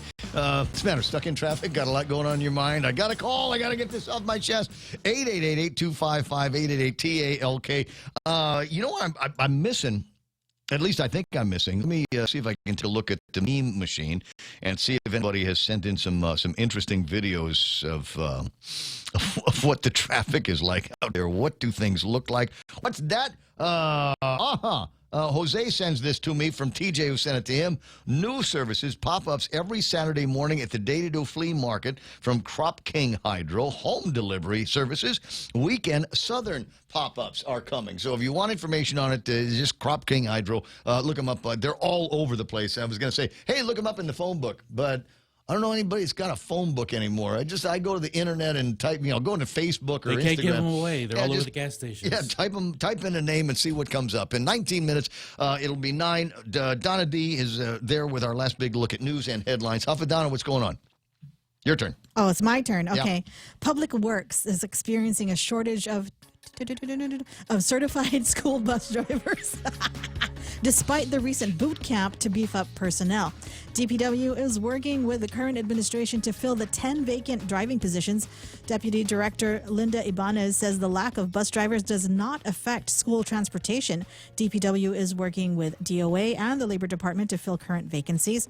Those interested in applying for a bus driver position can directly reach DOA's HR division by calling 475-1288 or by going online at hr.doa.guam.gov/employment. And Reventax is preparing to accept its first cannabis applications. Residents cannot apply to be responsible officials in the island's recreational cannabis industry unless they are part owners of the business. It is currently legal for eligible adults to grow, possess, and consume cannabis, but it is illegal to sell it or trade it for anything of value unless it is a licensed and permitted cannabis business. An applicant can be a convicted criminal as long as the crime did not involve the manufacturing or delivery of Schedule 1 or Schedule 2 controlled substances. Marijuana-related convictions are excluded. Revenue will start accepting applications next Monday. And the Guam Election Commission saw over 5,600 early voters this month, making up about 8% of the 57,000 registered voters. Executive Director Maria Pangilinan encourages homebound voters to call in as soon as possible. Polling sites for the primary will be open from 7 in the morning until 8 at night this coming Saturday. Online voter registration for the general election won't open until the day after the primary. Early voting for the general will open on October 10, and the last day to register to vote in the general election will be October 28. And that was your last look at local headlines on The Point. All right, gotcha. And taking a look at some of the other things, there's at Bubble Bath Girl on Twitter. His name is actually Paul Cispula, writing, CNN reportedly will fire Jim Acosta, Don Lemon, Jake Tapper as ratings for their shows continue to be poor. Will these anchors consider it was their woke agenda that actually ultimately got them fired? And I'll take a look at what the comments are, but I did want to bring Kellis into the conversation. Hey, buenos, Jen, have a day. Buenas. What's going on? We were talking about who's going to the enforcement arm. So we get our percentage, 50 or 100 armed IRS agents on Guam. That they're going to be with their electronic microscopes with a funnel to go up, people's noggins. That's how they're going to find it. And so I think we got to be ready for it, be excited about all the additional proctology exams that are going to be happening on Guam. For your safety. Yes, it's for your safety. And what I did like, so in other words, if you were convicted of marijuana, you can now sell marijuana. So in other words, if you have is that what they just said? Your crime was, I'm sorry, Donna's still here. So what was it? You could, if you have a criminal record, get a responsible person license for $1,000. For $1,000, yeah, as long as it's not a schedule, was it delivery of a Schedule 1 or Schedule 2? But marijuana is okay. Like if you have a conviction for marijuana, right, you're okay. Wait a second, because marijuana is Schedule 1. Yeah, but I guess if it's marijuana, I don't know. That's what it said on the thing. Okay, so not heroin. I guess. Okay, but and Schedule 2 is methamphetamine. Yeah. What's that, Kel? I said, isn't heroin also a Schedule 1? Right. But if you were busted, if you were convicted on a Schedule 1 violation, but it was marijuana, it's okay, is what she's saying. Oh. But another Schedule 1 would land you in hot water. I just think it's kind of odd that it's a Schedule in the eyes. So the any money that you receive from it, you're not going to be able to deposit in any of the banks, which I think is kind of interesting. Right. Well, because it's still Schedule 1. That has not changed. And that is, you talk to Doug Moylan about this, and whether or not Doug is crazy about marijuana and hoople heads or whatever, he says the law is still the law, and he would enforce anything like that as a violation of the federal laws. Because marijuana is still a Schedule 1 drug. And as many times as Congress has gotten together, they still haven't fixed that. It's so odd. I mean, I think it would be so easy for them to do that. I mean, I myself, I don't partake or anything like that, but I'm just sitting there saying, so you're going to have all these people that have a lot of money in their house, and then you're going to have more crimes from people wanting to get that money.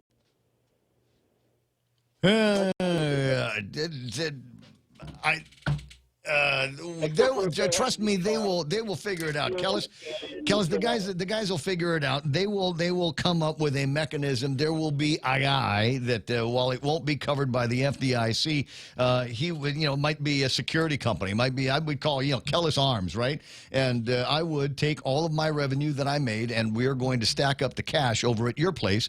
And I know that your place is going to be sealed. It will be the Fort Knox of Zotnia, and I'm sorry, of agate, and nobody's going to be able to get in there and plunder it because there's going to be you and 18 guys with no necks and guns.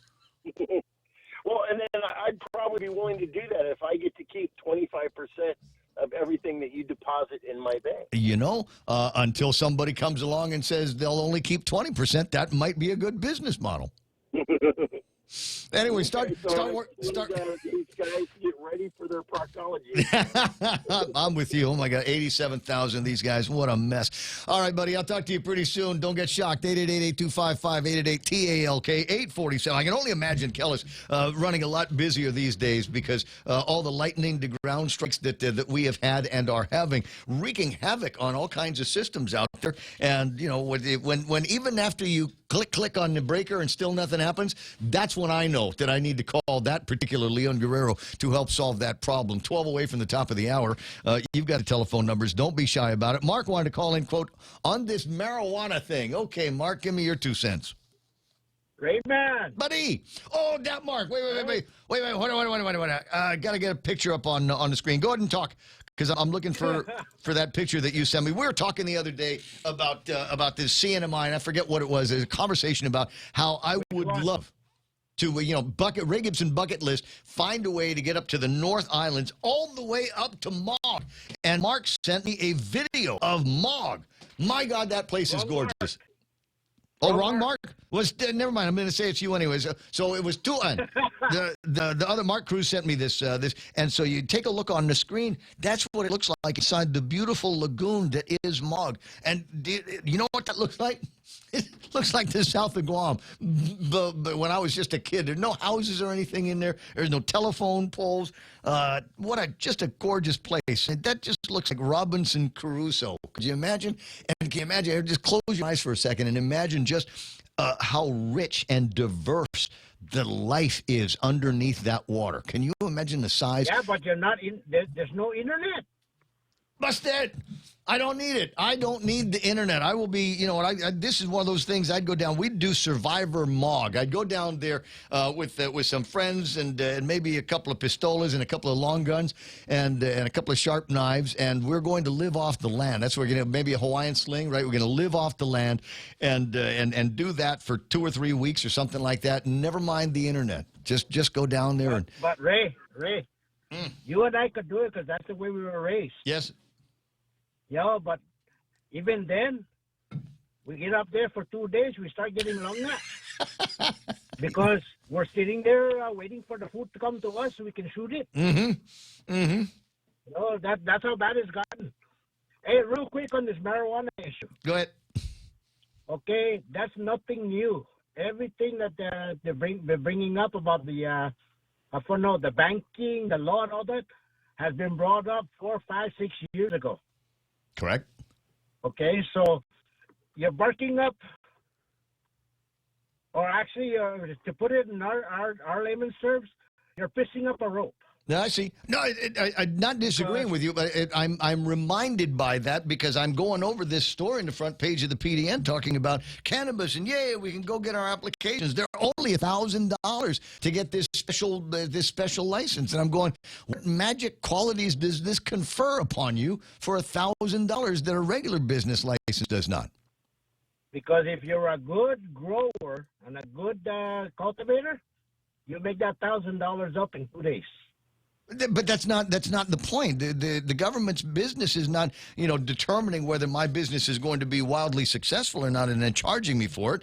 What does it cost to do all of the bureaucracy, all of the paperwork? What additional steps go into that for $1,000 that don't otherwise go into me getting any other business license?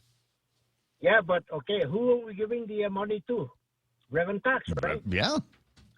Okay, we have to pay for our portion of the 87,000 people coming over.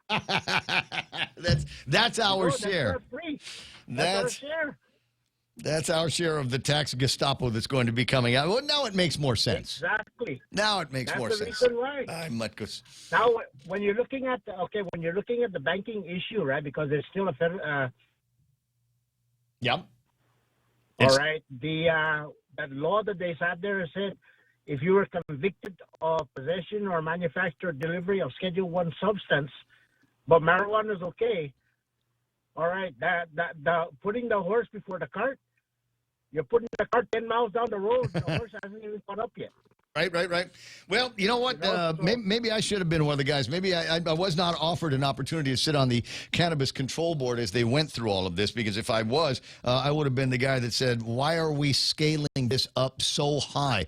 We're talking about building up an industry. I get the idea, but it does not necessarily mean that things have to be done at an industrial level. I thought we were going for an opportunity for guys like you. Maybe you got some land, put a fence on that, and start growing some marijuana and doing some really, really original brainstorming things with marijuana and tuning it up so that we had all kinds of different flavors and effects of these things as they do in other places. There's a lot of guys that have got the science in their head, and I just think that setting things up as expensive as they are prohibit them.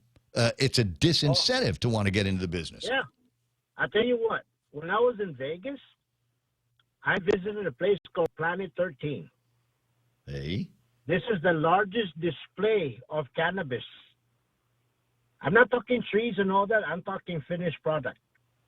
They had the buds, they had the resin, they had the THC levels, they had all kinds of stuff. I said there was about $1 million worth of inventory just on their display cases. Nice. You can go in there, buy it, consume it on site, or take it home with you. Just like my Carabao beer. There you go. Now, here's the thing. A friend of mine has been in the growing business for well on going on 20 years, but he is certified medical. Okay? Yeah. He still cannot go, commercial. Any money he gets from his commercial side, the bank will not take. Yes. Because it's considered drug funds. All right? But he's got a safe. He told me he's got a safe. God help the person that comes in there, because he's got no dogs, but he's got like 9 people certified concealed carry guards on shift. Good. And he told me the safe that he has usually has in excess of more than a community bank would carry on a daily basis. Don't disagree.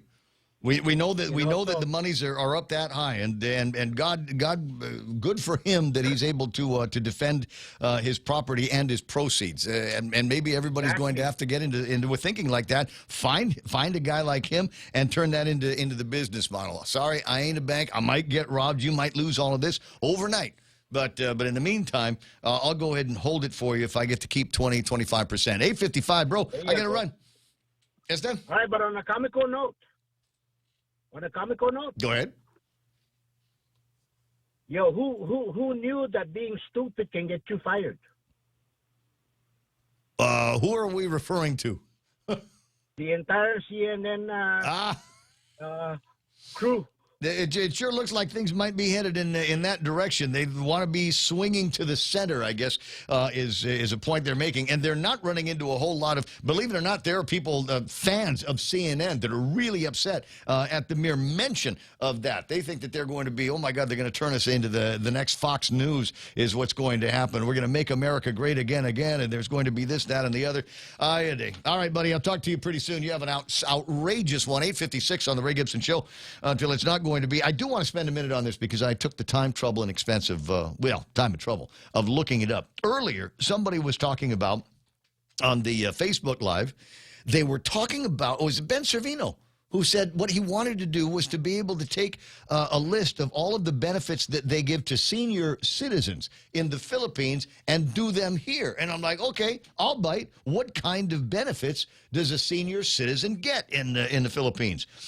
Medical assistance, transportation discounts, recreation center discounts, restaurant discounts, grocery discounts, an income tax exemption for minimum wage earners in that age category, training fee exemption on socioeconomic programs, et cetera, et cetera. It sounds like there is a whole laundry list of things that you can get in the Philippines when you turn.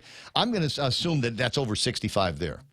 because I thought we were pretty aggressive in saying somebody that's 55 years old on Guam is a senior citizen. But if it keeps me out of the long lines, I'm happy for it. About the only time that I've ever been able to avail myself outside of Reverend Tax on the senior citizen thing is I went to go watch my daughter play volleyball in one of these gyms up in Dededo.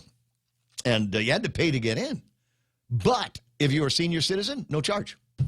And I thought, well, this is great. And so every volleyball game that she played, I either didn't have to pay because I was the dad, or I didn't have to pay because I was a senior citizen. And that's the way I like it. Didn't get a chance to go over celebrity birthdays today, and that's too bad because I've got more than one or two. But I've got Marie Halloran on the line that wanted to spend a couple of minutes talking about what you wanted to pass along a message for me. Go ahead. Oh, okay. Thanks, Ray, for taking my call. Anyway, yesterday I saw your sister, Shelly. We were during the Kenny Bordalio's viewing and funeral. Yeah. So I wanted to share with you what Shelly had done for me. She actually sent me a letter from your mother. And, she said, Marie found this note from Mom, wrote for you in her things, and thought you like to know her, to know that she has appreciated you. It's never too late to say thank you or know what an impact your friendship meant. And your mom wrote a real nice, touching letter. And that's I was Shelly, wow. She said, "Dear Marie, who knew as we discussed Father Paul's situation that my brother's last days, you went out pouring sympathy in a most appreciated way. God certainly works in special ways."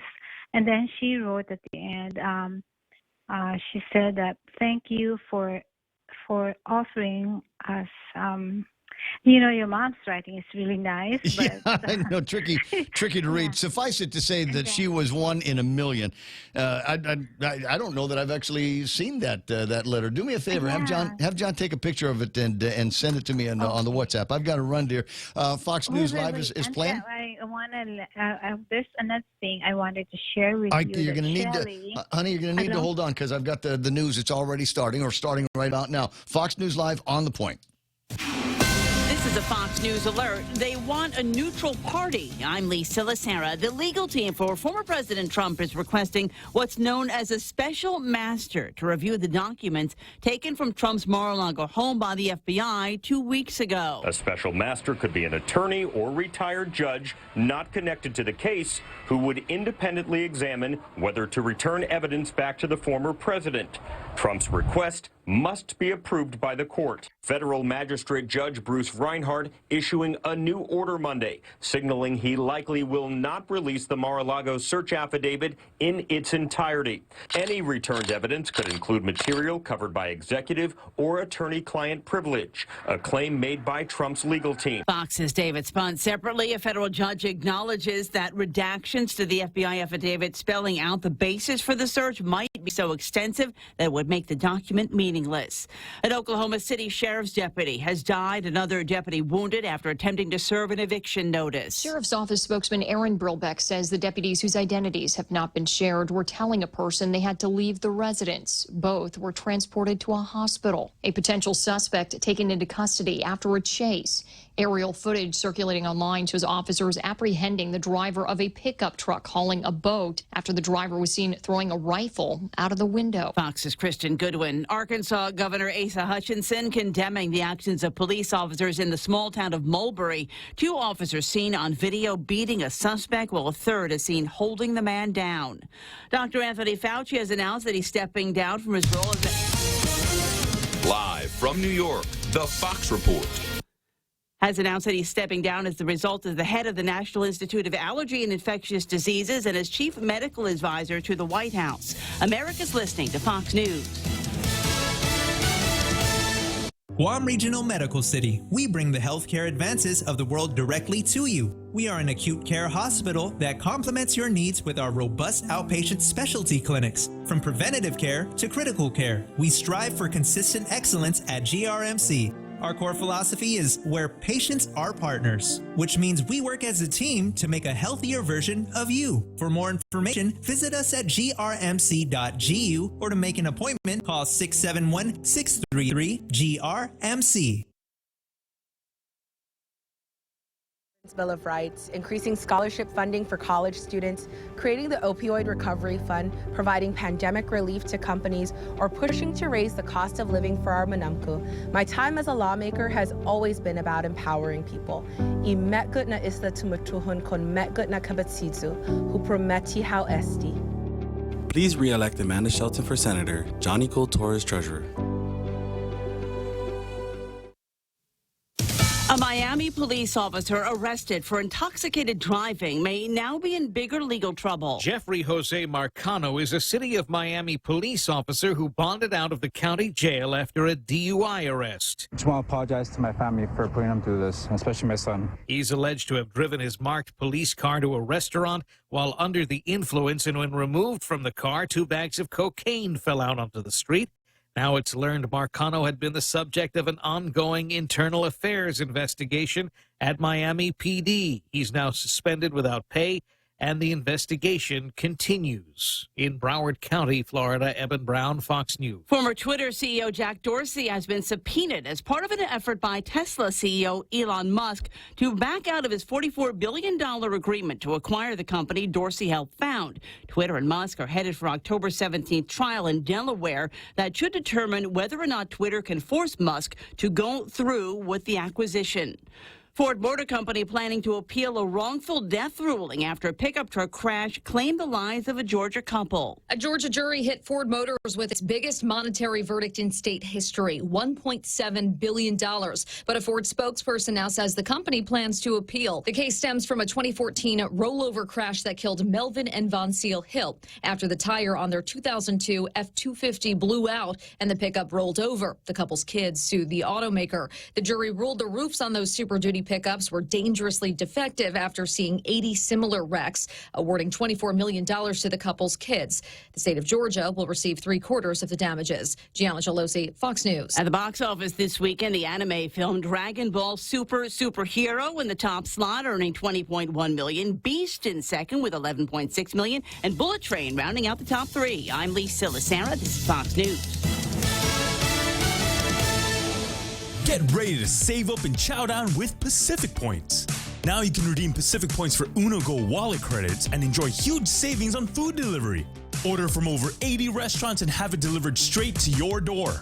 Continue earning points when you fuel up at Shell, shop at Foodies, purchase ITNE prepaid load, and pay your monthly ITNE bill. Then get ready to claim your rewards. Learn more at PacificPoints.com. Pacific Points. Do more, get more. I want my children to be healthy and safe for the new school year. That's why I made an appointment at the FHP Health Center for their annual checkups, vaccines, physicals, and dental exams. FHP pediatricians and dentists deliver the highest quality of care. I trust them. So can you.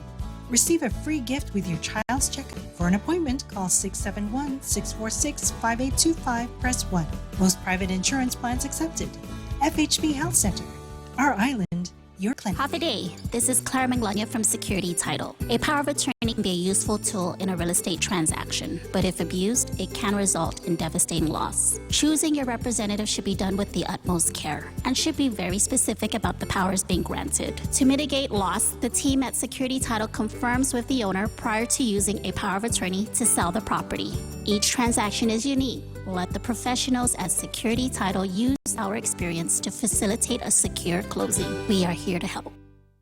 It's only August, and we're already going to start talking about Christmas drop. Right on. Ray Gibson Show, 6 after 9, portions of the program brought to you by my boys over at NissanGuam.com. Also working with the Infinity guys, asking you to join the evolution. Not the revolution, but the evolution. Upgrade your luxury to Infinity. Own one for as low as 1.99% APR. And there's a whole bunch to choose from. The QX50, 80, 60, 50, the 55, and all new now on Guam. You can get your hands and test drive the QX60. Super safe, all kinds of very, very cool technology in the dashboard. And they got buttons on these things. They got a button. It's like over here, and you can, without doing anything other than pressing the button, make the seat back go down so you can get other people into the back part of the QX60. Very, very clever technology, and available right now at Infinity at NissanGuam.com. News to fill your mind. Talk to get it out. The Ray Gibson Show. Call now, 888-8255.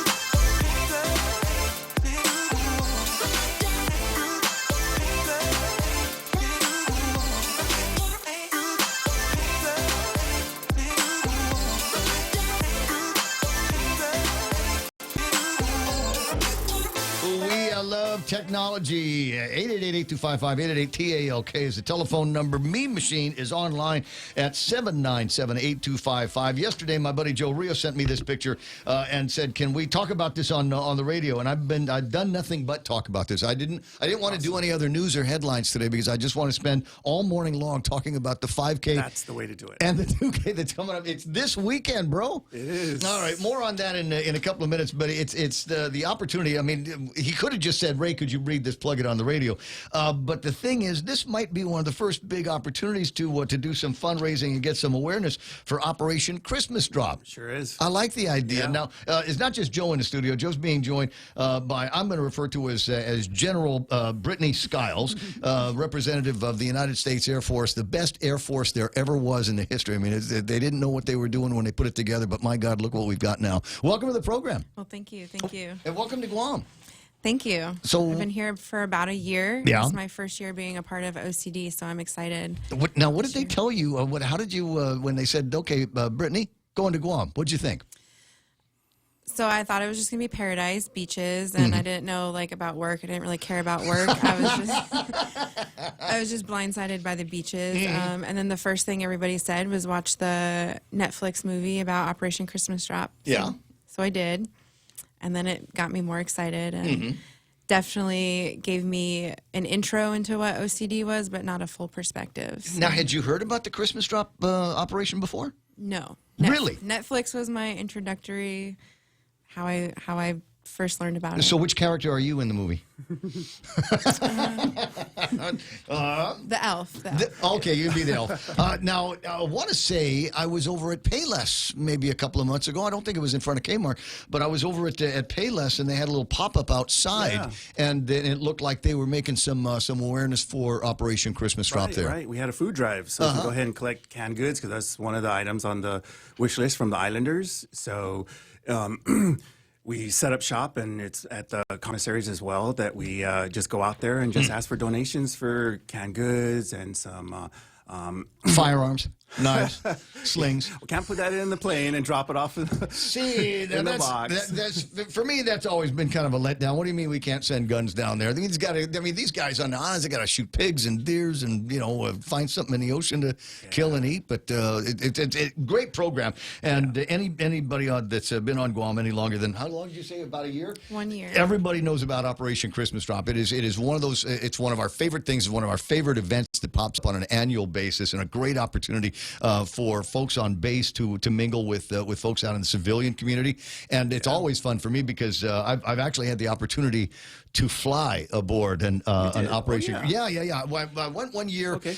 It was one of those things that we tried to get set up, and they were going to put me on an aircraft that was going to go out far, far away. Okay. And as it turns out, I got lucky, and I got stuck on the plane that had the admiral the general of the base, and which was great. He says, "Okay, tell you what, I'm kind of busy this morning, so we're just going to go up, going to hit some of the North Islands, and then come back down." And I thought, this is awesome, because I'd never seen any of the North Islands, and I also didn't have to sit on an airplane on the rack for 8 hours on the way out and 8 hours on the way back in. Absolutely terrific, and I would love to have that experience again. Are you accepting applications for somebody to co-pilot? I'll go right side. Co-pilot, no. Box builders, yes. I got that. We'll get into all of the different ways that people can volunteer. And Joe, you're still with the Rotary Club, right? Yeah. Yeah, I was going to say, is this a Rotary kind of other thing, or yeah, absolutely. So Lucky Sakamoto with Guam Sunrise Club and myself, we've been on the planning committee for 2 years now. Okay. But we've been participating in the Christmas drop, for over 15 years. So getting all the Rotary clubs together and other Rotarians to donate and help out. So last year we felt that we can offer that experience and that connection. So it's a very, very strong part of what Rotary does. Oh, in addition to many other things that they do in the community, why you meet at Sunrise, I have no idea. 5K and 2K with the Guam Running Club. It's going to take place this coming Saturday, and you're going to like this because it's flat and fast. We are going to take off from Chamorro Village, run towards Adelup, and then swing back. And by the time we come back, all of the oranges will be cut, and there will be all of the usual things. We had a cool T-shirt to wear for this? Yeah, first 300 finishers will get T-shirts. All right, and now tell me about the raffle prizes. This is how you get people to run on Guam. We'll do anything for a T-shirt and an opportunity to win a flat screen TV or some money or Infusion gift certificate. So what do we got? So we have raffle prizes. I don't have the list with me. We're still trying to get it. We have, of course, we have the regular gift certificates from the restaurants. We have. Do you have Bank of Guam umbrellas? I don't know about. We have Bank of Guam stuff, but I don't know about umbrellas. I know we have Payless gift card. Island Skin Spa donated a gift package. Perfect. Yeah, there's lots of good things. Nana's Cafe, and then there's also Guam Plaza that has helped us out. And then you have, let's see here. We're just getting back into the 5K and 2K thing after COVID-19, and I'm wondering, have we missed any steps? Are you giving out certificates or medals? Because as a runner, I'm telling you right now, we love medals. Yeah, we're going with 48 certificates will be issued out plus. I'm giving out $10 gift gas cards from 76. Oh, you're our new friend. Definitely the new friend. Okay, we'll take that as opposed to a medal. And frankly, all right, this is me backing myself up on this. The medal is nice, but if the idea is to make money so that we can help fund some of the things that need to be done that require cash for Operation Christmas Drop, then go ahead and spend the money on that instead of the medals. The certificate looks just as good, and I'm sure the T-shirts are going to be fine. And so we'll move forward. This is going to be taking place on the 27th of August. Christmas Drop doesn't normally start happening until, I don't know, the Burr months, September, October, November, December. Wow, we started since February is when we started planning it out, and of course we have to organize all of the items on the wish list in order for us to ensure that we have those on hand before we actually set up to just have all the builders come over and stuff the boxes. So advanced planning is necessary for us to ensure, okay, so do we have enough canned goods, and just work to announce with the public to donate all these items before, let's say, October, so that we can go ahead and organize it if there's anything else that we still need. Then you've got time to go back to the community and ask. Yeah. Okay, that's smart. You're actually pretty good at this. it's like there's a course in Operation Christmas Drop, and you took it. I think you'll be able to teach it before too much longer. Well, the civilian side, you still have to learn how to load all the planes and the other stuff that goes on with the C-130s. Sophisticated skill. It is that what they taught you in Tech Sergeant School? Oh, yes, for sure. But I think we have a good partnership and doing a lot more to embrace our community partners and stuff so that we're meeting both sides of that. We have that community partnership relationship, and then we have the military aspect side of it. So over the last 2 years, continuing to have the Rotary Club involved has helped us a lot. And it's a lot more than just putting in food, canned goods. And I know you mentioned the weapons to get their food. Oh, I was just kidding. What I didn't know, though, being a part of OCD, though, is we are providing that life-sustaining materials like fish hooks, nets, and stuff for them to catch that food and God, there's a whole list. There's a whole list that I'll go through. I'm sorry. I was thrown because she says OCD, and I know she means Operation Christmas Drop, but in my mind I'm thinking obsessive compulsive disorder. Hi, we've met apparently. You don't want to be around me at a Xerox machine because I just look. Close. Come back. I gotta look again. Make sure I took the paper out. All right. Here's some items on the 2022 Christmas list: hammers, screwdrivers, wrenches, some basic tools there, tool boxes that they can go into. As you can imagine, many of the places that they're flying into have nothing like a clinic or a hospital. So first aid supplies are mandatory. Some nice rope, fishing lines, fishing hooks. I did mention a spear. A Hawaiian sling is what they're looking for. A three-pronged spear tip, canned foods, instant coffee, sugar, instant milk, sundries of toiletries, pots and pans, emergency safety sticks, dye markers. Are we talking about the lights? Yeah. Okay, got a bunch of those. Right. Dye marker water safety products, snorkeling gear, anti-shark repellent. Okay, I just put that one in there because it's fun in my head. Some sporting goods stuff they can play around with, surgical tubing, 5-gallon water collapsible containers, life vests, little Pelican cases, and there are children on many of these islands that the drop is going to be going to. So how about some toys for the kids? Yeah. Now, I know the Marines are going to do a thing that they're toys for tots. Are the rules the same on that one? Do you want them unopened, or can they be, Miami's old toys from when she was a kid? What do you think? Yeah, could be it's both. okay. Yeah. Okay. Yeah, we take new and gently used. We just ask for non-battery operated toys so that they sustain out there. Yeah. Well, I mean, generally, you got to think in terms of if you were Robinson Crusoe, if you were, where's that picture? I had a video that I was playing a little bit ago about Mog, and I don't know if you guys have had a chance to fly up to Mog on for any other reason other than Operation Christmas Drop, but what an absolutely gorgeous place that is up there, and there it is. My friend, is it Carl? Yeah, from the Herodot American President lines, says that that Mog is actually 3 of the tops of, I guess it was a volcano out there, but there's people that live up there. There's people that live on islands like that, and you don't see a Kmart there. There's no Payless in the video that we're showing you right now. There's no Guam Memorial Hospital, and there's no big hook fish place. So put yourselves in the shoes of the people that are living on that island, just kind of scratching by because they want to, and let's help them out. When does the actual Christmas drop take place, Tech Sergeant Brittany? So the airdrop will be between the first week of December. So between the 3rd and the 6th, we'll do all the drops. We'll do some practice drops before that. And the first few days of December is when we're just doing the box build events. So we get the community partners and donors involved in sorting all the supplies. And then we also decorate the boxes. So as they land on the islands, they get fun little Christmas, Well, this turns Messages. into a great training operation as well, and an opportunity. I think, as in the past, it's always been an opportunity to find folks that are flying those C-130s and the big transport planes that you guys have got, not just from Guam, but every once in a while we'll find somebody in Japan that might swing by, or maybe the units that are working in South Korea. They will add to the fun.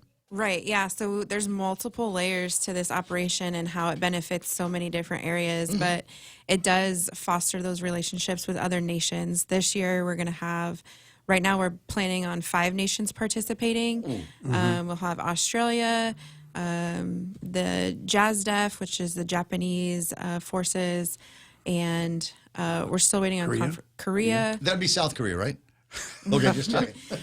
But yeah, we're waiting on confirmation from 2 others, but it's definitely a good training opportunity for our air operations with those nations, building that relationship. And also, like, as they're getting training, we're benefiting 57 islands and over 30,000 citizens of those islands. Yeah. Is there a goal on how many of these boxes you want to palletize and then throw out of the airplanes? What is there a number? 200 of them. Yeah, we did it last year. Yeah, of course, to celebrate our 70th anniversary, we did 200. So Not we're bad. gonna Those go- COVID times too.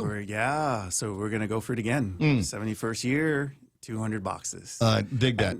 And so you were talking about MOG, right? So the northern islands of Northern Marianas are included as well in those 57 islands. I know, because I told you, I flew up with the general on the way up there on the short day. He had golf or something like that afterwards that he had to take care of. This is a fun program and a great way to get involved in it right now, because I'm going to assume that we're going to have just a huge civilian population of people showing up at the 5K, and they're going to be meeting up with a huge chunk of Air Force men and women that are going to come down likewise and do some PT, right?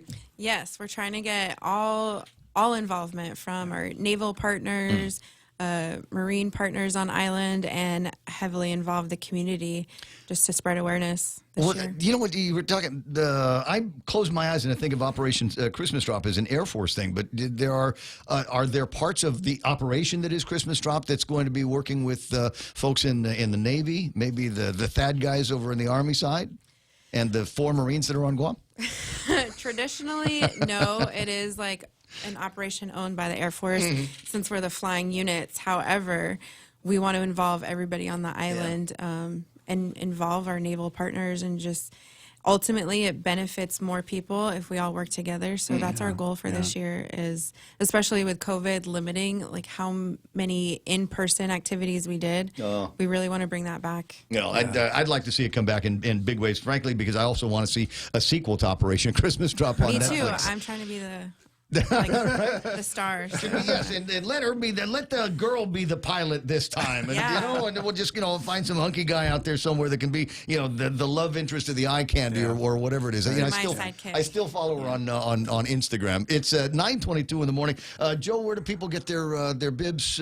Sign up early for the race, or is there time for that now? Yeah, over at Hornet Sports or Wise Owl, and you can go ahead and register online as well. Okay. So, yeah. And will there be online signups? Online signups, yes. Okay. I mean, not online. That morning signups on the day of. on the same day, yes. Yeah. Okay. So how much is it? It is $10 for singles. Did you bring mine? Did you bring my bib? $15 for the day of the race. Yep. And then $35 for a family of 4 for a group of 4. Now, they told you this is election day, right? Yeah, it is. Did anybody look at the calendar? 27th looks great. Yeah. You get your energy at the 5K and then go out and go vote. And do your revenge voting at whatever precinct it is that you're going to be going to. I just got a couple of minutes while we're just kind of hanging out here in Jaw-Jacking. A little bit more about yourself. Where are you from? I'm originally from Boston, Massachusetts, and I've been on Guam for long enough to lose the accent. Yeah, try to stay neutral, but I've been on Guam for 1 year. And so, how'd you get into the Air Force? What was it that was calling you to that? Well, honestly, didn't really have a game plan. Like college wasn't in the cards, and I knew one person who joined the military. I was like, that looks cool. Right. I didn't know much about it, so it's been good though. So tech sergeant, again, never had the privilege of service. I have no idea what a tech sergeant in the Air Force does. So I'm in logistics, so my job is air transportation. We're actually the people who load all those bundles that are being dropped to the islands onto the aircraft. So we prepare them, make sure that they're airworthy, they're not going to fall apart, that they're prepared properly to drop out of the back of airplanes. There's a couple of things that are in my head. Number one is what will you be able to do with this training, this skill that they've given you? Is there a real world non-military version of this? Will you be able to take the experience that you have and become a woman in private aviation? Yeah, definitely. There's lots of private logistics sectors that you could work in. Right. I mean, big ones are FedEx, UPS, but there's a lot of additional ones. I got to hook you up with a friend of mine named Perla. Everything that you comes know which to Guam. Perla I'm talking about. Women in aviation. Yeah. Yeah. I mean, she's and it's not just and a point that was made when they first put that group together was it's not just women in aviation. We don't mean just stewardesses and pilots. There's a whole bunch of other places where you can get some really, really valuable skills, and they'll teach them for you for nothing in the military that you can use afterwards. And when you're out of the military, you will be a person that is in demand. You got mechanical skills, you got logistical skills. Then that is usually punch your own ticket into whatever job that you're looking for once you do rotate out. But now that you're in the Air Force, are you a lifer? Oh yes. Oh yes. I've been in 13 years, so while I didn't know much to begin with. What did you get in? Were you 5, 6, 7, something like? Like old, and you're very welcome. 2008 is when I joined, but it's definitely been a great experience Mm-hmm. and brought me to wonderful places like Guam. Like We're- before, I never knew this existed before the military. See, that's the thing. All of a sudden, well, if we're taking you to Guam, you're like, you look up Guam. What is it? It's America. It's the United States of America. There'll be ATMs there and a Kmart, and we can spend American money and all of that stuff. Have you had folks come out and visit you while you're here? My mom. Did she dig it? She loved it. Yeah, she wanted to stay forever. But the first place I took her was the Tsubaki Tower, like the pool. Yeah. And she was just sold. Yeah, it's hard to break She's away like, from. I'll stay here forever. That's a hard Sunday to break away from and go back to work in your real life. I'm so glad that you came to Guam. I'm so glad that you and your mom love it out here, and I hope that we get to do this interview with you again next year when it's time to start talking about Operation Christmas Drop. Thank you. Yeah, it's all year long. So you can follow our Facebook page, Operation Christmas Drop, or Instagram, and we post all of our year-long events through there. So after the 5K, we also have a golf tournament coming up. So there's things all year long. Oh, you're working with the right guys over at the Rotary Club, and Joe Rios is one of these kind of get-it-done individuals. Did we take care of everything? We cover all the spots here with the 5K and Operation Christmas Drop? I do want to talk about the toys you mentioned earlier. So Master Navigator Larry Rigatol, he spoke at a ceremony last year and told us about how when he was a kid, and the chief would hand out the toy that they got in the box. And so he didn't get it one year, and a whole bunch of kids followed that toy from wherever it went. So we want to be able to get more toys in, and just to listen to that story where you have the kids there, and then, they had to share the toy or the truck or whatever that's there. So that's one of our focuses this year, is to try to get as many as we can get. Take care of the kids as much as possible. I imagine board games would be okay. Come on, get these kids onto Monopoly. I don't know how the real world works. The game of life. Well, I want the Tonka truck. Chutes and ladders, for heaven's sakes. That. the Tonka. Man, what a fun conversation. What a great day. Glad that you guys came out here. We're going to grab a quick break. I'm going to do my selfies with Joe and the pretty tech sergeant, and then we'll come back and figure out how we're going to kill the rest of the show. Be right back. In a world where our cuisines unite, the Colonel has joined together your favorite extra crispy KFC fried chicken with an authentic hot and sweet Korean glaze, bringing you KFC's Korean fried chicken for a limited time. It's back here on Guam. Try KFC's Korean fried chicken, and also available in Korean hot chicken wings. KFC, it's finger licking good. Hafaday, this is Josh here at APL. Our expertise and extensive network can help you grow your business and reach out to more global markets. As a responsible carrier, APL is also committed to a sustainable future, whether it's protecting the environment or investing our efforts in giving back to the community. Our dedicated teams in Guam, Saipan, and on U.S. mainland are here to support you. Call 588-4651 or visit www.apl.com.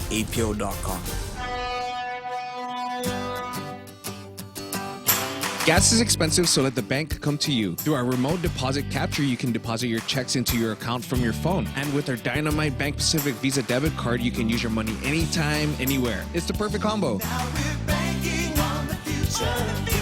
Services to choose. Bank Pacific, where others put branches, we place roots. Equal housing lender. Member FDIC. Crank it up. Becoming a homeowner for the first time could be a little nerve-wracking, but it certainly doesn't have to be, especially if you have Lolita Kamet of Hafaday Realty guiding you every step of the way. So have no fear. She also specializes in land sales, commercial leasing, local residential sales leasing, also military and corporate new relocation. So for all your real estate needs, take the first step in the right direction with Lolita Kamet of Hafaday Realty by calling 671-688-6743. That's 671-688-6743.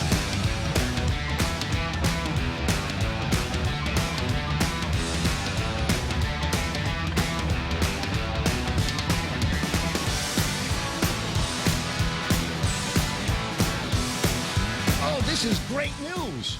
How are you doing? My name is Mr. Travis, Samsung Company. Are you not aware that your WhatsApp was selected among these lucky winners that won the sum of $800,000 US and a brand new Samsung Galaxy S21 Edge in the 22 online promo held for WhatsApp users worldwide? This day couldn't possibly get any better. Are you quitting today? This might be the day. I don't.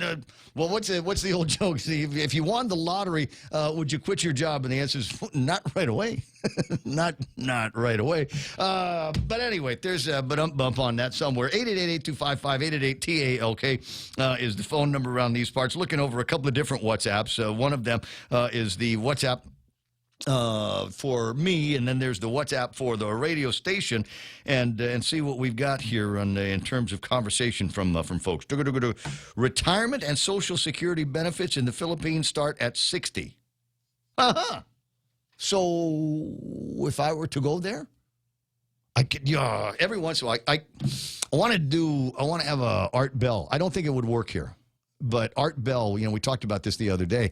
Art Bell moved from the U.S. mainland, where he had to do his show literally in the middle of the night, and then moved to the Philippines so he could do his show in the afternoon after he's had some, some garlic rice and some sinigang and all of that stuff. And that worked out for him for a little while and until he eventually passed away. But every once in a while, not often, because, I'm crazy about Guam, but every once in a while I get the idea that maybe here's what I want to do. I want to go and do the show like from Japan for a week or two. Do the show like from the Philippines for a week or two. And then I did the mathematics on what time I'd have to wake up in the morning to do a morning show on Guam. Yeah. You don't go to sleep. Opposite direction. So, yeah, maybe it's not going to work out like that. It's Tuesday, and as I'm fond of saying, Tuesdays is the day I absolutely love because we get the Hawaii Free Press and their big stories. And earlier, I was telling you about what's going on with condo fees. You ever notice? Because I do. You hear conversations with people, and they're all telling you, I'm leaving Guam. I'm going to get out of Guam. Where are you going? They never say I'm moving to Hawaii. They never, and it's not, and if you're one of my many Hawaiian friends on Guam, it's not that we don't love the Aina of the Ohana. It has nothing to do with that. It's just that one of the reasons why people want to move here is because it's expensive here, and there's drugs here, and there's guys getting cracked in the head with machete in the middle of the night up in Daguras. And those are, I think, among the reasons. And then you got hospital issues and schools and things like that. And people, kind of put together the list and say, yeah, I might not make a six-figure salary there, but what I do make will go a lot further. And I might be able to get myself into a condo without having to pay $672 a month common area fee. That's just outrageous, and so that cost there. Just FYI, if you have a condo and you're paying a rent already, and they come through and say we're raising the homeowner association fees, it goes right into your rent. At some point, you're going to might not be able to get it done that year, but on the lease renewal, the guy's going to say, "Yeah, they raised the HOA, so I have to raise your rent on this apartment." And $762 a month. I mean, that's got to be right up there with the actual mortgage on what some of these condos might be going for. And it's not the only place where the costs are going up. You want to, by way of comparison, and it's hard. It's hard for me to do this because where I generally eat. The prices have gone up, but they have not gone up in a way that I think is outrageous or unsubstantiated. And it's certainly not something I complain about because, in general, I think that I like the service. All right, and anybody who knows me knows. All right, I know at least two of the meals that you eat on a regular basis come out of places like KFC, Carabao, Mosa's. And the list is long and distinguished as Burger King down the street, etc. Make sure I get all the clients in, would you? And nominate them, Subway. if you will. Yeah, Subway, Eat Fresh, Wendy's, etc. But I have not seen that, and for me, and what I order, I have not seen that large an escalation in prices, and certainly not in places that I can't look at and say, yeah, kind of, sort of, I can understand that. Not necessarily the case. Hawaii's restaurant industry enjoyed a robust 21% overall increase in daily customers in the first quarter of this year.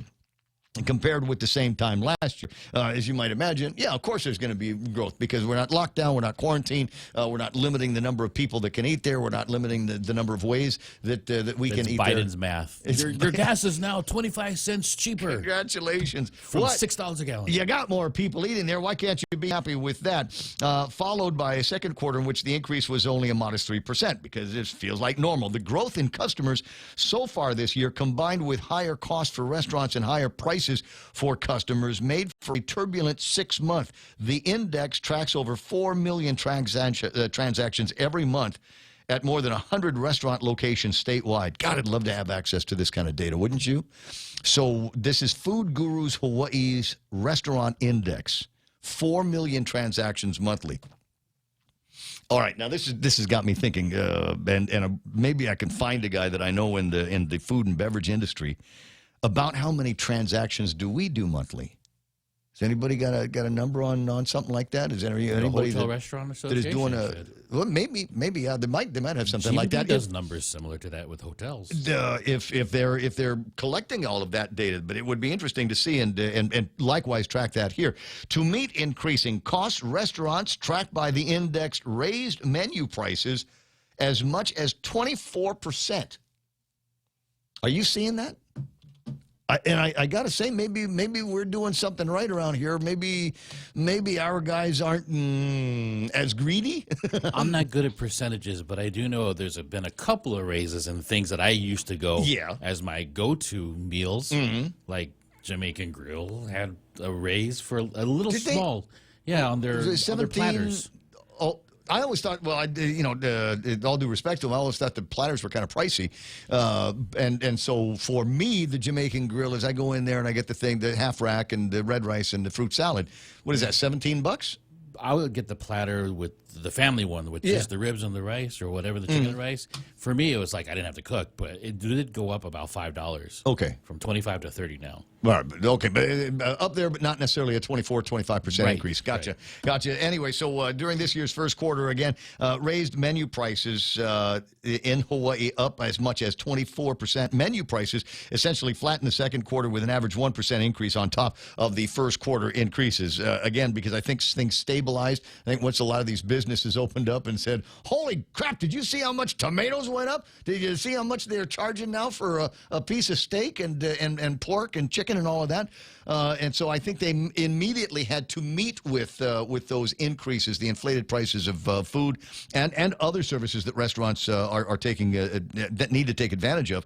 And then you start looking at the prices and say, okay, well, it's stable now after we've raised them already. Hard to raise them again. So my guess is where they are now, I think, is we're going to have to get comfortable with all of that.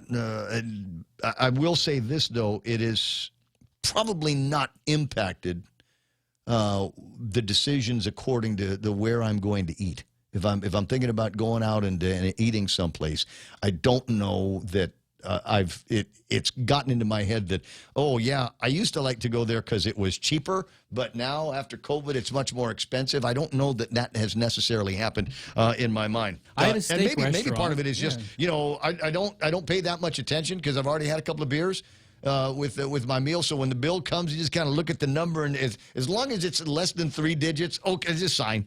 I just sign. But Let the credit service card is guys important because I went to a steak place that was really expensive, Mm-hmm. and I was kind of disappointed that I didn't get a right temperature. But they came back and did it properly, not the best way. But I didn't mind paying for it. Did they give you a new steak? A brand new one There you and go. brand new sides that came with it. There And you I go. was happy. And that, I think, is the way to do something like that. Similar thing happened with me. I was over at Sidelines, and Brandon comes out with my burger, and it was a little bit more raw than how I ordered it. And I said, hey, listen, I hate to do this. He said, don't even worry about it. No, took it back to the kitchen, and a few minutes later came out with a whole nother serving. It's a whole other burger. It's not like they took it out of and threw it back on the stove. They came out with a whole nother one, and obviously very, very pleased with that. And they were pleased with it too because the crew in the back got to eat the burger that had exactly one bite taken out of it. And I might not have even taken a bite out of it. because as soon as I cut into it, I knew it wasn't the right temperature that I ordered. But those are the kinds of things. And you know what? I don't have a problem paying extra for good service. And I want to think that I want to think. I think I'm a good guy when it comes to tipping my waiters and waitresses, and will generally not necessarily do the mathematical thing at 15% if I don't have to. I was in the industry, so it's always 20 for me. Yeah, I have to because it feels like that. Because but then there's the other thing. We don't get into this as often as I'd like to, but one of the questions that I ask before I start writing, if it's a new place or the change of ownership, change of management, I always ask, okay, how much of this tip do you get to keep? And when I say you, I mean you guys.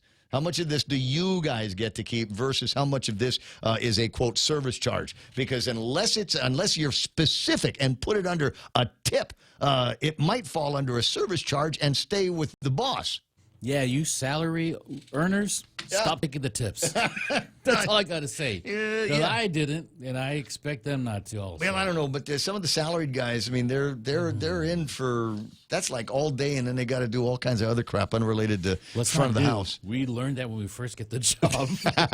We're shackled. 9:41, and that maybe one of these days might be an interesting conversation to get into because I have no idea about working in the food and in the F&B, fine dining, fast food, none of that. I was not one of the kids that got a job at McDonald's the second I turned 16. Some of my friends did, some of them didn't. The closest thing I've come to serving food is serving food over at my house, which is comes with a disclaimer and the warning that some of this might not be cooked properly or to what was normally considered to be regular safety standards. And here's the telephone number for the ambulance and the number for GRMC emergency room. You might need this a little bit later on. But I don't know. I mean, it's completely foreign to me what happens. I heard from my parents a lot, this isn't a restaurant, eat what I give to you. Yeah. So I decided to go into the restaurant business to learn it. But what kind of restaurant work? I mean, you said you cook. Yeah, I did the different you always thing. Back of the house? I never. Yeah, I was always back of the house. Mm-hmm. I never did fast food. I learned from a chef, so I worked my way up. But this is before the culinary schools got really big and the Food Network got huge. The last big place I worked for was a casino out in Connecticut, Mohegan Sun. Awesome food and beverage department, multi-million dollars, and it was just a great experience. If you had gone to a culinary school, how does that impact? I mean, as you walk out, you got your graduate, you got your diploma, certification, whatever it is that they give you. Does that move you ahead of the line that much? When a restaurant's making a decision. No, it's about experience. I mean, you have knowledge. Okay, if you're going to apply for a position, that moves you up the application process. Right. But as far as in a kitchen, it's all experience.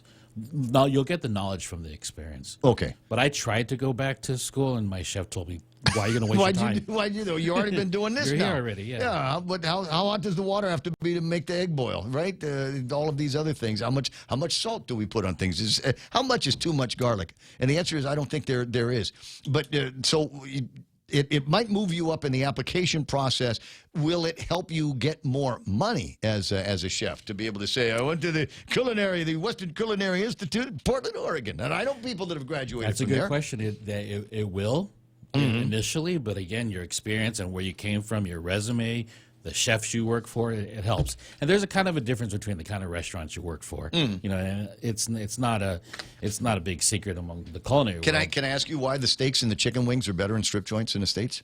There's got to be a thing. There's got to be a reason behind that. Maybe it's because you said it earlier. It's the beer. It's the beer. The beer makes it taste good. 9:44 in the morning, having a good time with Jose, and we got this for a couple more days. Jose's subbing for Joe, who is in having really good food, and I manage it very, very cheap. Where he's at in Colorado, where the farm where the cow was is over there, and the vegetables that you're eating if your salad was in the ground this morning, that fresh. 9:45. I'm going to take a quick break. Come back and take a look at what they're saying on the Twitterverse about the possible changes taking place over at CNN. There is no denying that these past 2.5 years have brought unprecedented challenges, where our health, safety, and way of life have been completely upended as a result of COVID. Having served as governor during many challenges, I know a thing or two about the importance of strong and steady leadership in times of crisis. Trust me when I say that I have full confidence that Lou and Josh are the leaders Guam needs at this pivotal time in our history. Lou and Josh have led our island through some of our darkest times, and because they take a course, our island is on the verge of a recovery that will infuse life back into an economy thirsting for a fresh start. I've said it before, and I mean it still. People of Guam, you're still the one. This is Governor Lou Leon Guerrero, and I approve this message. Half a day. This is Clara Manglona from Security Title. A power of attorney can be a useful tool in a real estate transaction, but if abused, it can result in devastating loss. Choosing your representative should be done with the utmost care and should be very specific about the powers being granted. To mitigate loss, the team at Security Title confirms with the owner prior to using a power of attorney to sell the property. Each transaction is unique. Let the professionals at Security Title use our experience to facilitate a secure closing. We are here to help. 9:46. It's the Ray Gibson Show, Tuesday morning. I'm on fire, man. I feel it. This is a great show. This is this one for the ages. 888-8255, 888-TALK. Shouts to everybody listening online on the app, including somebody who's got us streaming in Paisley, Scotland. Paisley, Scotland.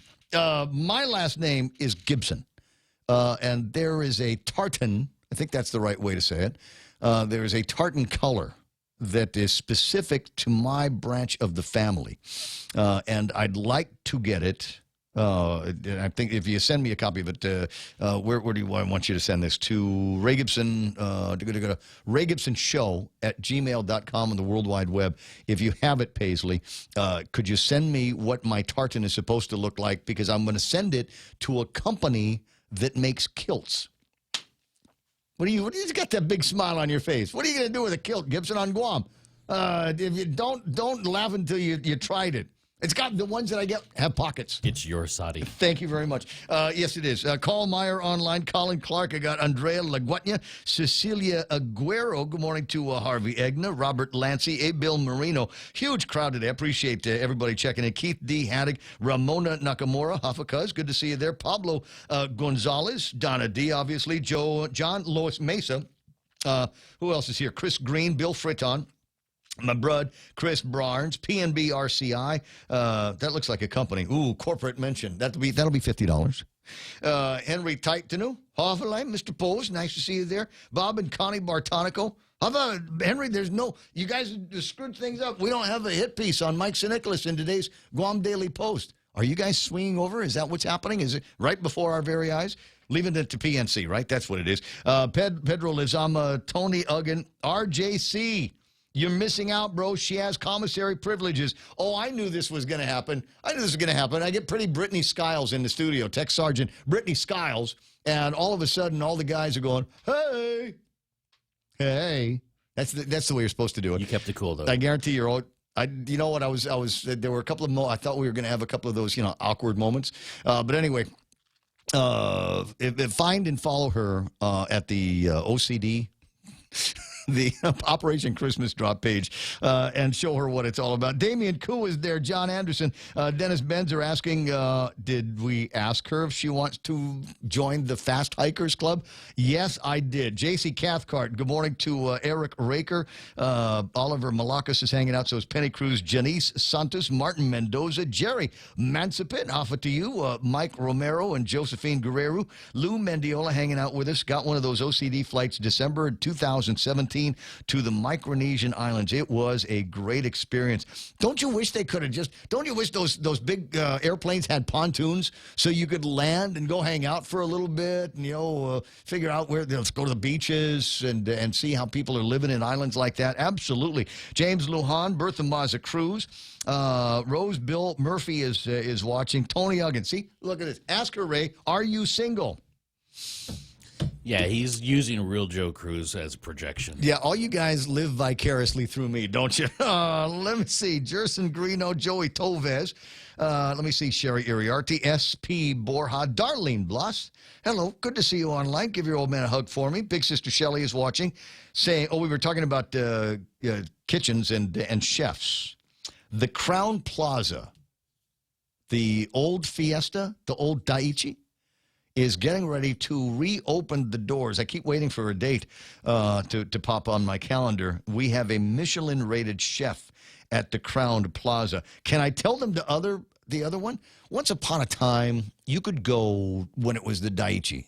And Ambassador Room is over here. And then on this side, I'm not going to remember the name of the restaurant, but they had a little restaurant in there. And a delightful menu, but on the way out, they had these confections and what are you, not confections, that's a wrong word, delightful pastries. They had all these pastries and bread that they made, and so it might cost you $100 for a swell date at the restaurant, but you'd spend another $50 buying off all these pastries and cakes and breads and things like that. My understanding is something like that, something similar, will be returning to what will be the Crown. Federico Santiago and Bill Mayfield, faux pas.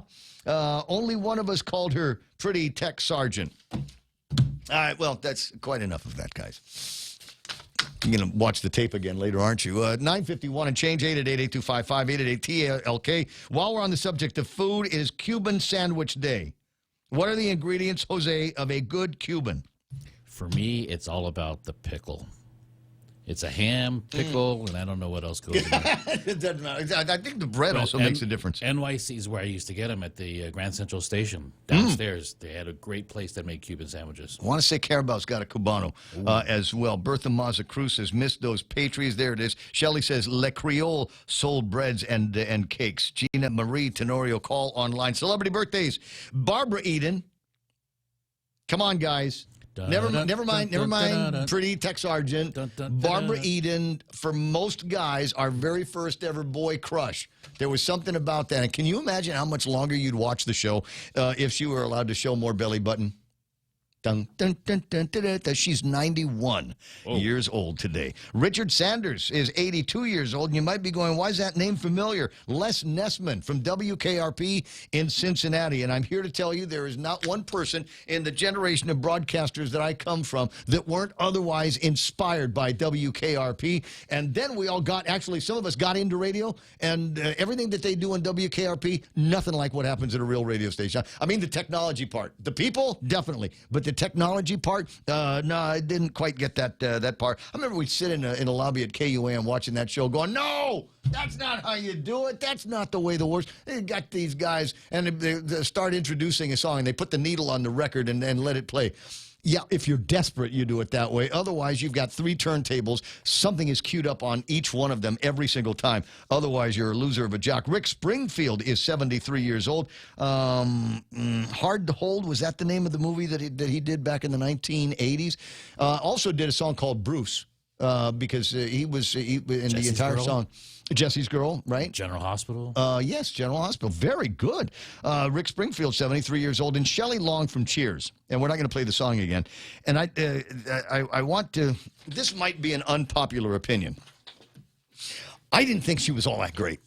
I could never understand why everybody was making a big deal over her. It's like watching Sex in the City, and everybody, Sex in the City. And like, there's only one good-looking woman in the entire show, and that's Kim Cattrall. I never got the thing with Shelley Long. I can say it now. And the Doors are overrated. Just thought I'd get that out there. I almost 100% agreed with you. 9:54 in the morning. Johnny Utah's on the phone. Good morning, Johnny. Good morning, Ray. Hey, something else to add to your list of what today is. There is one anniversary today. Today is the 30th year anniversary of the downward spiral of the FBI. Today is the day of Ruby Ridge. Wow. And just wanted to speak a little bit on the FBI. Do you happen to follow the FBI on Facebook? I do not. You should. If you want to see the pulse of the United States, where it's at right now, look at the FBI's Facebook page. Since the invasion of Mar-a-Lago by the political Gestapo, otherwise known as the FBI, there has been a tremendous outbreak of responses to the FBI's page. As there should be.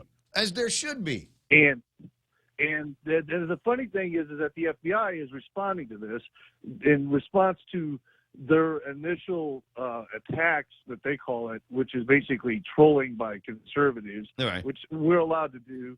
That's a freedom of speech. That's a way of making our voice heard. And better do it now before they outlaw it.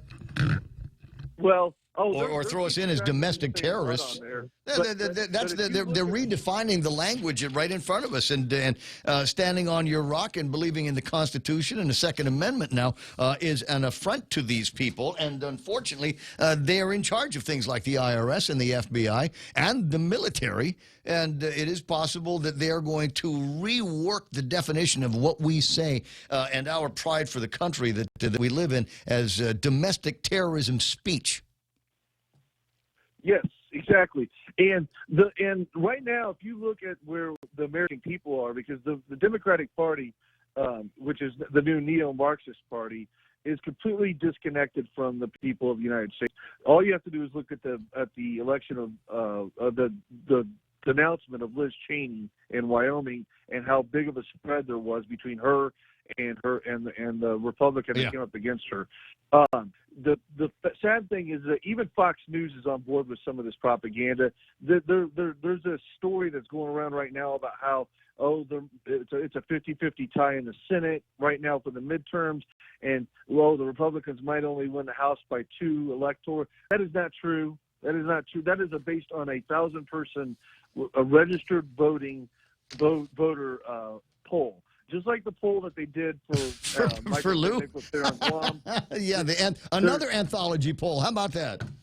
Yeah, it's an anthology poll. There's all this extremist propaganda coming from the far left and the deep swamp and the elitist cult that wants to hold on to power, and they see the writing on the wall. Why do you think Fauci just resigned? Right before because they know that the Republicans are going to take control of the House and the Senate, and that he'll probably go to a country he can't be extradited from.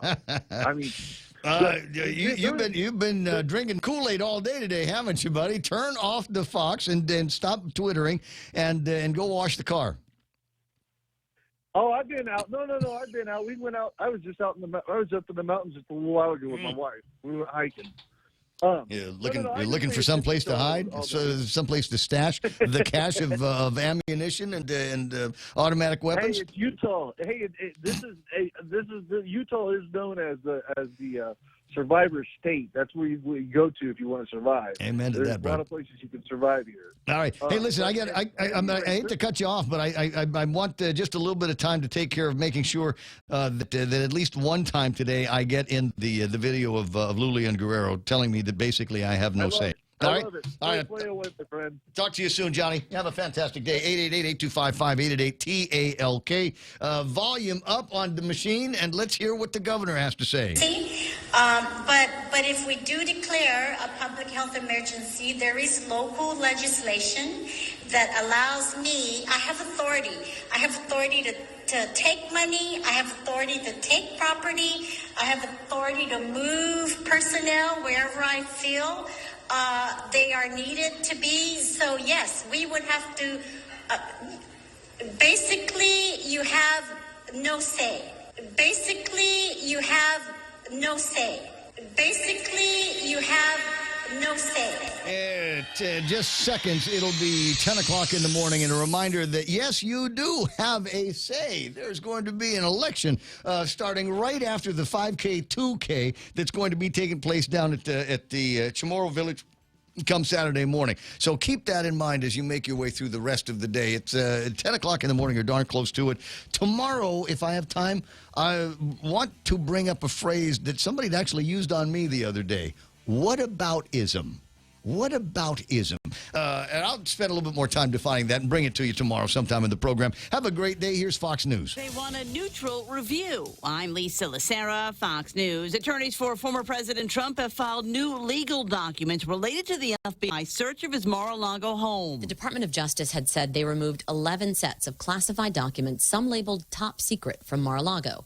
Now, Trump's attorneys have filed a motion asking that further review of what was taken from his home be stopped until a special master is appointed in his case. The motion asks for more details about what was taken and that anything taken outside the scope of the warrant be returned. The court filings say politics should not get in the way of the administration of justice, adding that Trump is the leading potential Republican candidate for president in 2024. His attorneys add there was no need for such a search and details Trump's discussions with the National Archives for a return of certain documents. Jessica Rosenthal, Fox News. The family of Kylie Rodney, the Northern California teenager who has been missing since early this month, has issued